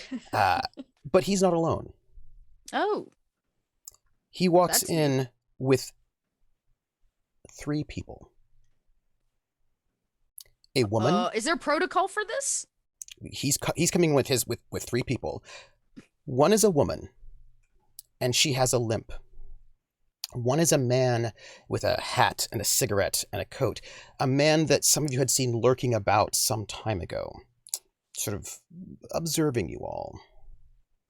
And the other is a very, very short, fat person who's probably like 4'10", and looks to be...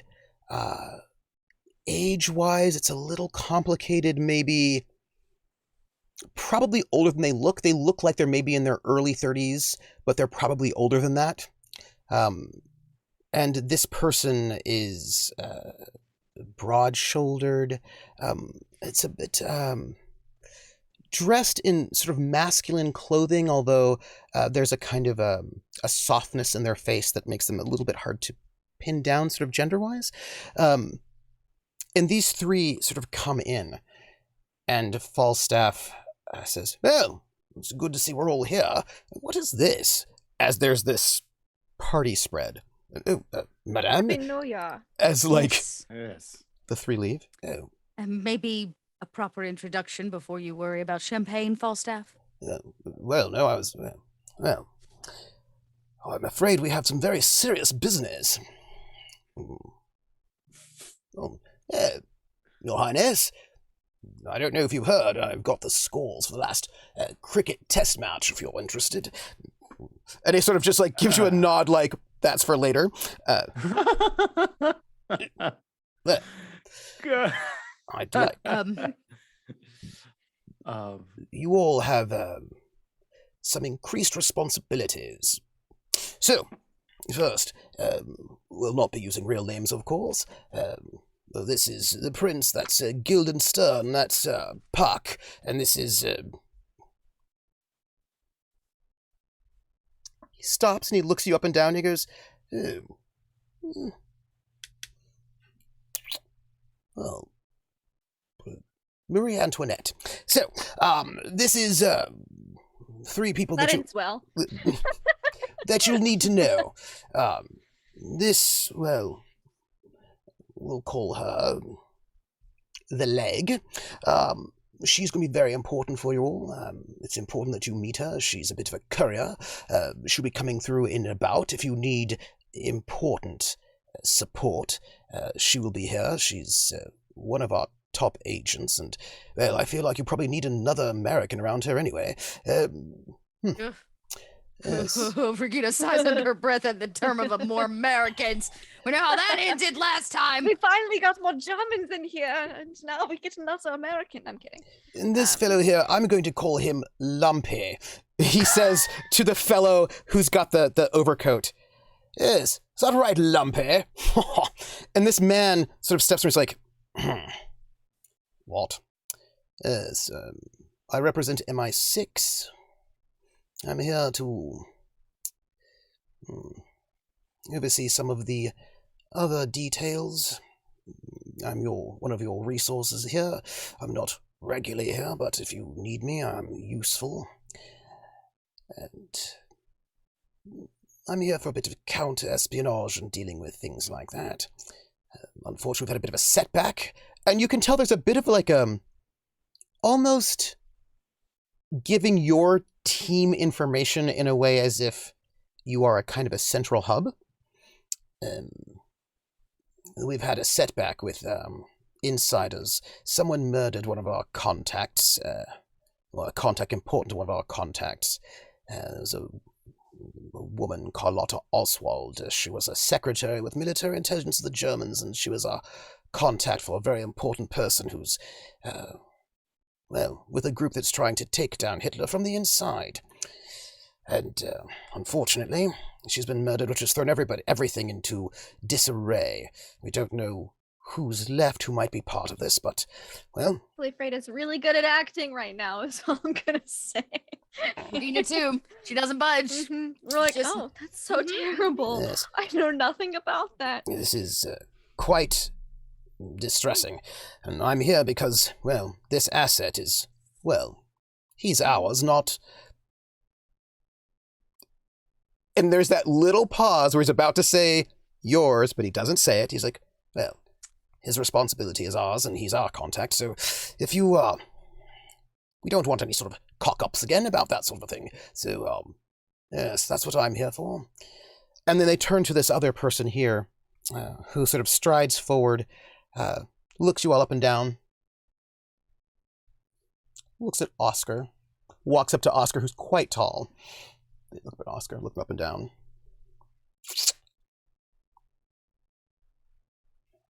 You may call me... No, you do not make my name. Points over to Falstaff. You may call me, Marianne. And you see Charlie sort of cocks an eyebrow like, what is this over here? I am, aligned with someone who's not been yet sent here. Someone important to someone important. You may think of me as your contact for, well, the true president of France, of Free France. You all, with your SOE and whatever you have, it is about time that you coordinated a little bit with us, the true government of France in exile. There should be a bit more coordination, and this one Falstaff says that you are the top of the pyramid here in Paris, and so we must work through you. We have things that we want to do here. De Gaulle. Would this coordination involve resources and equipment and other things that we sorely need?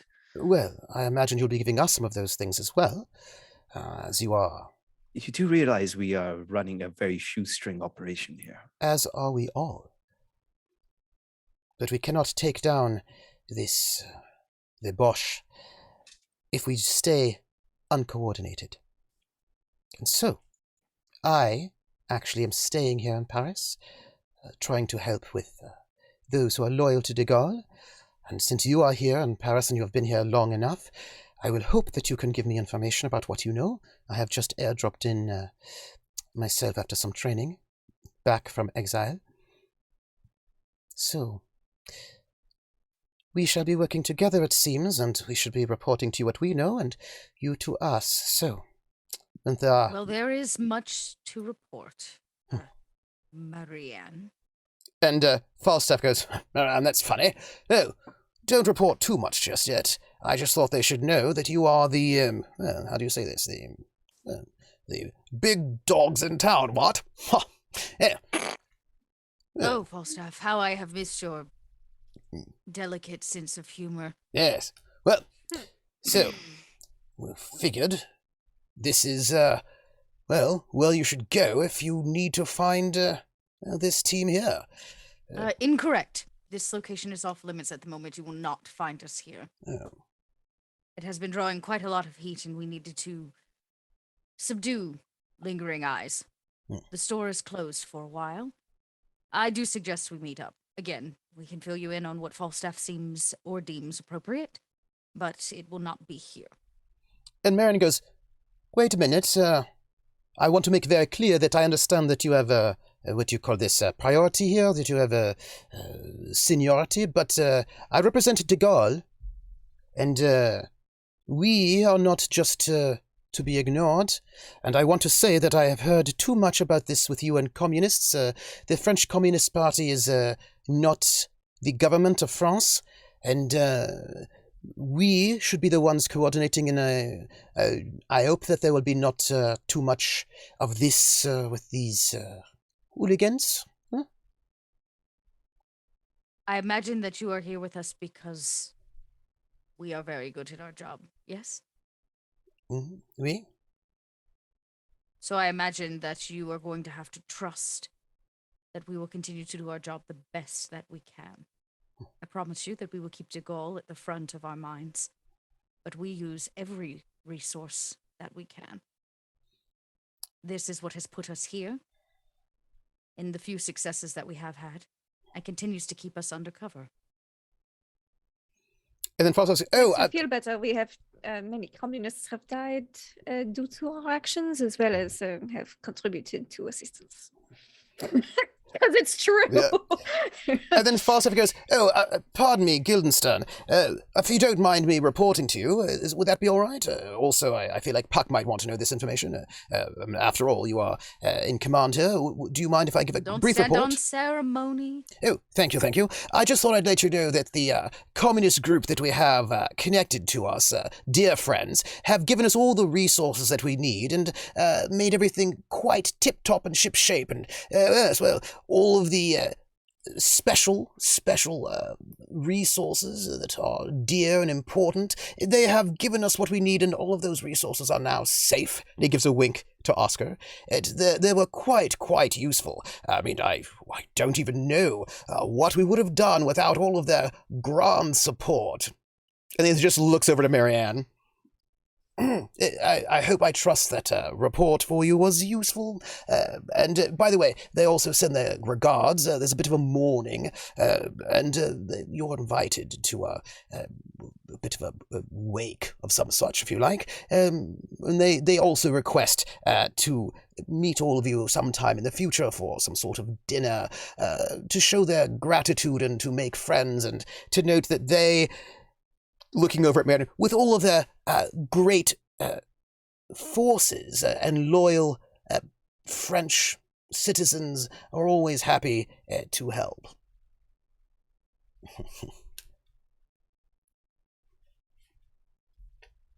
Well, aren't we the lucky ones? Mm. And Marianne is clearly irritated by this. Like, clearly irritated. And did my dead communist statement make her feel any better? There's some kind of politics going on right now between all three of these groups. This is the same kind of politics that were going on, say, when Regina was in London. Yes. Yeah, during her, yeah. But it's clear that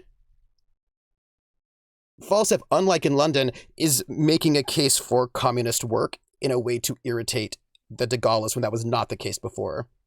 Right.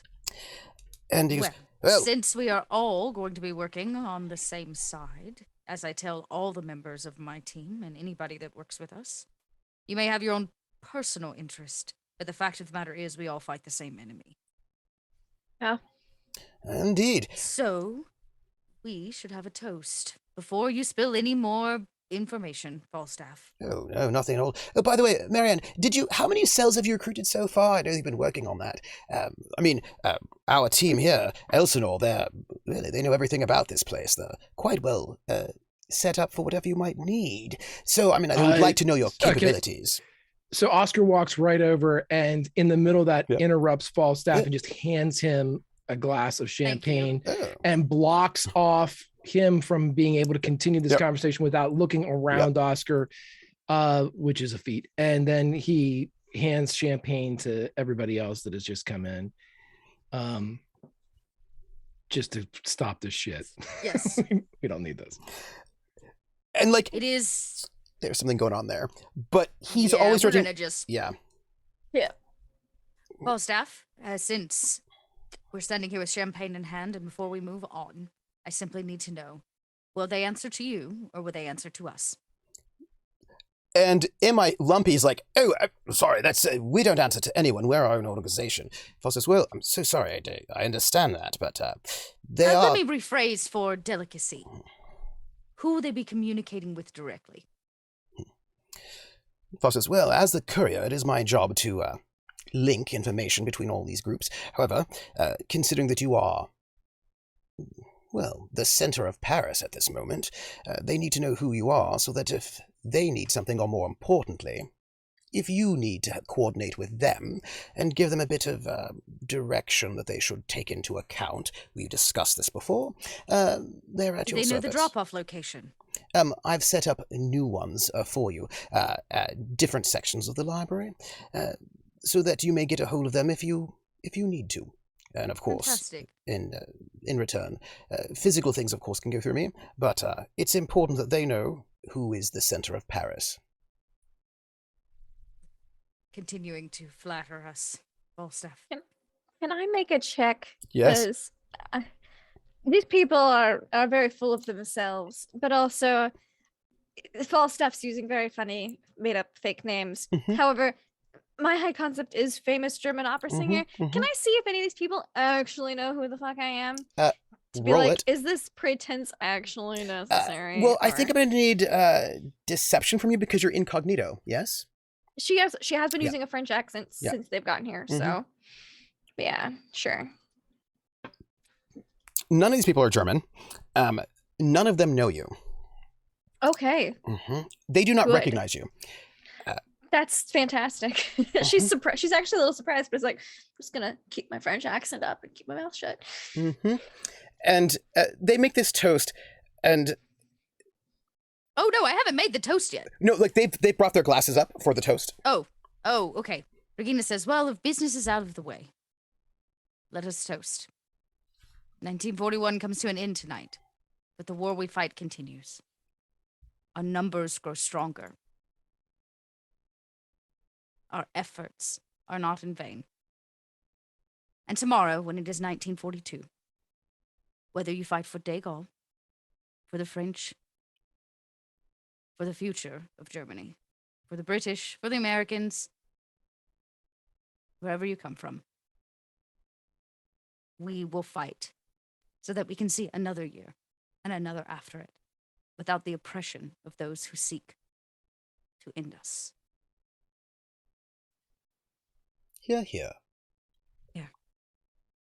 Yes.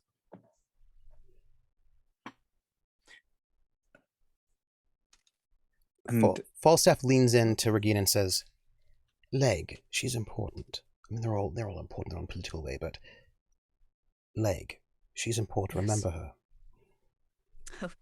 How could I forget?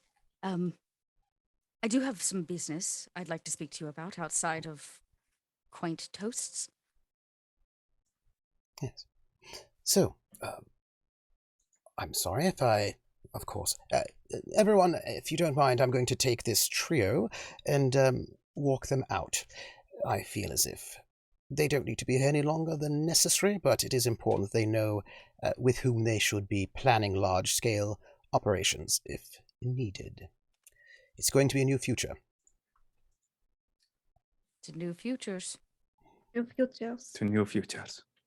And he leads these three out, and this one woman with this bit of a limp sort of looks around the whole place, watches each one of you, sees each of you sort of in turn, noting who you are. And she walks out. The MI6 person, mostly seems to be assessing for like physical competence. Eyes resting on Low Oscar. threat right here. Yeah. And yeah, that's because he underestimates everybody. He's in my six. and Marianne walks right up to Charlie, looks up at Charlie. Charlie looks down at Marianne. They give each other a nod. And Marianne goes, I see you. Do you know, the domino? Not the big one, the smaller one. Do you know that one? And Charlie goes, yeah, I know the domino. He goes, all right. Some friends and I, we go there, we play billiards. I will see you there. Charlie goes, all right, but be prepared to lose. I hope you gamble. And Marianne goes, I never lose. And walks out, trailing the other. And Charlie's like, oh, I don't know that. Regina, under her breath, says, everybody loses sometimes. Mm-hmm. Charlie, I have one more request of you, though I imagine it is probably out of the way, but maybe you know more than I do. We've been asked to watch and gather information on a factory outside of town. I imagine that the docks ship out to many locations across the city. But in particular, the Peugeot. Haha, made a note. The Peugeot factory to the northwest of the city. Do your docks ship out to them direct? Well, we do get some things that go through there, I imagine. I mean, that's a lot of what comes through us is a lot of like metal, things like that. So certainly yes. Just interested. I'm wanting to try to get our dear Luke a job, I guess you could say. Some inside eyes on their situation. Yeah. If you know of anyone or hear of anybody at the docks that might be connected in such a way, do you think you could let us know? I can sort it. Yeah. I also thought I should let you know. Sylvie and Tango made it safely to the States. Thank you. Thank you. Who wants cake? Yeah. And it kind of like settles right in that moment as you're there in this, the back of the flower shop. And You say, who wants cake? And I just side-eye Preet. Like, don't you say a word. Based on prior experiences. Like with cake. Pritam is about to like look and say something to you and sees that. And like it's like that moment of like, hey, and then instant turn, like that instant, like without it's like a smooth flow because he knows that okay, and then he goes, oh yes. She's like, I would I've had a some cake." day. I starved myself for 2 months. No, I'm eating cake. Shirley hands a piece of cake to Oscar. Sorry about that shooting thing. Sorry. Just a misunderstanding. No harm, no foul. Cake. When I feel like a bullet would be harmful, but it was just. Would think a bullet would be harmful. And look at the doctor again. Like, it's not that bad. I'm going to eat more of my cake before I eat more of my words today. Oh, and then he turns immediately. Oh, actually, almost forgot this.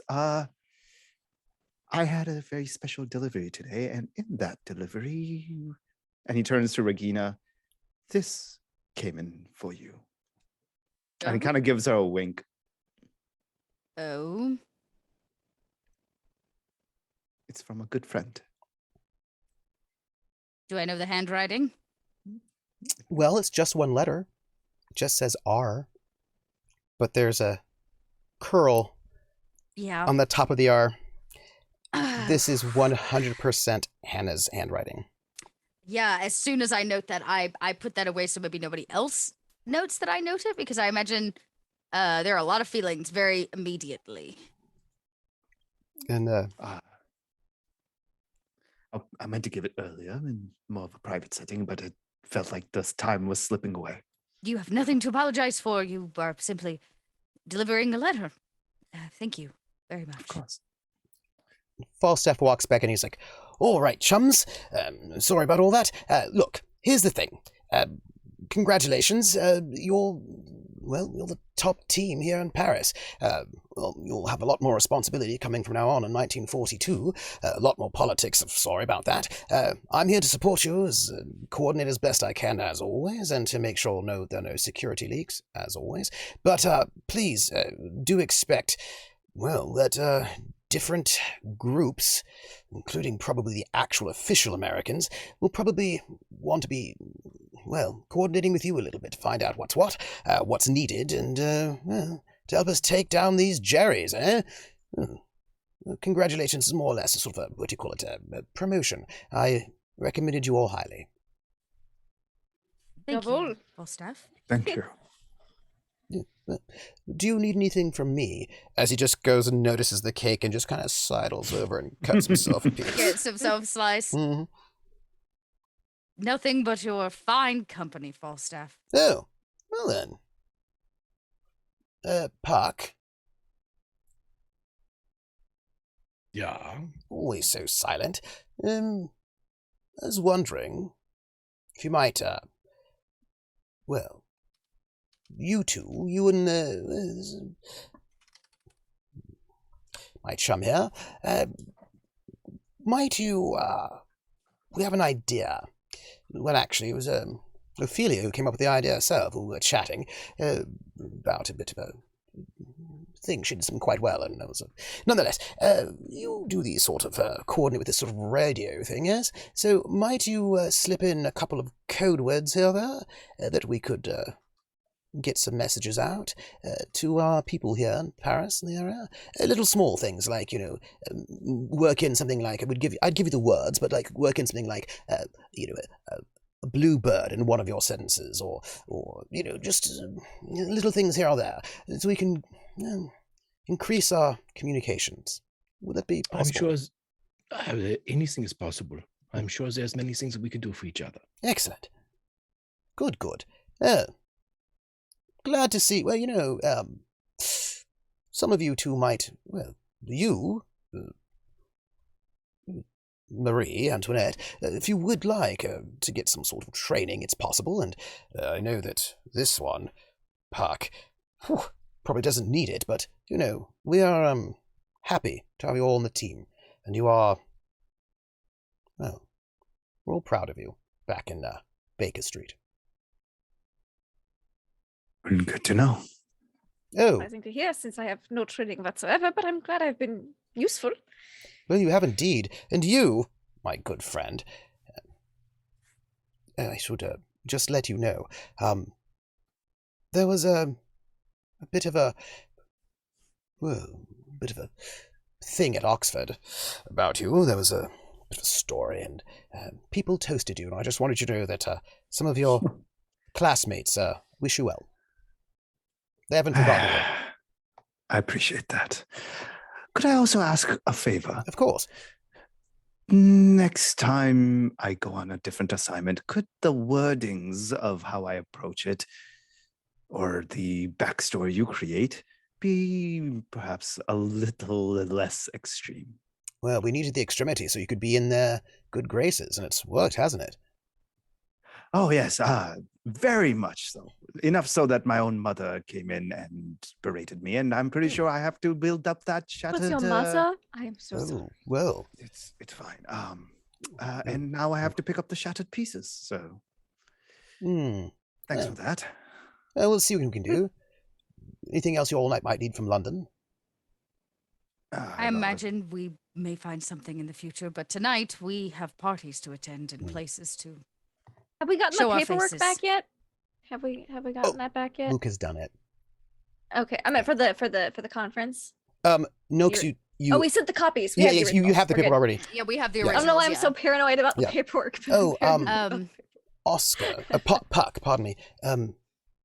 Excuse me. And he just sort of picks up a small like little box, and he just hands it to you, sort of slightly subtly, but not like he's not making a big show of it, but he's not like I'm being sneaky, but sort of like kind of casual.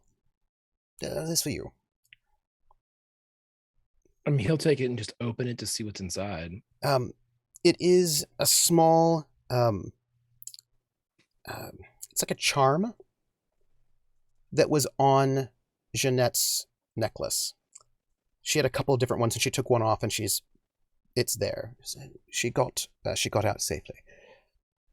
You're going to get more people out for me with the help of the communists at the farm. Well, the problem is planes are quite difficult. It's a bit easier to go the long route. Whatever it takes. I need to get some people across to America.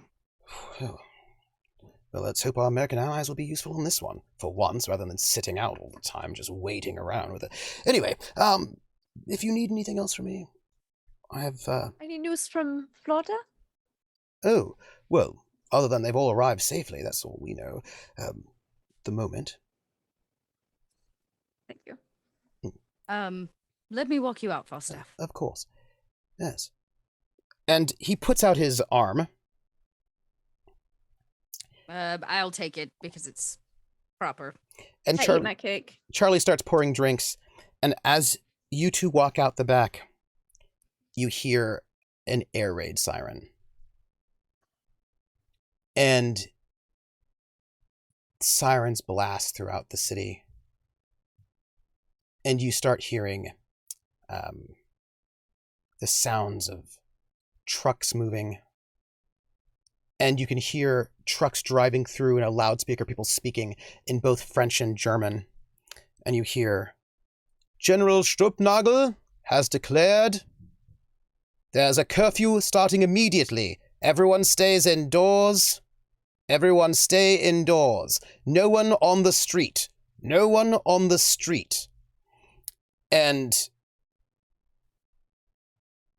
you see lots of army soldiers moving through the city. And you see French police moving through the city. And it looks as if they're shutting the city down for safety purposes. And that is where we're going to end tonight.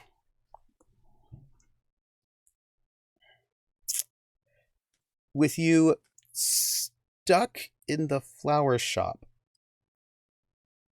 as a safety curfew has been instituted, because I don't know if you know, clearly somebody has found out something about something. Oh, like maybe the SS was behind the attack. Perhaps that might have been what was found out, and clearly... Looks like we won't get to go to that New Year's party. Oh, well. Oh, no. And clearly the army is making a move. Ooh. It does not seem to be about you, but it seems to be about clearing some things out. That was kind of the plan, wasn't it? Yeah, it was. And that's where we're ending tonight. So, if we might, I would just like to have each of you, if you would, as you spend this New Year's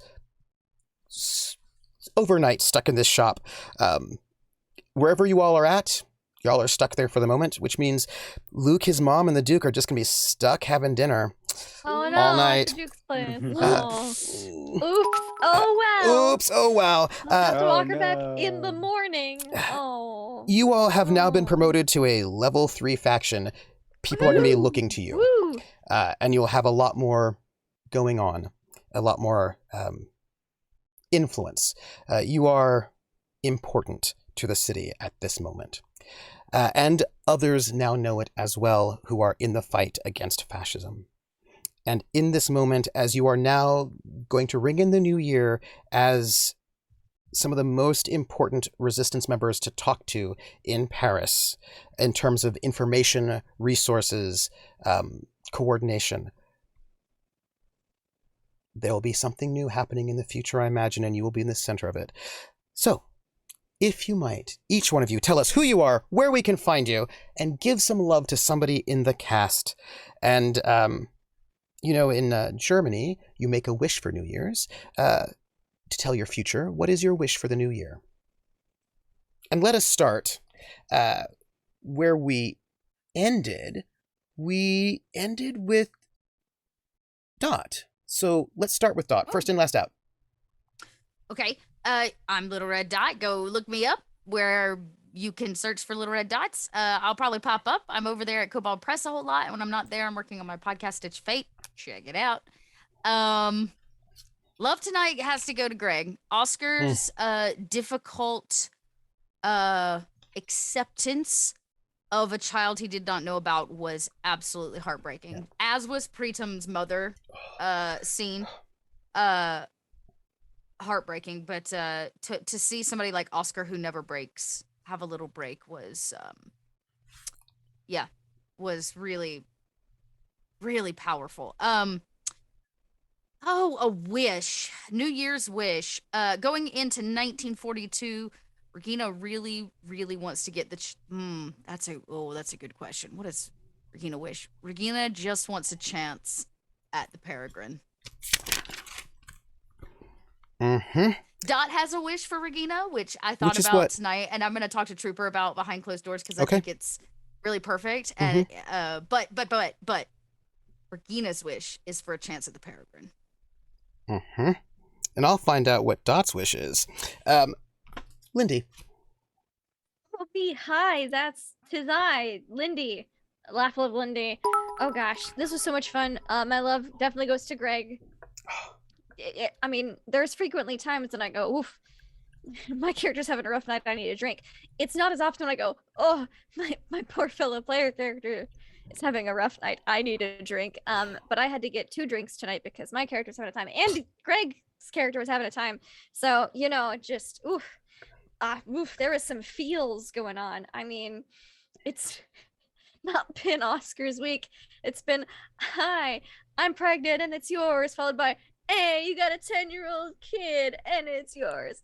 You know, it's just been like, surprise, you're a dad × 2, which it's not what Oscar was expecting over the holiday break, I don't think.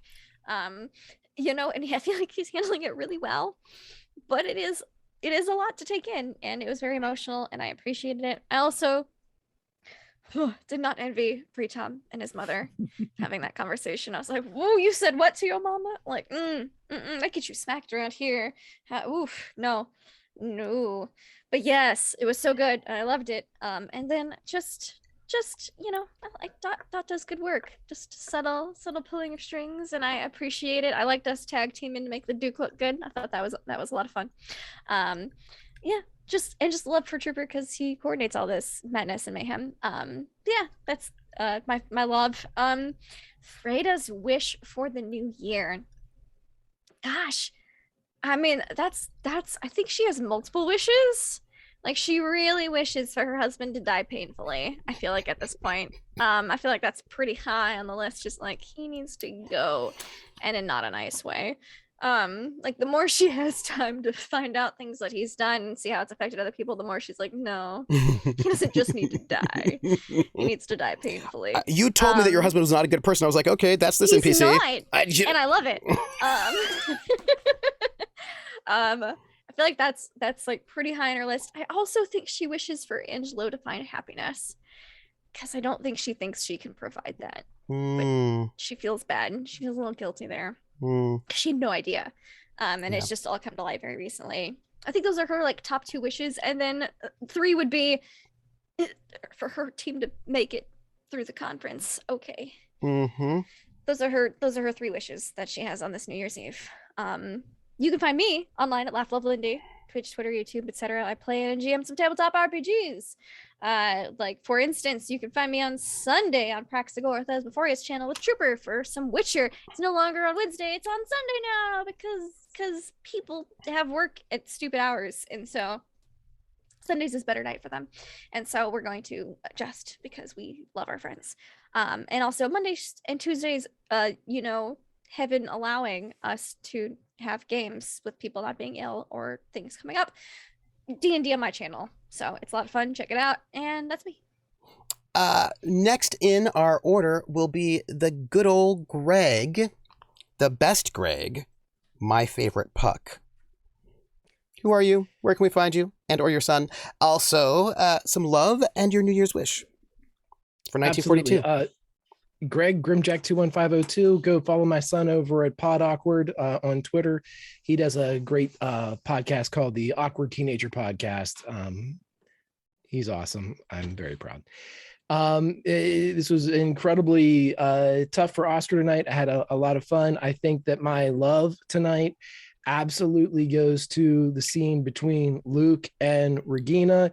When Luke did what everybody does and went down the path where he thought that he could like have a sympathetic comment and then had to pull back out of his diving run because he knew there was nothing there was no non-drama relationship that he could bring up with Regina, and he mentioned it and then just had to bail. Yeah. And I can love that. And everybody said it was unintentional shade. Which it was, but it was more just like a complete fucking like kid getting into a situation, had no clue how to get himself out of. I love that. I love that. It was a really, really cool scene. Really loved it. Wish. My wish is this: if it costs Oscar's life, he is going to make good on the promise that he made to Jerry. He is going to get them all out. Yeah. And I promise you, as an RPer and as the I'm at the controls of Oscar, he will die if I cannot get those people out. There is a move. There is a move. Yep. There is a move where if you're in a conflict, I know, and a conflict's a very large thing, right? And you take yourself out in that big sacrifice way.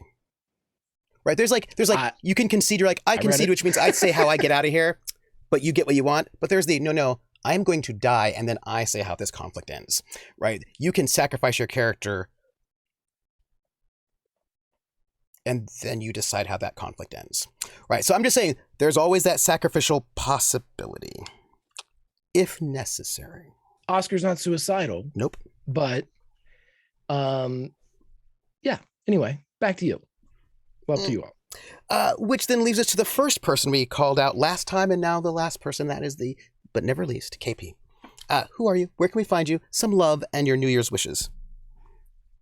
Hello, everyone. For 1942. My name is KP, also known as KP11 Studios, and oh boy, well, what I do should start with that.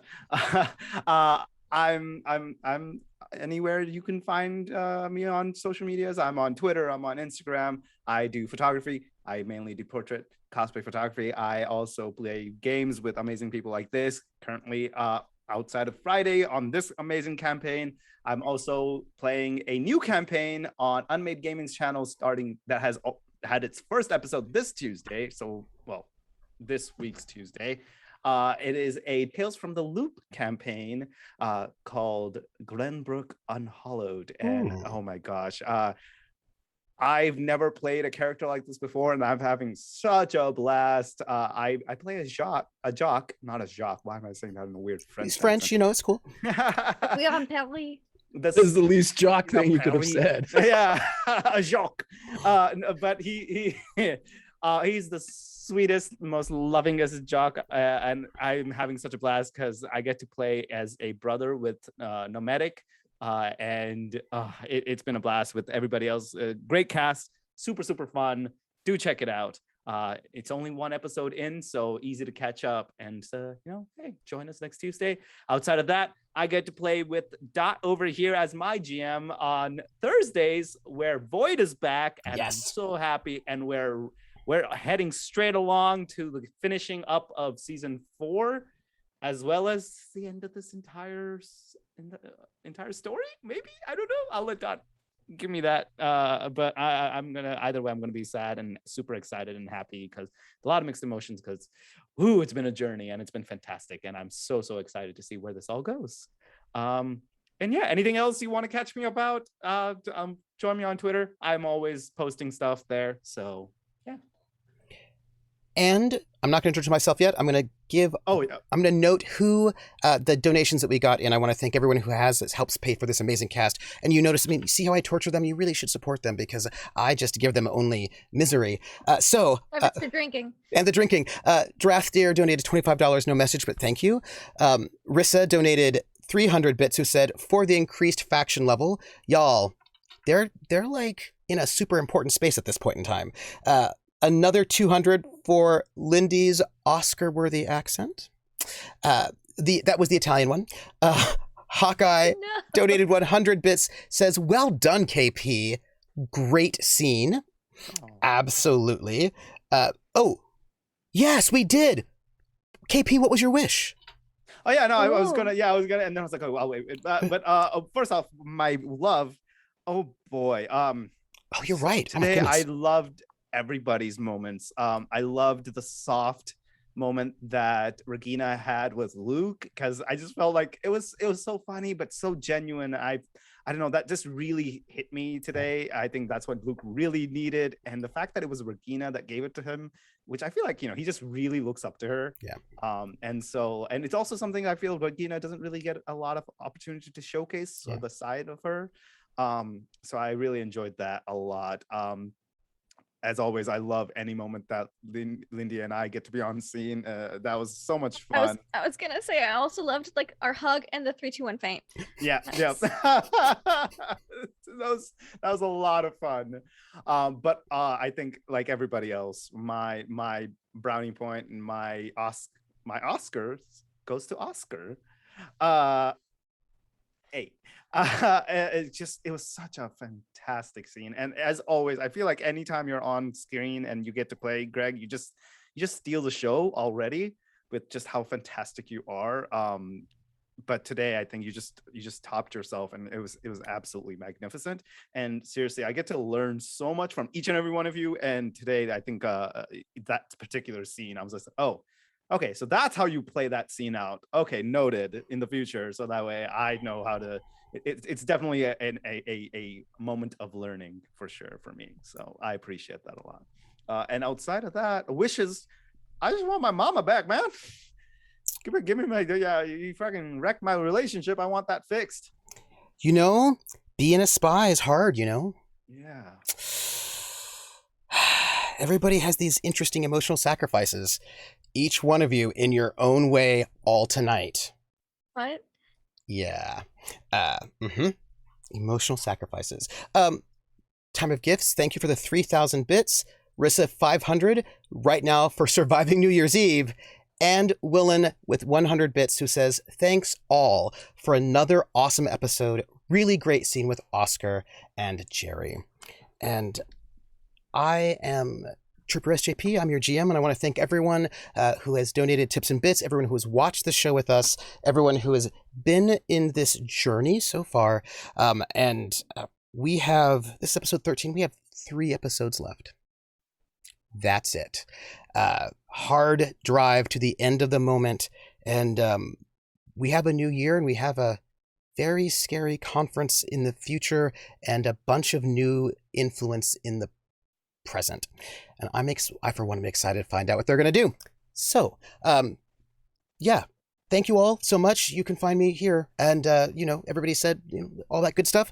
And take care of yourselves. And we will see you, next week for more Kolos. Bye, everybody. Take care of yourselves. Bye.